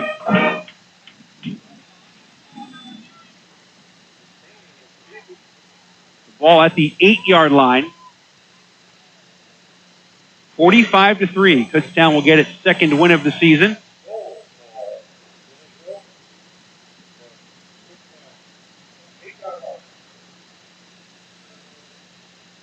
Unger under center. Sedan the tailback. Demergian the fullback. In motion, Sanders. The give is to Sedan. Tries to bounce it outside. Tyler Pratt tries to wrap him up, but again, surging forward to the 1 is Sedan. He is just tough to bring down. And Millersville will take a timeout with 51 seconds to play. And a second and goal at the 1. So they're going to try and push at least one possession across the goal line here. Millersville will fall to 1-8 overall, 1-5 in the PSAC East.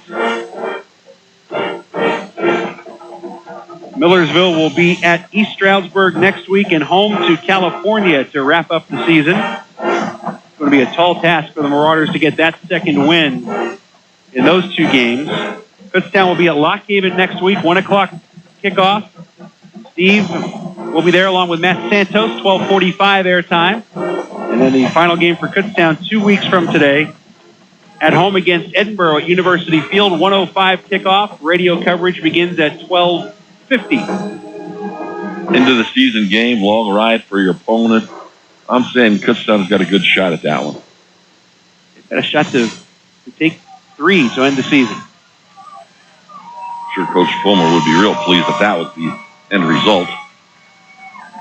Second down and goal at the 1. 51 seconds to play. I formation. James Fielder is the fullback. Sedan is the tailback. The give is to Sedan. He goes over the pile into the end zone for a touchdown. Ian Sedan from a yard out, his 5th rushing touchdown of the season. And with the way he played today, quite honestly, Steve, he probably earned that. Yes, he did.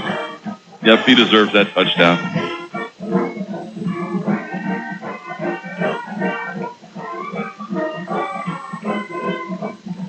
It's almost totally against the second unit defensive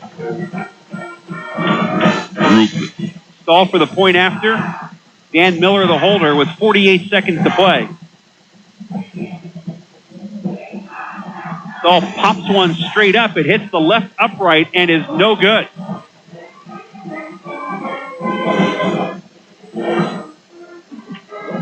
Both teams are just having... Do they call infield spiral in that, Steve? Interesting. Extra points. It's always an adventure. With Kutztown, that wore off a little bit there. 45-9 Kutztown with 47.7 seconds to play.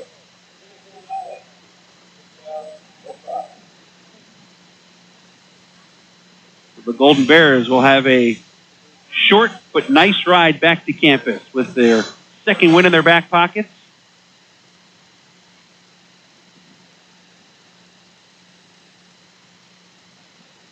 Gearing up for next week at Lock Haven.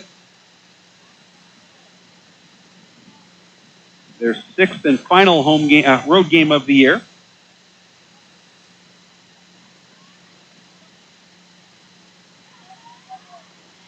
Stall will kick off. Millersville has its kick team on the field. Kutztown has nobody on the field right now. Now the return team coming. We're going to take a timeout. I think he was trying to put some more guys into the game, and he wasn't quite sure which 11 he was going to put out there. So they'll just make sure they have everybody in their spot and everyone knows their assignment. They may have moved some guys around also. 47.7 seconds to play. Kutztown using its second timeout of the half. Trying to get this return team organized.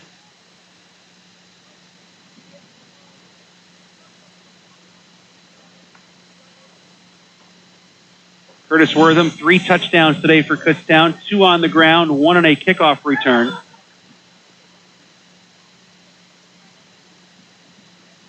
Defense with 5 sacks today.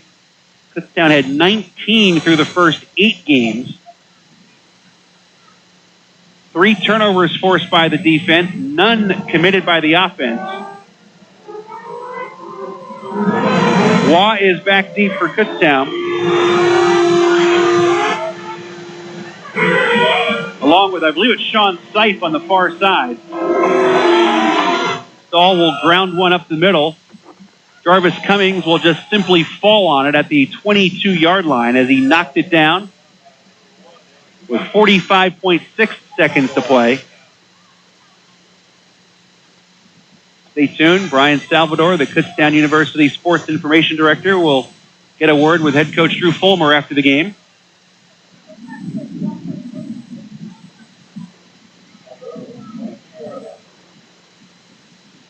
Again, the Kutztown offense taking a long time getting on the field.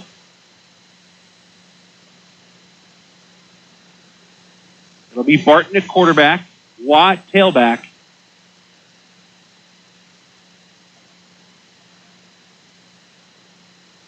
First and 10 from the 23. Give us to James Waugh. And Waugh will get nothing, but Kutztown will not have to snap it again as they can run out the clock. As Waugh is brought down for no gain. Second down and 10 at the 23-yard line. And Drew Fulmer is calling his offense off the field. They do not have to put it in play the rest of the way, and the Golden Bears will pick up their second win of the season. They'll improve to 2-7 overall, 2-4 in the PSAC East. Millersville falls to 1-8, 1-5 in the PSAC East. We'll take a 60-second break. We'll come back and hear from head coach Drew Fulmer as Kutztown wins at Millersville, the final 45-9. You're listening to Golden Bear football on WEEU. It's fall, and it's a great time to start your college search. Choose Kutztown University and choose to have it all. KU is a vibrant, modern university located right here in Berks County, offering more than 100 areas of study, 200 student organizations, and 21 NCAA Division II sports. KU has something to suit every activity and interest. Don't miss their fall open houses or schedule a tour with your family. To register, go to visit.kutztown.edu today. That's visit.kutztown.edu. In addition to the online home for Kutztown University Athletics, KUBears.com, there are several ways to follow the Golden Bears through social media. Find out about KU Athletics on Twitter by following at KU Golden Bears. Become a fan on Facebook by searching for and liking Kutztown University Athletics. Finally, check out how to sign up for email and mobile phone updates at KUBears.com. Stay in touch with the Kutztown Golden Bears. We are back at Beamsdorfer Stadium in Millersville, Pennsylvania. PSAC East final this afternoon. Kutztown beating Millersville by a score of 45-9. Second win of the year for the Golden Bears as they improved to 2-7. They led 38-0 at one point, and they rolled to the 45-9 victory. Right now, down to the field, KU Sports Information Director Brian Salvador standing by with head coach Drew Fulmer. Coach, a strong all-around win today. What were some of the keys for your success? Well, I think the biggest thing overall was our ability to hang on to the football, not turn it over, and create some turnovers. We've talked in the past about the second and third quarters kind of being the Achilles heel of this team. Today, you outscored Millersville 35-3 in those quarters. What were some of the things that worked well in that middle portion of the game? Well, I think our kids came out and they played hard from the get-go, and they were able to maintain and sustain the momentum. So I think that was a big thing. And again, those kids, we got a heck of a group here. And I know wins and losses haven't showed up, but I'm proud of the way that they continue to battle every week, and it was great to come out on top of one here today.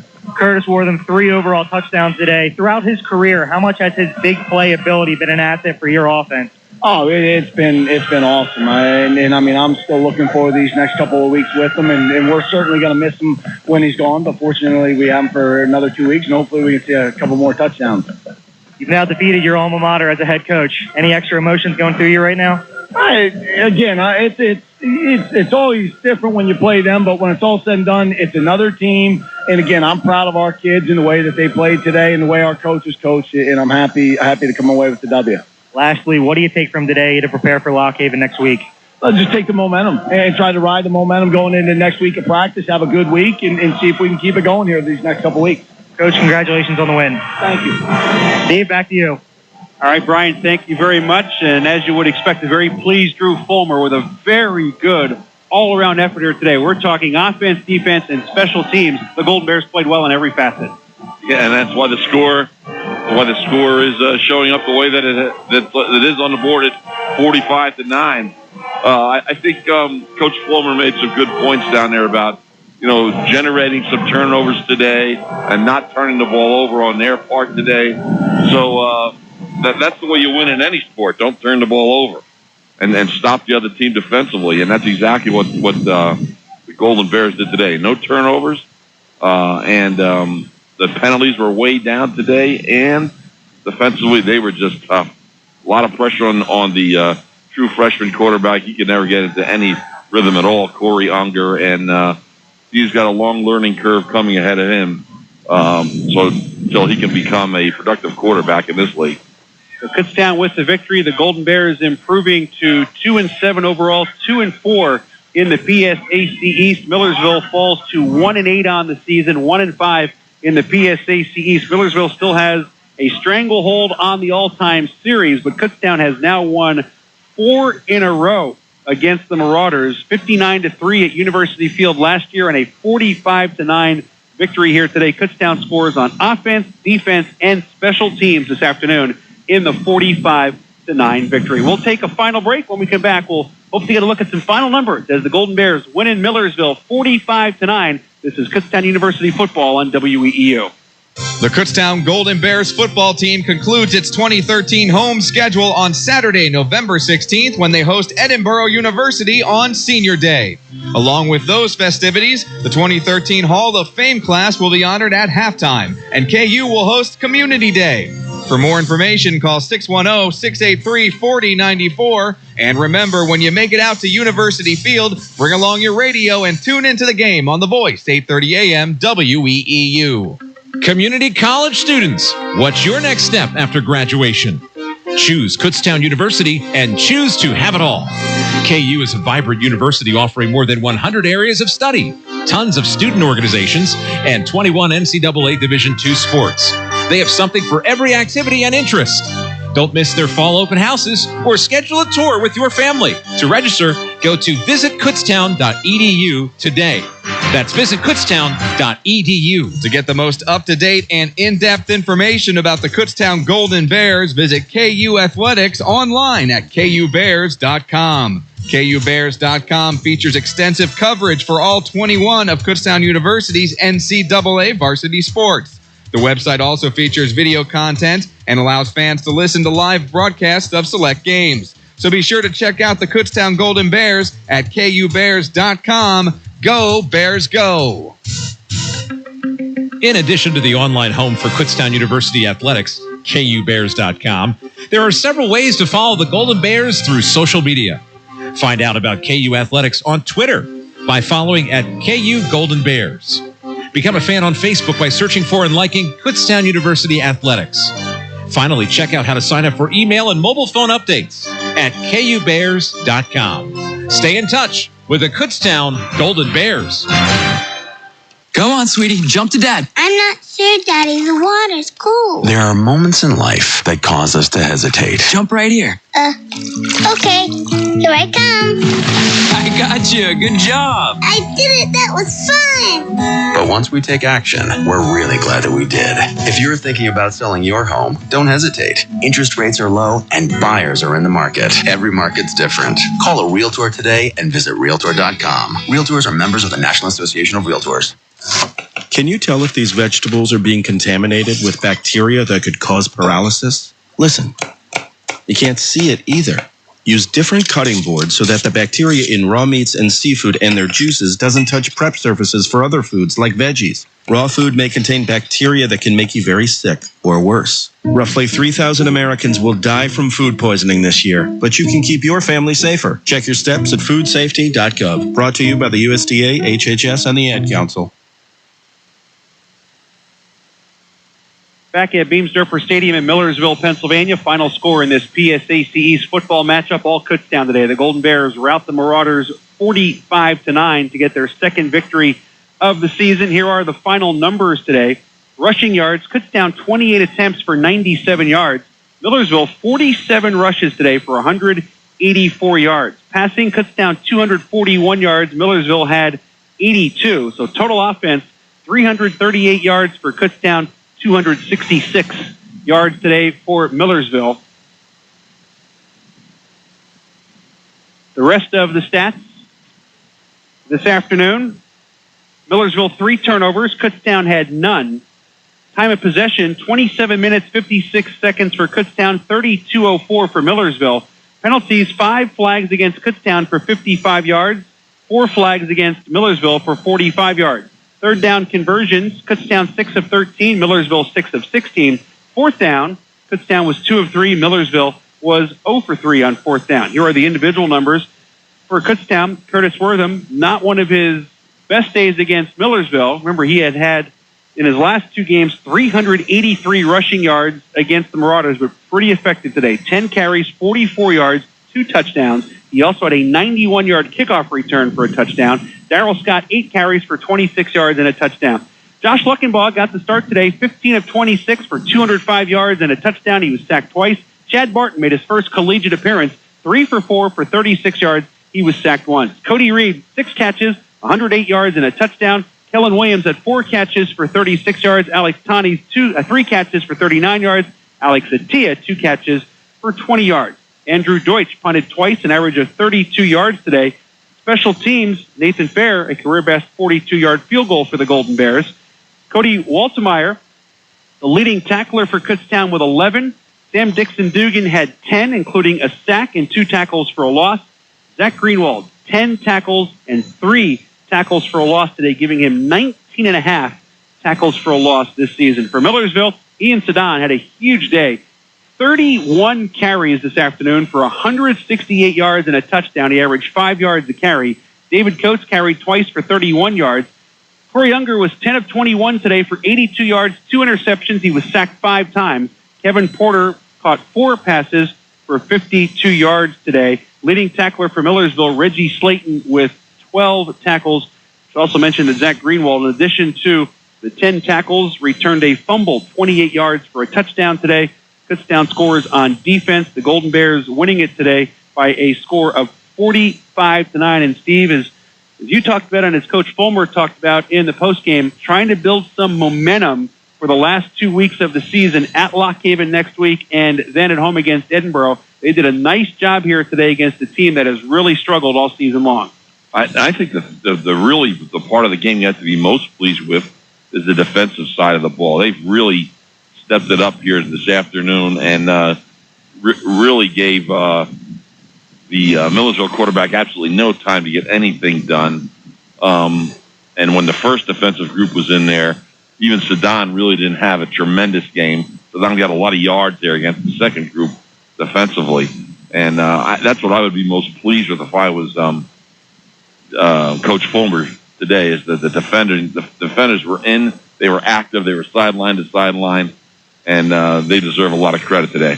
For those that are interested in such items, the last time a Kutztown player returned a kickoff for a touchdown was the same guy, Curtis Wortham, 98 yards against Westchester last year. The last time a Kutztown defender returned a fumble for a touchdown, well, it was a 0-yard return. Mike Garneau last year recovered a fumble in the end zone for a touchdown. Zach Greenwald took one 28 yards today as Kutztown wins it by a score of 45-9. So the Golden Bears back on the road next week. Steve Hahn will be in Lock Haven along with Matt Santos. Our coverage begins here on WEEU at 12:45 next Saturday afternoon. Kickoff will be at 1 o'clock. Final home game for the Golden Bears will be 2 weeks from today, 1:05 against Edinboro at University Field. Our thanks to Paul Roberts back in the studio in Reading for a great job as always. Now for Brian Salvador and Steve Hahn, this is Steve Degler saying so long from Beams-Durfer Stadium in Millersville, Pennsylvania. The final score once again, Kutztown 45, Millersville 9. Thank you so much for listening this afternoon. This has been Golden Bear Football on WEEU.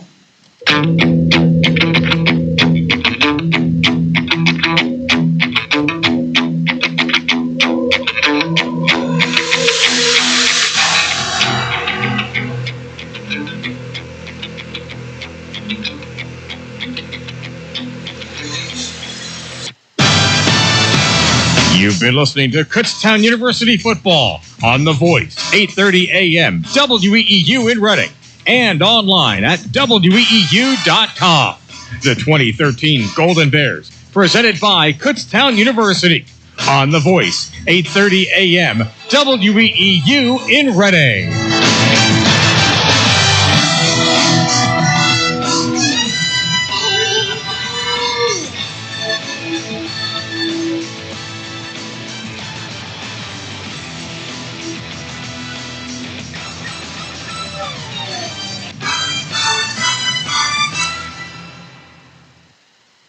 The joint supplements of today are sadly incomplete because they don't give you the joint relief you need. Until now. Introducing the complimentary 2-week sample of Instaflex, our most powerful joint formula ever. It's the #1 selling joint supplement at GNC. Claim your sample today. 1-800-451-6580. Great for your knees, hands, even your hips. Instaflex is available at GNC and Walgreens, but you can only get your complimentary sample by calling 1-800-451-6580. 1-800-451-6580. One little joint supplement. You know this powerful little pill is great for your joints. It even has powerful benefits to help increase your mobility and flexibility. But the joint supplements of today are sadly incomplete because they don't give you the joint relief you're looking for.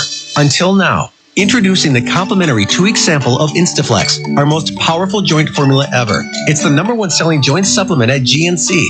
The only thing our complimentary sample of Instaflex is missing is the price. Because right now, we're offering adults a complimentary 2-week sample as part of a nationwide giveaway.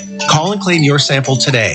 1-800-514-5679. Instaflex provides powerful, effective joint relief for your knees, hands, even your hips. Prove it to yourself by calling now for your complimentary sample. Instaflex is available at GNC, Walgreens, and Vitamin Shop. But you can only get your complimentary 2-week sample by calling 1-800-514-5679. Call now for your 2-week Instaflex sample. 1-800-514-5679. Policies issued by American General Life Insurance Company, Houston, Texas. Not available in all states. For details, visit AIGdirect.com. So I knew it was important to have life insurance to protect our family, but I was putting it off. But then yesterday, a girlfriend of mine asked me, point blank, what would happen if you lost your husband? How would you pay the bills? The mortgage, the car payments, food.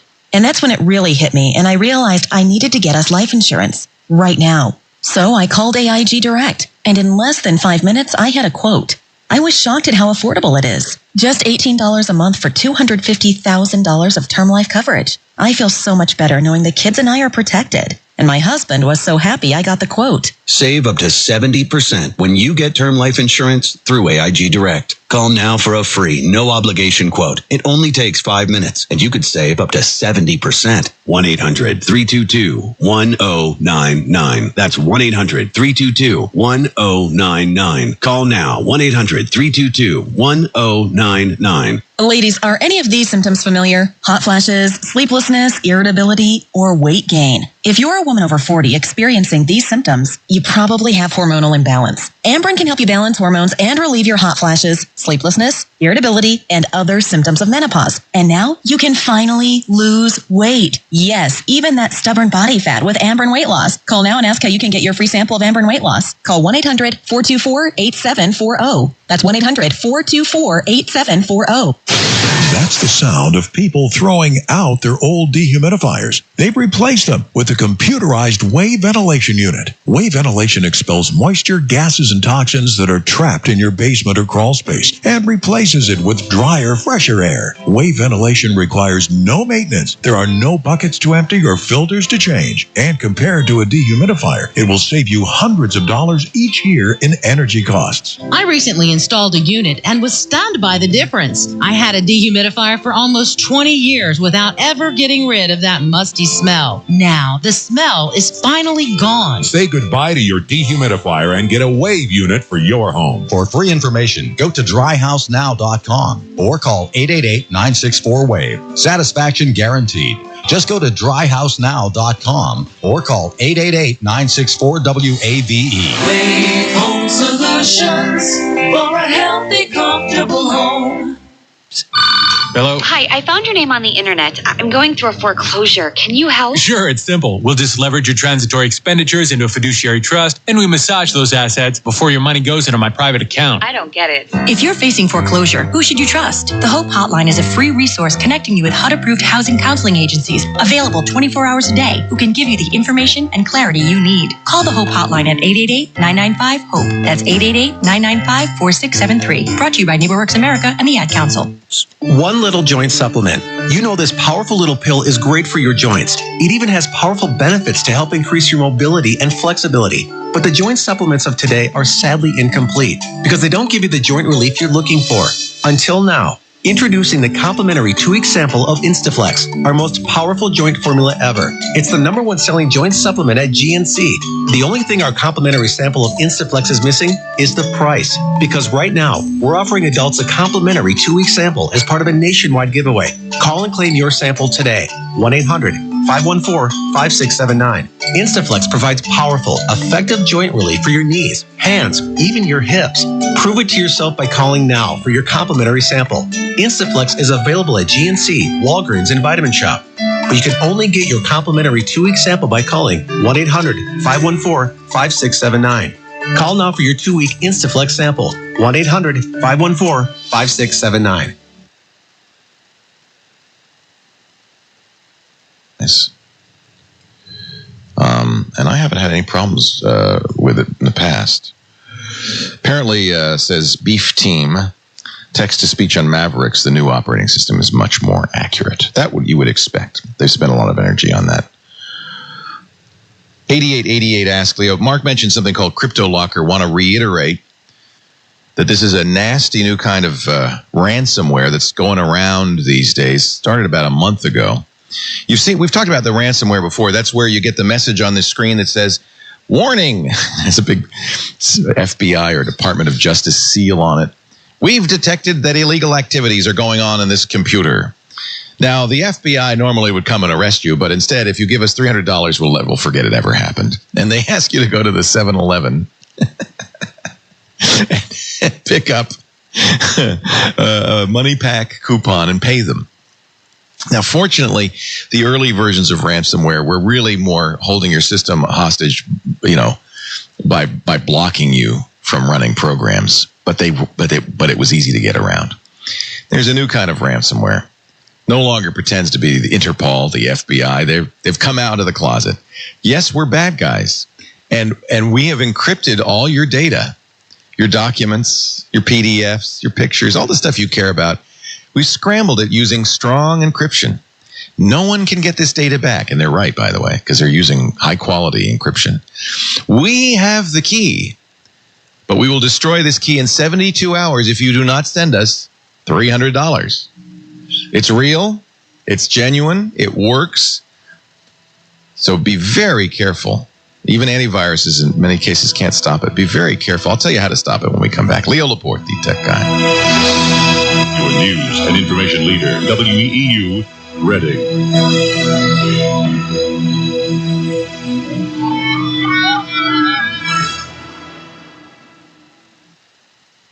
When's the last time you saw a post office open 24/7, huh? Never. They usually have limited hours. In fact, it's almost always you can go to the post office just after you get off work, but they're off work too. I tell you, I can print postage anytime I want, 24/7, right from my desk, using Stamps.com. I love it. Get postage when it's convenient for you. Stamps.com. They save you the time and the hassle of going to the post office, finding parking. Use your computer, your printer. You don't need a postage meter. You can get official U.S. postage for any postcard, any letter, any package. Put right on the envelope, then the mail carrier comes and picks it up. You save money with Stamps.com, too. Not only do you always have exactly the right postage, you can even get special discounts you can't get at the post office. We love Stamps.com, so I've arranged a special trial just for you. A no-risk trial plus a $110 bonus offer that includes a great USB digital scale, $55 free postage. Just go to Stamps.com, click that microphone at the top of the homepage and type in Leo. The voice of Berks County, 8:30 a.m., WEEU, Reading.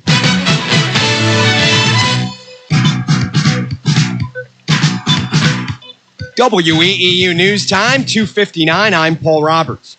Tuesday is Election Day. WEEU's Len Carmen reports on the race for Reading School Board. Incumbent Reading School Board member Yvonne Stroman is one of 6 candidates seeking one of the 4 four-year terms in this year's school board election. A state auditor general criticized Stroman and her fellow board members for mishandling state and federal funds, but Stroman says steps have been taken to improve the situation. I am not a member of the finance committee, but I did learn in another committee that according to our finance department, there was some funds found in the tune of a little over $4 million. And so I'm looking forward to hearing more about that. All candidates agree the district needs to do a better job of managing the funds. One candidate, Abraham Cepeda, is also running unopposed to finish the remaining 2 years of a term of a former board member who resigned earlier this year. I'm Len Carmen reporting for WEEU News. This is WEEU Reading. From ABC News.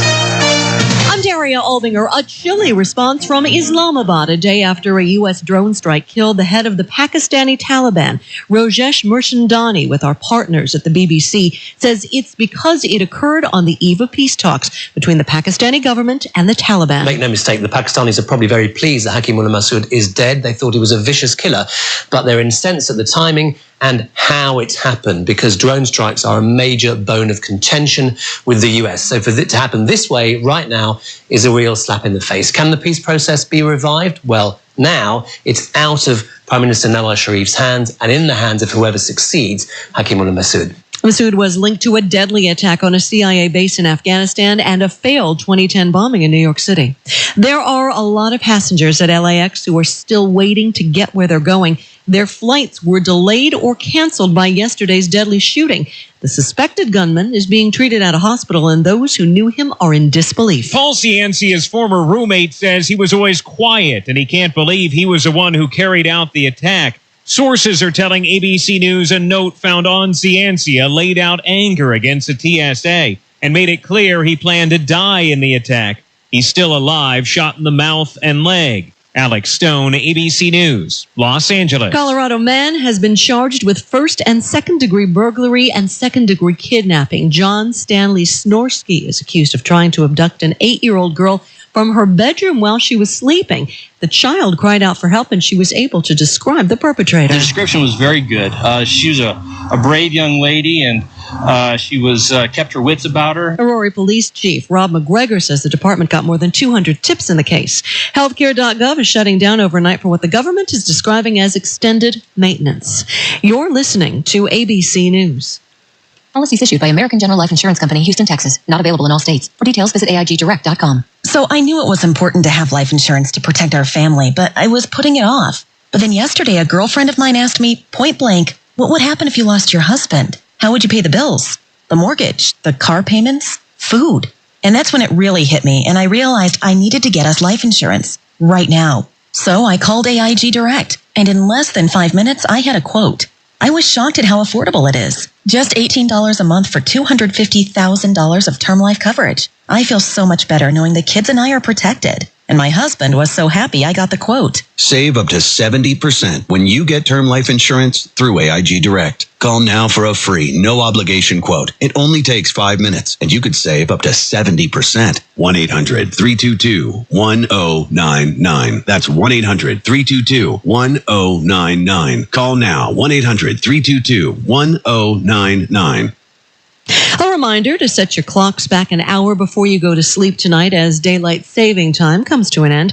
ABC's Scott Goldberg says it's also a good opportunity to readjust your sleep schedule. On the one night every year when most of us get to turn back time, Dr. Harneet Walia from the Cleveland Clinic says we shouldn't just think of it as a one-time chance to get an extra hour of sleep. This should be considered a very important lifestyle change. Walia says going to bed 1 hour earlier every night could give us more energy and help our moods every day. I would go to bed at the same time and wake up at the same time. And very importantly, even during the weekends and your days off. Why not? It's getting darker earlier anyway. Scott Goldberg, ABC News. Boston honored its World Series champion Red Sox with a parade today. MVP David Ortiz thanked his teammates and the fans. It might be one of the teams that I'm most proud of all, because we probably don't have the same talent that we have in 2004 and 2007. but we have guys that care and guys that want to get it done for all of you. The team rode the famous duck boats through the streets of downtown and into the Charles River. Well, the beards are going to come off for the World Series MVP Ortiz and for outfielder Shane Victorino. The team grew beards as a symbol of solidarity, in case you didn't know. Ortiz and Victorino will shave on Monday as a part of a shave-off promotion. This is ABC News. Hey, I'm Kix Brooks. You ever think about how firefighters risk their lives every day to keep us safe? You can return the favor by installing working smoke alarms in every room of your home and replacing alarms that are 10 years old. Go to alarmpledge.com for details. Working smoke alarms not only help protect your family, they also protect the firefighters who enter a burning home. Make the pledge to be a hero and save a hero at alarmpledge.com. Daria Albinger, ABC News. WEEU News Time 3:05 in sports. Ole Valley lost to Palmyra 2-1 in overtime in the District 3 Class AA Field Hockey Championship. The Wilson girls soccer team plays Cumberland Valley tonight in the District 3 AAA final. Game time 7:30 at Hershey Park Stadium. College football, Kutztown blew out Millersville 45-9. Here is the exclusive 3-day AccuWeather forecast. Mix of clouds and sun today with the showers in place during the afternoon, high 65. Partly cloudy, blustery and colder tonight, low 39. A mix of sun and clouds, breezy and chilly tomorrow, high 49. And Monday still quite chilly despite plenty of sunshine, high 49 again. This is Jeremy Pearson reporting for the Voice of Berks County, 8:30 a.m. WEEU. 65 degrees in Reading. I'm Paul Roberts. News time 3:06.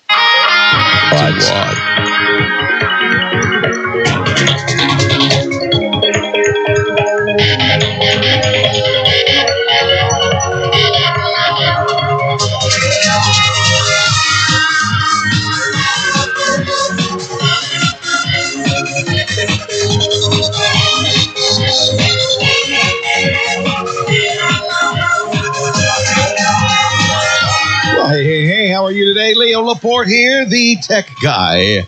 Time to talk computers, the internet, home theater, cell phones, and all that jazz. 8888 Ask Leo is my number. You'll find that number and everything we talk about, and audio and video of the shows, questions and answers, and links to our chat room at our website, techguylabs.com. Techguylabs.com. Make a note of that. That's really all you need.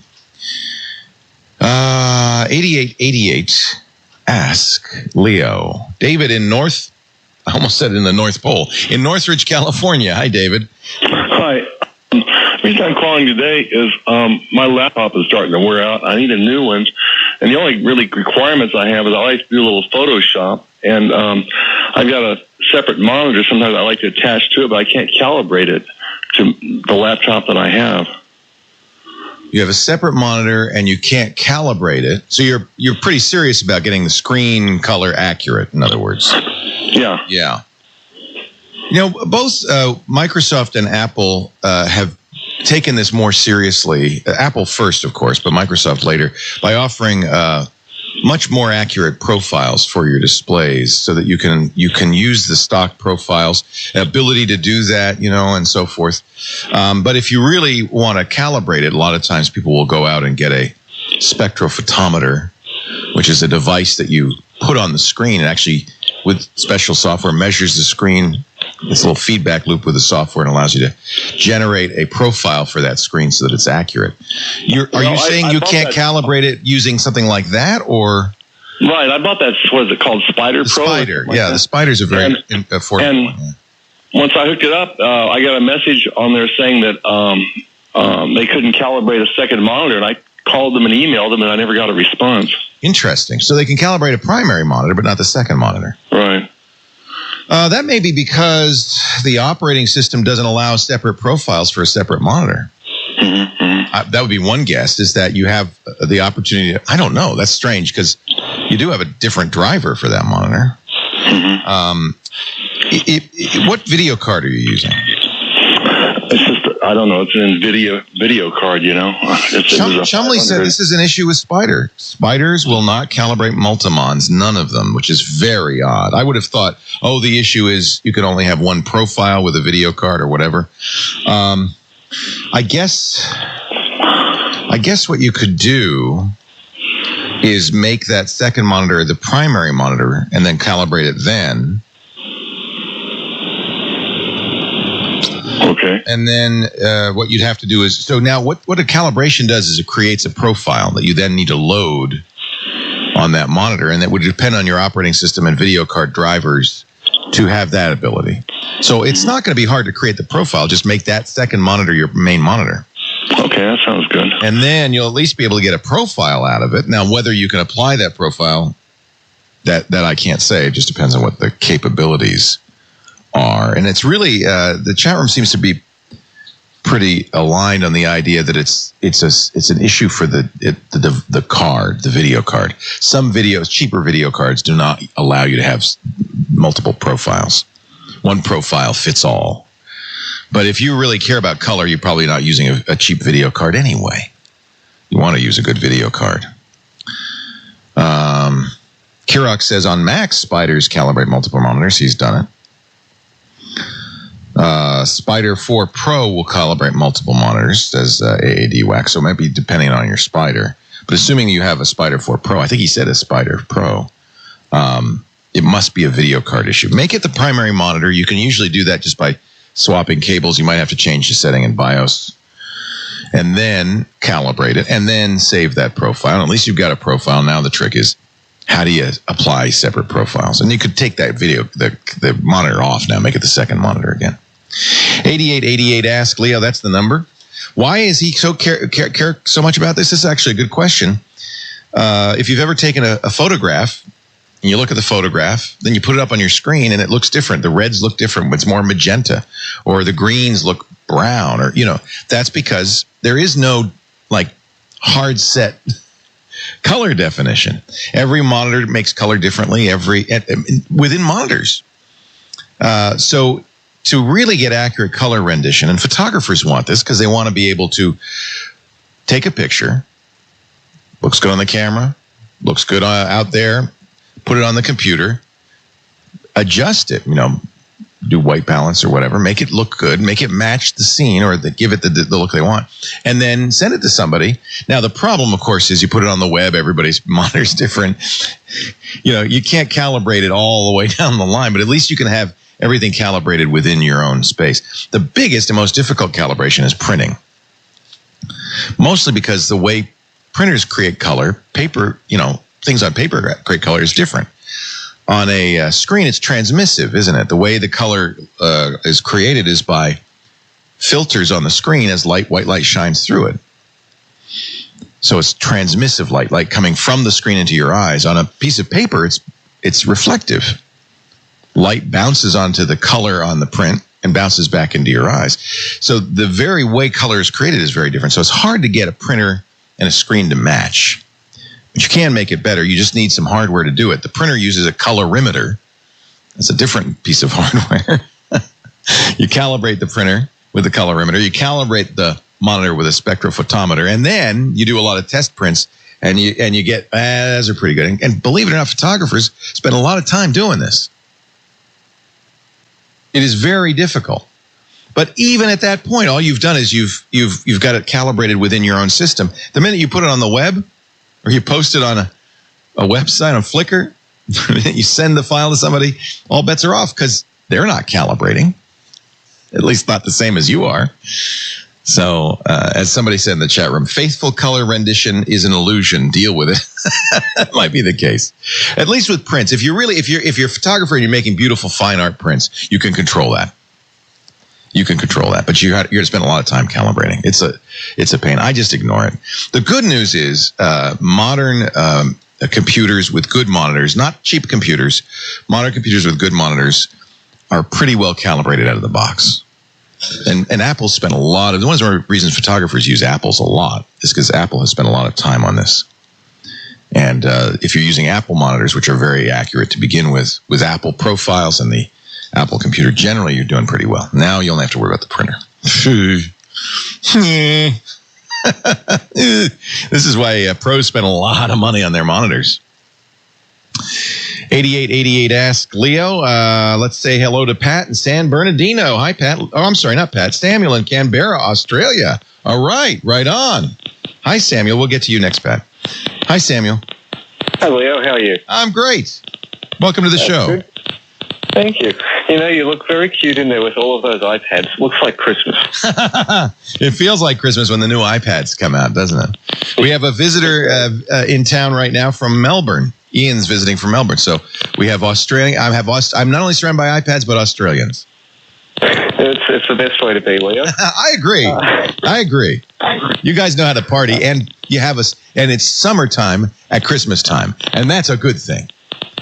It certainly is. Look, I'm coming over to the US next year. Awesome. For about 4 weeks, and I'm wondering if you have any recommendations for a phone carrier. So I'm traveling sort of all over the US, and I probably need to use the phone, not really for phone calls, but probably for data. Data is the big issue, isn't it? Yeah. I would say T-Mobile. You don't have a lot of choice in the US. Of course, the issue is going to be you need an unlocked phone. That is a phone that allows you to put... Yeah, okay. So that's part one. T-Mobile is GSM, and I presume you're using a GSM phone. Yep. So your choice in the U.S. for GSM is AT&T and T-Mobile. Both will allow you to buy a data SIM. It'll give you a U.S. phone number, obviously. But I like T-Mobile. They're Deutsche Telekom. They really are more aware of how this stuff works. We don't have the vast choice you do, but hey, at least we got one. Leo Laporte, the tech guy.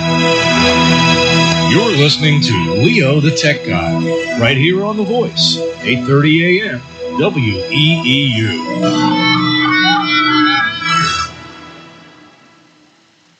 Hey, let's face it, we're all trying to save money these days. We're all trying to find the best value for the buck. And when I think about value, man, the first thing that comes to mind, DSL Extreme, the best value in high-speed internet. Amazing. $14.95 a month. You're going to save hundreds of dollars a year. With DSL Extreme, everything's just as fast. There's no dialing in. There's no waiting on downloads. You can surf the net, store your photos, download music and video, get driving directions and everything. I love DSL Extreme. That's who I use. And at $14.95 a month, that's who you ought to be using. And by the way, they don't upsell you. There's no setup fees. Their modem's free. The spam protection's free 24/7 support. You even get email powered by Google with virtually unlimited storage and free online document, spreadsheet, and presentation software. For a limited time, high-speed internet, $14.95 a month from my internet service provider, DSL Extreme. Call 866-2-GET-NET, 866-2-GET-NET, or visit them online at DSLExtreme.com. High-speed internet for $14.95 a month. Call 866-2-GET-NET to get DSL Extreme. Some restrictions apply. People often ask me, how do you keep up with the technology industry? And it is, I'll tell you one of my secrets, lynda.com. Anytime I need to learn a new software package or understand something a little bit better, maybe brush up my skills in Photoshop or Final Cut, I go to lynda.com. Lynda.com, the best teachers, over 2,000 courses. And to make it easy, I have created a playlist of some of my favorite courses for you and made it available right now at lynda.com. Things like Windows 8.1, Mavericks, time management. These are all free. You'll be learning from the best in the industry. Go to lynda.com/Leo. Check out my custom playlist. Watch any of those top picks. Then use the Leo free trial to unlock and view all the videos in that course. Absolutely free. I'm going to update my playlist as I see new courses come out or stumble upon one I think you ought to know about. Visit lynda.com/Leo. Learn something new today. Do what I do. Lynda, LYNDA.com/Leo. Hi, this is Vince Donachie, and I'm the pastor at Reading City Church. I'm reading from Hebrews chapter 11, verse 1. Now faith is the substance of things hoped for, the evidence of things not seen. Within a month or two, the colorful leaves of fall will have fallen in the chill of winter. Trees take on a lifeless appearance, even though in reality life is still very present. Perhaps you're in a season like that of the approaching winter. Circumstances may seem bare, cold, there's little signs of life. You and I tend to define our realities by the seasons that we're in, yet God's thoughts are not our thoughts, neither are his ways our ways. When humanity looked to the cross in which Jesus took his last breath, they saw a bloody murder scene. How could God possibly be at work in such a tragedy? But in the midst of such barrenness, life was still very present. The reality of God concealed from humanity soon burst forth into resurrection. The result is a new people that are no longer defined by temporal seasons of life, but instead by an eternal reality of God. We may not see it, but faith knows it. There was a greater life still unseen. I'm just a kid, and I've got asthma. You know just how upset I can get when I have an asthma attack. But you can help me. To fight my asthma, put my teddy bear in the freezer to wipe out dust mites. Dry off my rubber duckies and bath toys to get rid of mold. Discover other simple ways to prevent an asthma attack. Visit noattacks.org, brought to you by the U.S. EPA and the Ad Council. Because I don't want to feel like a fish with no water. Local news affects your life every day, and WEEU News covers local news all day, every day. One of the Bern Township police officers received a minor injury as a result, and the suspect was taken into custody. The children are both safe and back in the care of the mother. For in-depth coverage of WEEU local news, visit online at weeu.com. And now, let's return to more of Leo the Tech Guy on The Voice, 8:30 a.m. WEEU.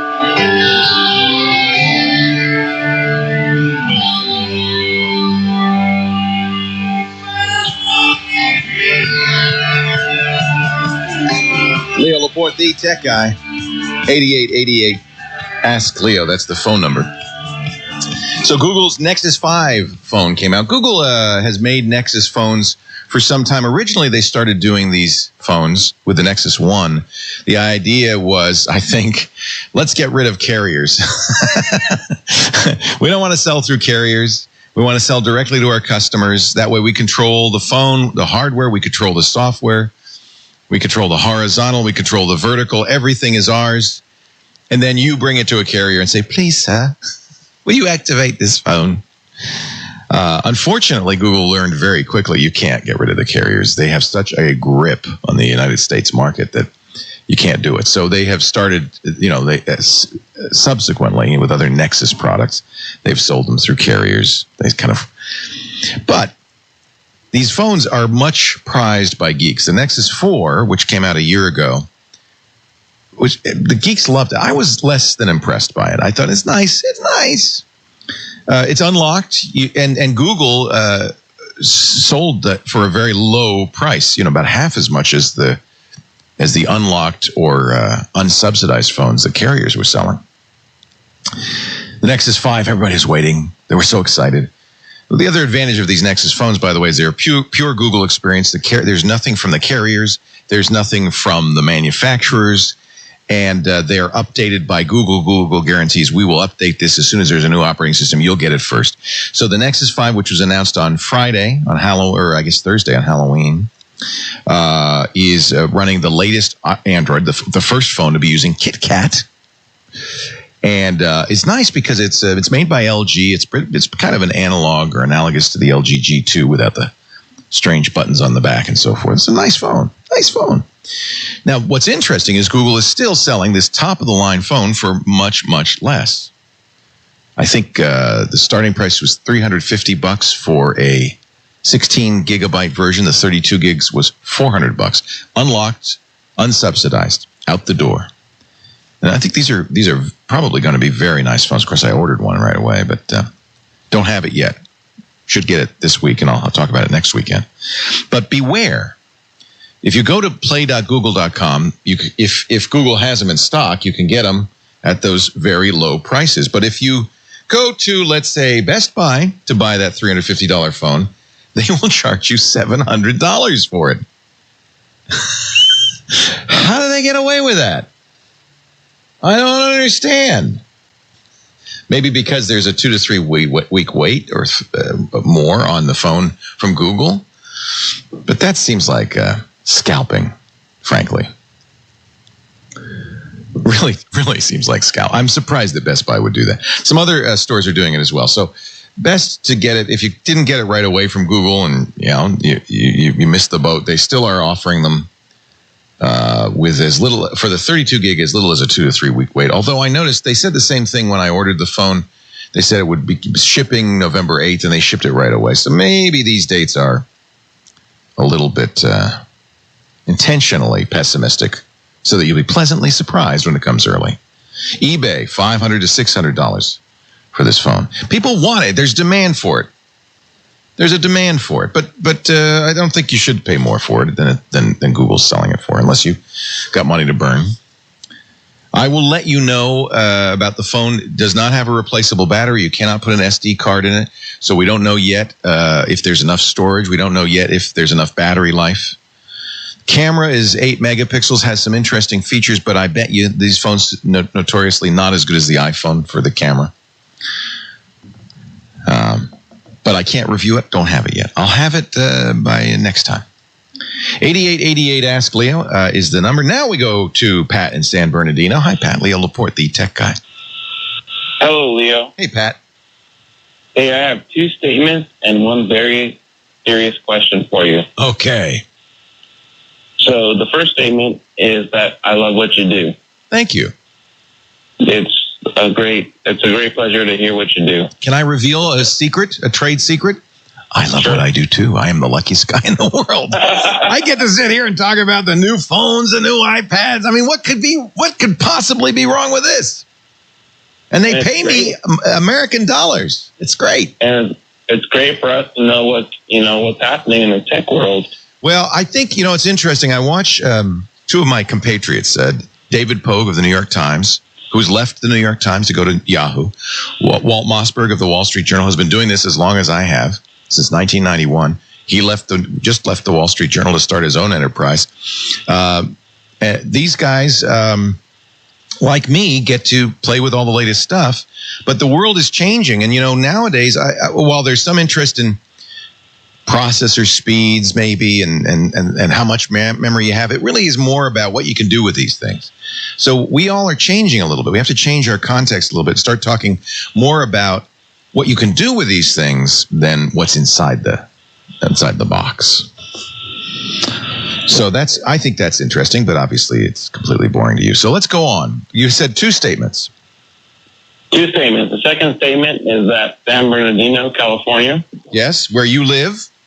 Is the best place ever. Now, let me ask you, is it okay to call it San Berdoo? Yeah, absolutely. Okay, good. San Berdoo is the best place ever. What do you like about it?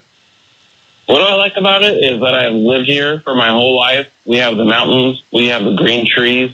We have hiking trails. It's just a great place to not only embrace technology, but also get away from it. Because you're it's kind of the LA area, right? It's about an hour away from LA. Yeah. We're up here in more in the Forest Falls. So you got the best of both worlds. You're near a big city. You can surf, you can snowboard, you can skate. That's awesome. I'm moving. Do you mind if I move in? You can come over. I'll come over. I'll be right there. All right. And your question, your very, very important question. My very, very important question is, if you were to call into the tech guy, what would you ask? Where do you get that fabulous hair? It's so attractive and well coiffed. No, I don't know what I'd ask. I'm in my own head, so I know the answers to all those questions. But I think that one of the things I like it when people ask is when they ask for buying advice. And I think I do something very different than most people because I get to play with most of this stuff. I really have a pretty good sense of what it all can do. And I like to customize my answer. Sometimes this drives people crazy because, I'm supposed to pick a team and stick with it. What team are you on, Leo? Are you on the Apple team or are you on the Android team? Are you Windows? Are you Mac? Please pick a team and stick with it. And it drives them crazy because one day I'll say, you should get an iPad. Another day I'll say, well, you need a Windows Surface tablet. And it drives them nuts. But I try to listen to what people are saying. And I try to give them a recommendation for something that's right for their needs. So think of this as a shoe store where I measure your foot and then I give you some options. Not one size fits all. I don't try to shoehorn you into those Manolo Blahniks when really a very fine Cole Haan would be plenty. You know what I'm saying, Heather? You know where I'm talking here? Sure do. I'm just a shoe salesman that doesn't have to get down on his knees. That's all I am, ladies and gentlemen.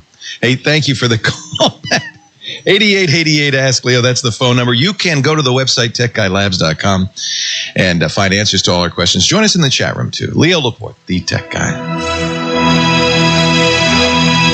You're listening to Leo, the tech guy, right here on The Voice, 8:30 a.m., WEEU.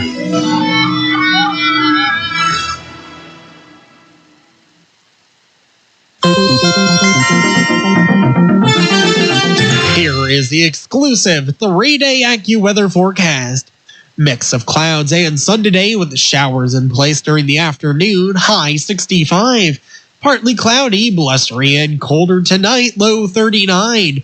A mix of sun and clouds, breezy and chilly tomorrow, high 49. And Monday still quite chilly despite plenty of sunshine, high 49 again. This is Jeremy Pearson reporting for the voice of Berks County, 8:30 a.m. WEEU. Unexpected reactions to smart financial decisions brought to you by feedthepig.org. Well, I finally did it. I improved my credit score. You're kidding, right? No. How are we supposed to be the bad boys of electro-synth pop if you're out there being responsible? The band is about to be discovered. This is our year. Yeah, you've been saying that for a while now. You think anyone in the Rock and Roll Hall of Fame was worried about their credit score? I never really thought that. Of course they weren't. Rock stars aren't supposed to think about that kind of stuff. We're supposed to think about how many guitars we've smashed, write aggressively sensitive power ballads, start questionable fashion trends, tragically break up and blame creative differences. All right. I thought maybe it was time to take control of my finances, you know? Start using a budget, get out of debt, set some goals. A budget? Debt? Set some goals? Listen, I knew that we'd have our creative differences, but I was hoping they'd involve a little more scandal. When it comes to financial stability, don't get left behind. Get tools and tips for saving at feedthepig.org. This message brought to you by the American Institute of CPAs and the Ad Council. Some computer stores are, well, a little bit crowded. Excuse me. Which way to the showroom? Showroom? What showroom? Microair Computers in Blandon has a vast 1,500 square foot showroom with a Windows 8 PC to play with, 3D gaming, panoramic displays, and lots of demos. Plus, they recycle most electronics for free, and used hardware is available too. So come in, spread out, and see how much fun computer buying can be. And at Microair, you get the kind of service those other stores can't match. For example, ask the other guys if they can upgrade your computer, and you'll probably hear something like this. No, it's not funny. Microair Computers. Big enough to give you room to play and explore, but small enough to give you personal service. 8468 Allentown Pike, Blandon. Hi, this is Professor Michio Kaku. With all these near misses of asteroids from space, have you ever wondered what the chances are of being hit by an asteroid? We'll have the answer to this question and everything you want to know about science here on Science Fantastic. So join us every week right here on the station for Science Fantastic. Science Fantastic, Saturdays from 5 to 8 p.m. on The Voice, 8:30 a.m. WEEU and on WEEU.com. Back in high school, that's when I started smoking. Almost everybody in our crowd did. We'd go to parties, feel awkward, and cigarettes became an easy way to deal with that. But high school was ages ago, and I still smoke. It's not like I haven't tried to quit. I tried after college, then when I hit 30. Now, I have another big birthday coming up this year. I'd love to be done forever with smoking by then. Most people say they want to quit smoking, but it's not easy. It usually takes several tries before you quit for good. So stop thinking you're a failure, because what you really are is just a normal human being up against a very addictive product. Visit quitteringyou.org or call 1-800-LUNG-USA for tools, tips, and support from the American Lung Association. We support the Quitter in You. Back in the day, smoking was in. Now, quitting is. So much better. And now, let's return to more of Leo the Tech Guy on The Voice, 8:30 a.m. WEEU.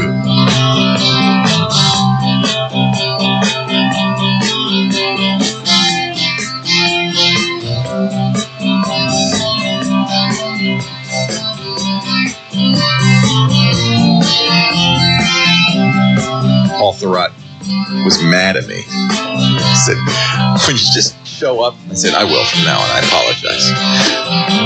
This portion of the Tech Guy Show brought to you by my internet service provider, DSL Extreme, for high-speed internet at an amazingly low price.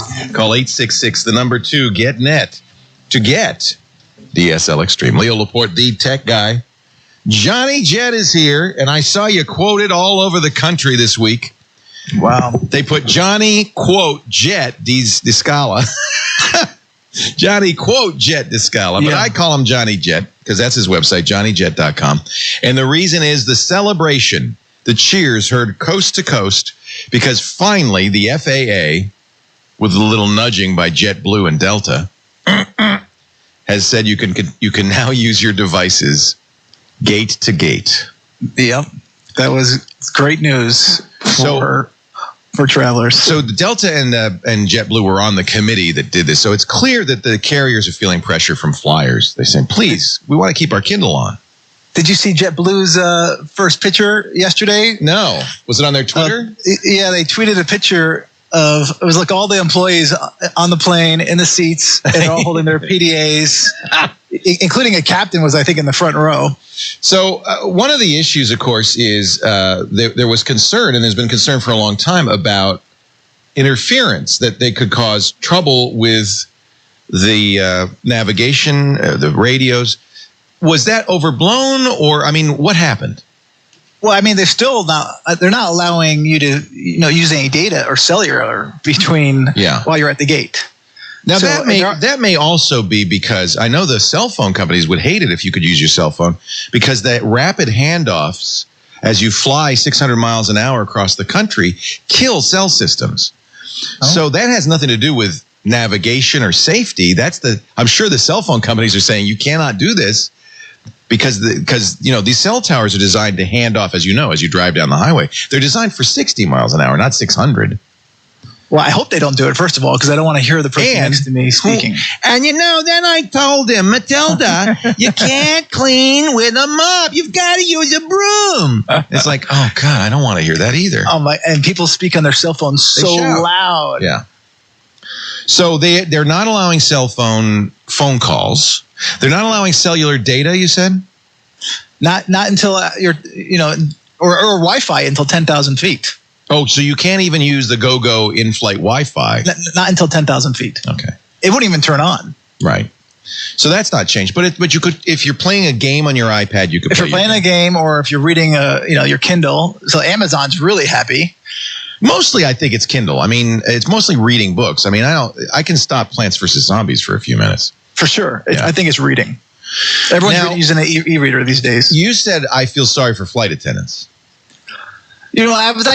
I kind of gave her a bad quote in that because I just did. That's why I even promote that story, because I was like, man, I sound like a fool in that story. No, I agree with you, because flight attendants now have to go down the row and figure out if you've got radios on. True, but if they see you on the BlackBerry, which no one has anymore, I just got rid of mine. I just think that they'll be able to tell if you're on the phone. You're not allowed to be on the phone, right. So that's one of the big things. Right. Or if you're sitting there texting. But you can't tell if somebody's got a web page up. You don't know if they're surfing the net or you're just reading. So I used to always tell my seatmate before. I used to get in a fight with them. I would say, "Turn your phone off. Knock it off." And it was always the business travelers who were using their. It's like, can't you just be without email for 10 minutes? They're blasé because they fly so much. I fly a lot. I have no problem turning it off. Yeah.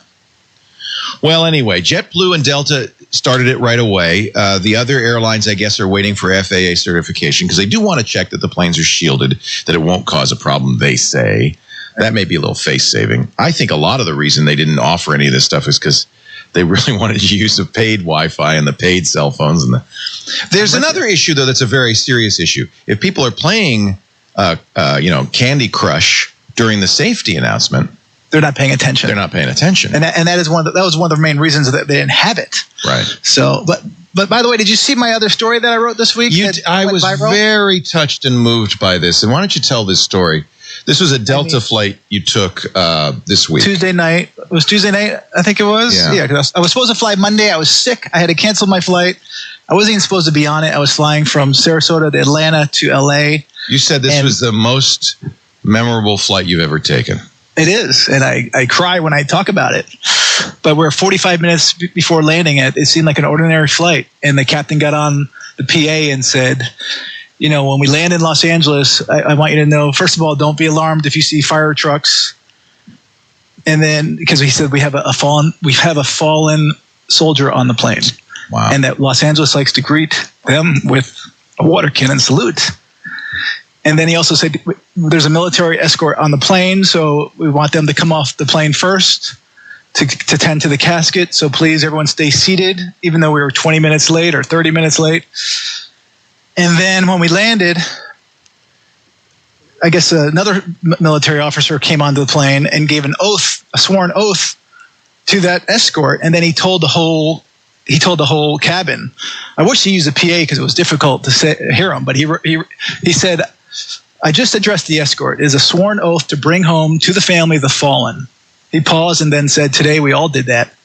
You all did that. You're all escorts of the heart. And then he thanked us for our time and walked off the plane. And man, every single person in the plane was crying, had lumps in their throats. And then when he got off the plane, half the plane was by the window watching one of the saddest things I've ever seen in my life. And the casket come off and the mother or the wife go up to the casket and put her hand on it. And I took some pictures and video. I had no idea the thing was going to go viral. I mean, I put the video up 2 days ago. It had 1.5 million views as of this morning. Wow.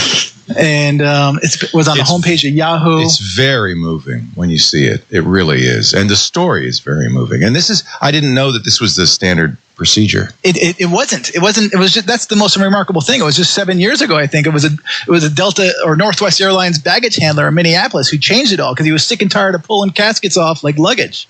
And so I believe he created this honor guard or helped arrange it. And now it's just amazing what they've done. That's as it should be. And American does the same. It's not just Delta. American does the same. I've seen it on American. I've heard United does it too. I just haven't seen that. Wow. But again, it just realized that we live in such an amazing country. And if it wasn't for our military, that we wouldn't be able to do what we do. And I think a lot of people forget about that. And I am one of them. But well, and what a privilege and honor for everybody on that flight to be part of the honor guard, I think. Without a doubt. Yeah. Fallen soldier on my Delta flight. It's a great story. You can see it on the front page of Yahoo, but also I would recommend JohnnyJet.com. The video's there. Wow, Johnny. Pretty amazing. Pretty amazing. And just, I imagine it will happen to others, and now you'll know what's going on. Yeah. Yeah. So I don't mean to bring everyone down, but this is something to think about. It's quite moving, and we still have men and women on the line of fire around the world. And so I think they deserve that honor. Without a doubt. Yeah. And then yesterday at LAX, shooting. I was in LAX at the same time 24 hours before to fly up here. I'm in Oakland, California right now. Wow. And it's crazy. It's dangerous out there, isn't it? It is. But don't let it stop you. Don't let it stop you. Get on out there. Get around the country. Enjoy yourself. That's right. And maybe if you're lucky, you'll get on a Delta flight and get to be part of an honor guard like that, because I think that's an amazing experience. Well, hopefully that won't happen anymore. Hopefully we won't lose any more soldiers. It'd be nice not to ever have to do that. I agree. But I don't see that happening in the world as we know it. Right. Johnny Jet, JohnnyJet.com. Follow him on Twitter at JohnnyJet. And I have a feeling that it was you and me and Nick Bilton of the New York Times complaining endlessly about not being able to use our electronic devices on flights that changed that as well. So yes, it's gonna be nice. It's gonna be nice. It's gonna be nice for everyone, especially my wife. But pay attention when the flight attendant says turn it off, and when there's a safety announcement, watch it so you don't get in my way when I'm jumping down the slide. That's why the airlines are making these great new videos, new safety videos. They're more entertaining. Which Virgin America just did this week, and Delta has a new one coming out. The Tech Guy, for the holidays. Right here on The Voice, 8:30 a.m. WEEU.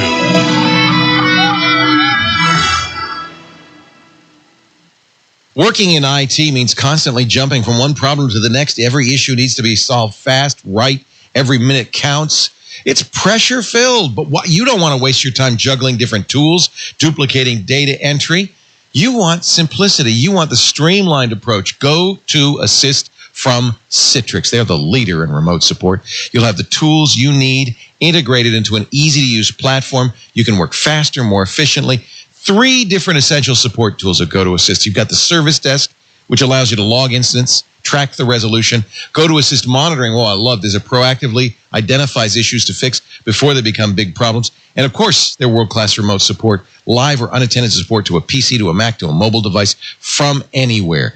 Go to Assist. You've got to try it free for the next 30 days. Visit gotoassist.com, click the Try It Free button, and use my name, Leo. 30 days free at gotoassist.com, but you got to use my name, Leo. You're going to love this.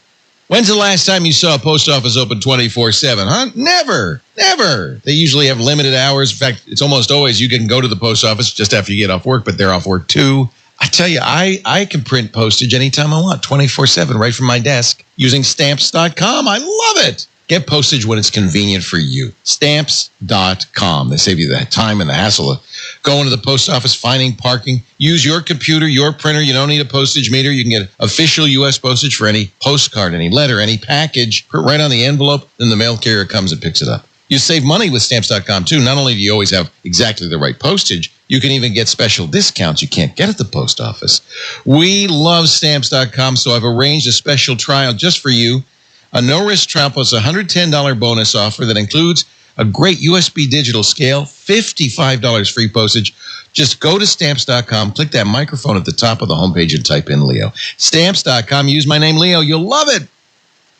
There are many reasons our subscribers enjoy the Reading Eagle. Take it from the readers themselves, who shared why they love the Eagle and how they have made it a part of their daily lives. I read the Reading Eagle each and every day without fail. The weekend section is the perfect guide to plan your week around. The paper really embraces its locals and those who have Berks County roots. Unparalleled local news, sports coverage, coupons, weekly sections like Berks Country and Business Weekly, and so much more, only in the Reading Eagle.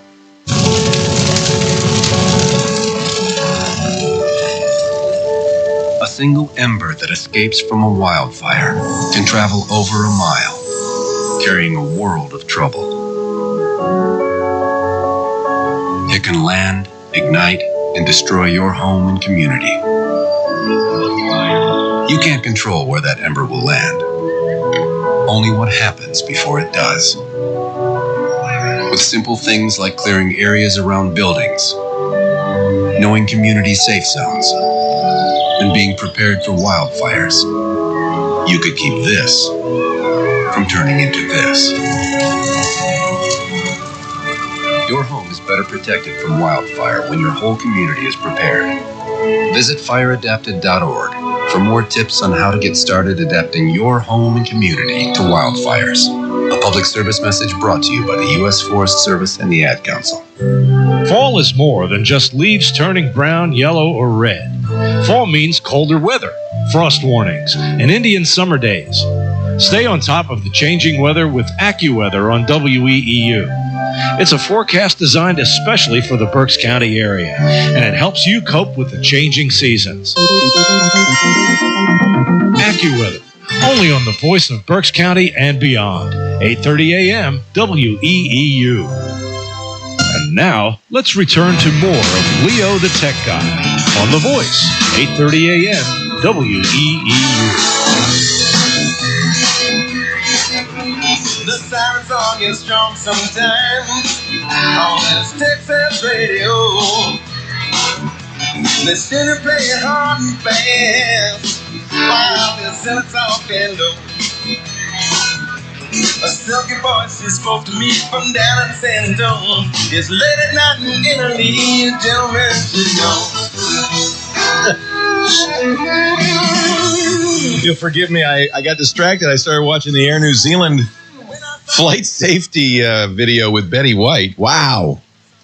So there's a good reason for the FAA to allow us to use our electronic devices during takeoff, that now the airlines have to come up with something interesting for the safety video, the safety briefing, and so that we'll watch. Nothing wrong with that. Let them spend a little bit.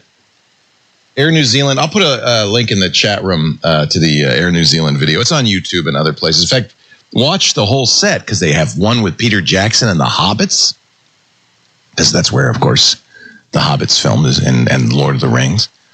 What a that's awesome. Do you remember Delta Lena, Heather? You probably wouldn't. All the guys know what I'm talking about. The Delta, they had a Delta safety video with a kind of stunning red-headed flight attendant who has since been dubbed Delta Lena. She's an actual Delta flight attendant, gorgeous woman, but also she had there's a moment that nobody will ever forget where she says smoking is not allowed on any Delta flight, and she wags her fingers, and it's just and every guy is going, I'll do whatever you say. Whatever you say, Deltalina. It had a little dominatrix kind of She has a Twitter account, Deltalina. She sounds like a good Halloween costume. Oh yeah, little red hair. Yeah, you could totally pass for Deltalina. Just go walk around wagging your finger. That could get a little tiring. You got a whole 364 days to plan. Yeah, right. What was your Halloween? Bad cop. Was it a sexy bad cop or just a bad? Well, it was a little sexy. I'll try not to draw out the story, but everybody's so over like, oh my God, people are wearing a G-string and going, I'm a giraffe. Let's not do that. What? Yeah. No, you're not. No, you're not. No, you're not. You're Borat. 8888 ask Leo. Moving along here to Valerie in Los Angeles, our next caller. Hi, Valerie. Leo Laporte. Well, good afternoon, Mr. Laporte. How are you? I'm very well. How are you? I am doing fine. As a matter of fact, I'm in my ceramics class, which leads me to my question. Oh, that's great. Is everybody listening in now in the ceramics class? Yeah. What it is I have to do a lot of research, and I'm on the fly, so I'm always on my HT Seeger down using the internet there, downloading pictures, downloading Word files. How can I hook my phone up directly to my printer through some type of USB port? Because for some reason, my phone will not sync up to my laptop, which I have a Toshiba. Right. So in many cases, you can print directly from Android devices using something called Google Print. So there is an app in the Play Store, and you have an Android device. The Resound is Android. You can download free called Google Print. Now, Google Print allows you to print over the internet. Not all printers support it, but Cloud Print works on many modern printers. What it does on mine, so it's very easy to set up the printer. And now I can print from my phone anywhere to my printer at home. And when I get home, there's the printout.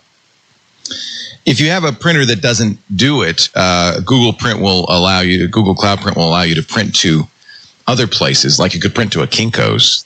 It's kind of odd. But it's Cloud Print. It's printing from the cloud. And if you think about it, this is something much needed with Google's strategy going forward, because the idea of the Google Chromebook and Google Android devices, a lot of the Google hardware is that you're not connected to a printer. In fact, who connects to printers anymore? We're so mobile. That's the last thing you want to do is plug into a printer. So, of course, if you're at home, you can print over Wi-Fi. But what about mobile devices, which are rarely at home? We print over the cloud. So go to, there are two things you need to do to make this work. You need to install the Cloud Print application. Search for Google Cloud Print. It's free. There are third-party versions, but get the one from Google, because that's new and they allow that for free. And then make sure or check to see if your printer supports Cloud Print. Some printers, there are other ways to print. For instance, chat room's reminding me, HP printers, you can email them. Now, in order for that to work, of course, they have to be hooked up to your computer. But you can't. There are ways and ways to do this. Apple has AirPrint from iPads and iPhones. I like the idea of Google Cloud Print, though. This is exactly right. It allows you to set up multiple printers, so you can actually choose. I'm going to print at work. I'm going to print at home. I have Cloud Print printers at both places. I want to print to Kinko's, a variety of different places you can print to. So it's actually a good choice for you. Good luck with your ceramics. I hope your pot comes out nicely. Alex in New York, Leo Laporte, the tech guy. Hi, Alex. Hi. Hi. Thank you for taking my call. Well, thank you for calling. What can I do for you? I am at sort of an impasse with the fact that I have an Acer laptop. Yeah. It's an Aspire 5538. Okay. And it's getting old and getting slow, and it's having trouble it's getting without a computer, so it's having trouble streaming, which is mainly what I use my computer for besides homework and stuff. Yeah, it's about, 3 years old? Right, so what is to be expected from any laptop? So I'm looking to get either a really good iPad or something of the equivalent. That's a good idea. What's your budget, Alex? What should I get? Or a new computer or something like that? How much your mom and dad gonna let you spend? Well, the problem is it's all my money. How much are you gonna let you spend? I'm around $800. Oh, you're in great shape. So is this for school? I don't know if I want to get an iPad or a computer. Is this for schoolwork, Alex? Huh? Schoolwork? A little bit of everything. Do you play games? Are you a gamer? Yes, I am. What games do you play? Mostly I play iOS games. Oh, well, that solves that problem. Because if you'd said Minecraft, I would have to say, well, iPad's not an ideal solution. Yeah, there's Minecraft PE, the personal edition, but it's not real Minecraft. But you also play Minecraft. You do play Minecraft. Yes. Now, that Acer probably is good enough to continue for Minecraft. You can make that a Minecraft it works fine for Minecraft. Yeah, because Minecraft's not very demanding. I think it sounds like you are a good candidate for the iPad. And what I would do is I would get one of the new iPads. You could get an iPad too, but boy, you only save $100 and it's so old. I just can't recommend it. So maybe get an iPad Air. But what you're also going to want to get is a keyboard so that you can write papers and so forth. And what type of keyboard would you recommend? Well, right now, because this iPad Air just came out on Friday, I don't know yet because all of the current keyboards are designed for the old iPad. Right, for the 4. Yeah, you might be able. Yeah, you might be able to get a 4 cheaply. Let's see here. The ones I like are from Logitech, and I wonder if they're offering them yet. Yeah, they do. So Logitech has updated their keyboards for the iPad Air. If you get a Wi-Fi iPad Air, and I bet you have Wi-Fi at school and at home, right? Well, the problem is we're not. I live in New York City, so most 99% of schools don't let anything technology-wise in. The school won't let you, so it doesn't matter what you get in that case, right? Well, it's for homework, for like typing stuff. Yes, this is for home use then. Yes. Yeah. I mean, it's a little bit, are you in high school? Yeah, I'm a sophomore. So it's a little bit, okay, so that's one choice, would be an iPad. It sounds like you're an iOS user already. So an iPad with one of the Logitech keyboards, which will run you around $100.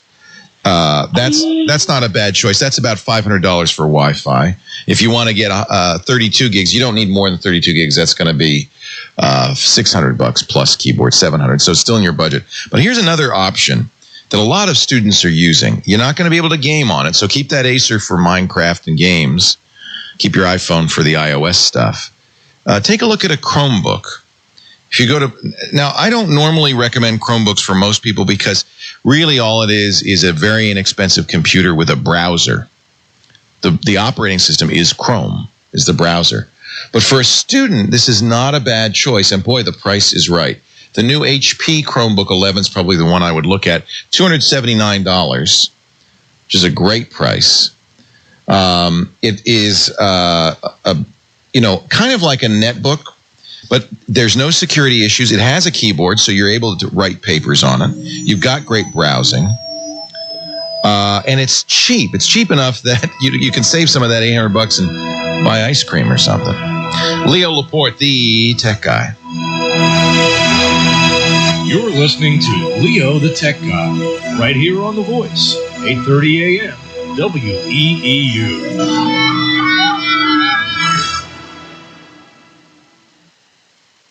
If you're running a small business, you can't operate at anything less than full speed. That's why you need the world's fastest two-sided inkjet printer, the Epson Workforce Pro. I can vouch for it. I have not just one, not just two, but 3 Epson Workforce Pros. I do in my office at home and in my office at work. Let me tell you, we love them. It's more than just fast, too. I mean, it is amazingly fast, but that's just half the story. Epson also knows you got to run a tight ship. Costs are everything. The Epson Workforce Pro is budget friendly. To start with, the ink is an incredible value, up to 50% less than color laser ink. And those big reservoirs mean I don't have to buy ink as often. It holds lots of paper, 2 reams, in fact, so I don't have to buy paper as often. And since the Workforce Pro zips out 2-sided prints, you can also cut back on your paper costs up to 50%. A good deal for Mother Nature, too. Less paper, means you're saving those trees, my buddies. So put your small business in overdrive. Do what I did. Buy an incredibly fast Epson Workforce Pro. I love it, and you will too. Epson. The voice of Berks County, 8:30 a.m. WEEU, Reading. WEEU News Time, 3:59. I'm Paul Roberts. Before you go to sleep tonight, remember to set your clocks back 1 hour as daylight saving time ends. Reading fire officials say it's also a good idea to change the batteries in your smoke detectors. City Fire Marshal Todd Yeager says smoke alarms are very effective as early warning devices, but it's also very important to plan 2 ways of escape in the event of a fire. The way that you always try to get out of your house or normally go out of your house could very quickly and easily be blocked by smoke, heat, and fire. What would you do? We encourage everybody to understand their house, the layout, understand any disabilities or any impairments that they may have, and know that 2 ways out of every room and know how to react immediately when they hear that smoke detector sounding. Yeager suggests using smoke detectors with pre-installed 10-year lithium batteries. We'll check AccuWeather and sports after ABC News on WEEU Reading. From ABC News. I'm Daria Albinger. Things are slowly returning to normal at LAX. Travelers who fled the terminal when a gunman opened fire yesterday are now being allowed to return to retrieve their belongings. Investigators, meanwhile, are trying to figure out what made the alleged gunman snap. Federal agents have been searching Paul Ciancia's apartment here in L.A., looking for any clues as to why he allegedly opened fire inside Terminal 3. Sources are telling ABC News a note found on Ciancia was not only anti-government, but mentioned frustration and anger toward the TSA. It also had NWO on it, believed to mean New World Order, an anti-government movement. ABC's Alex Stone in Los Angeles. Pakistan's #1 enemy has been killed in a U.S. drone strike, but officials in Islamabad do not sound happy about it. It's all in the timing, and the Pakistani government is furious. Pakistan's interior minister going so far as to accuse the U.S. of trying to scuttle the government's peace initiatives. The Taliban leader had recently gone on the record saying he was open to peace talks, and the drone strike that killed him came a day before a Pakistani delegation was due to fly to Waziristan to meet Massoud. But a statement from the foreign ministry said the government would continue in its efforts to engage with the Taliban. ABC's Linda Albin at the foreign desk. A Colorado man is charged with burglary and kidnapping for allegedly trying to abduct an 8-year-old girl from her bedroom. Rob McGregor is chief of police in Aurora, Colorado. John Stanley Snorsky Jr. He's 26 years of age. What we do know about him is that he works in Aurora at a sub-stop located around 6th and Sable, and he's also a self-proclaimed artist. Police got more than 200 tips leading to the arrest. The world champion Boston Red Sox placing their World Series trophy at the finish line of the Boston Marathon today in memory of the victims. The Sox were honored with a parade today. You're listening to ABC News. Imagine an acne treatment breakthrough that even Proactive says is better than Proactive. Announcing all new Proactive Plus, the revolutionary new way to clear your skin from the #1 name in acne care. Proactive Plus is our best, most effective solution ever. And when you call 1-800-759-6273 today, you can have it tomorrow. Proactive Plus is the modern acne miracle that treats your skin beautifully. The plus means more precise, targeted medicine for faster, gentler acne prevention, and more skin-loving solutions so your complexion can look bright and beautiful. I'm just so happy with Proactive Plus. I don't think my skin has ever looked this good. Call 1-800-759-6273. Be one of the first to try Proactive Plus. Guaranteed 100% risk-free. You won't see this limited time offer on TV. It's a radio exclusive. 1-800-759-6273. 1-800-759-6273.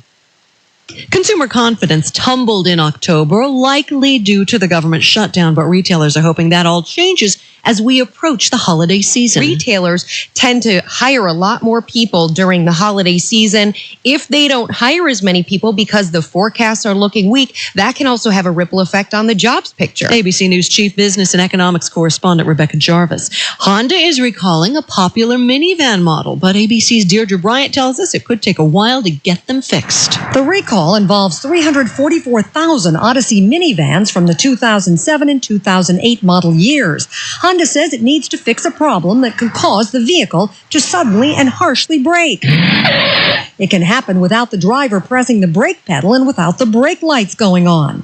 The automaker says it needs to install an updated sensor, but there's a problem. It won't be available until early next year. In the meantime, the company has issued instructions online on how to drive to prevent the unintentional braking. Letters will be sent to owners. Deirdre Bryant, ABC News. Historic wedding bells rang today at West Point. 2 graduates of the military academy are the first men to marry each other there. Larry Choate III tied the knot with Daniel Lennox this afternoon in the academy's cadet chapel. West Point hosted 2 same-sex weddings of women in 2012, more than a year after New York legalized gay marriage. This is ABC News. Ladies, are any of these symptoms familiar? Hot flashes, sleeplessness, irritability, or weight gain? If you're a woman over 40 experiencing these symptoms, you probably have hormonal imbalance. Amberen can help you balance hormones and relieve your hot flashes, sleeplessness, irritability, and other symptoms of menopause. And now you can finally lose weight. Yes, even that stubborn body fat with Amberen Weight Loss. Call now and ask how you can get your free sample of Amberen Weight Loss. Call 1-800-424-8740. That's 1-800-424-8740. Daria Aldinger, ABC News. WEEU News Time 4:05 in sports. Penn State beat Illinois 24-17 in overtime. Christian Hackenberg threw a 15-yard touchdown pass to Kyle Carter in OT. Ryan Kaiser sealed it with a game-ending interception. Kutztown crushed Millersville 45-9. Ole Valley lost to Palmyra 2-1 in overtime in the District 3 Class AA Field Hockey Championship. In girls soccer, Wilson takes on Cumberland Valley tonight in Hershey for the AAA district title. The Reading Royals are home against Elmira at 7:05. Here's the exclusive 3-day AccuWeather forecast. An evening shower in a couple of places, otherwise brisk and colder tonight. Partly cloudy down to 39. Partly sunny, breezy, chilly for tomorrow. The high just 49. Cold tomorrow night, clear down to 27. And Monday, mostly sunny, chilly. The high 49. This is meteorologist John Furyk reporting for the Voice of Berks County. 8:30 a.m. WEEU. 64 degrees in Reading. I'm Paul Roberts. News time 4:06.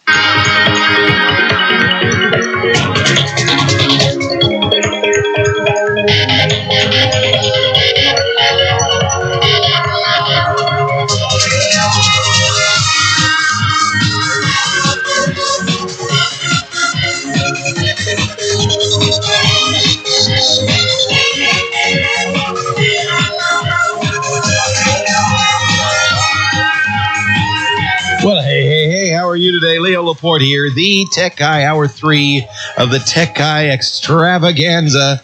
Phone number 8888. Ask Leo if you've got a question, a comment, a suggestion, you want to talk high-tech. Heather and I are here to serve and protect, as they say. 888-827-5536. I didn't know this, but Dr. Dean used to do some endorsements of the Toto products, apparently. I think they were in discussion to do so, and it didn't pan out. Ah, okay. Flush out, whatever. We were talking about the... never mind. 8888, ask Leo. So some additional thoughts for Alex, our 15-year-old, who says, I have a budget of $800. I need to replace my Acer Windows machine. What I didn't mention, and the chat room was quick to point out, and you're absolutely right, is Microsoft's newest tablets, the Surface and the Surface 2 and the Surface 2 Pro.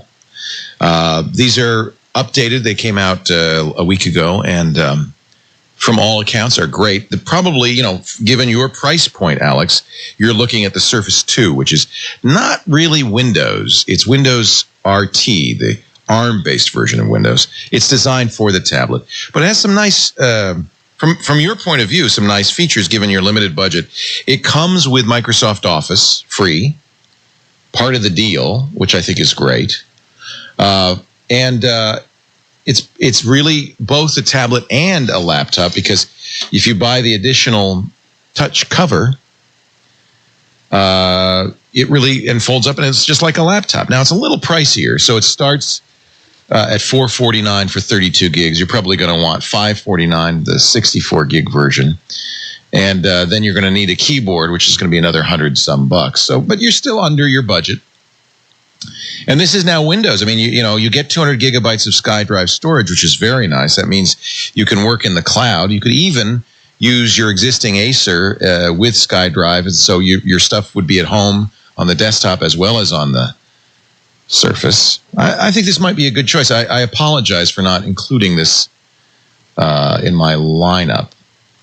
Surface Pro is probably a little more than your budget, and probably not necessary. $899 is what it starts at, and that's a full version of Windows 8.1.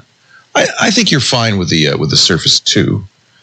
And now I was thinking of getting one. I have the old Surface, but I think I want to wait and hold out because later this month, Nokia is going to do its version. Only Nokia and Microsoft still make these Windows RT tablets, unfortunately.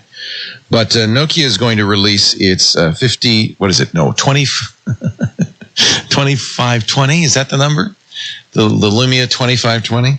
And this is going to be very similar to Microsoft's Surface 2, but a little smaller, a little more compact. Now, I don't know if you're traveling around with it or not, so I don't know how important that is.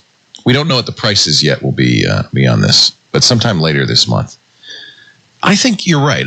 Chat room, I apologize, because I think these are actually probably very good choices.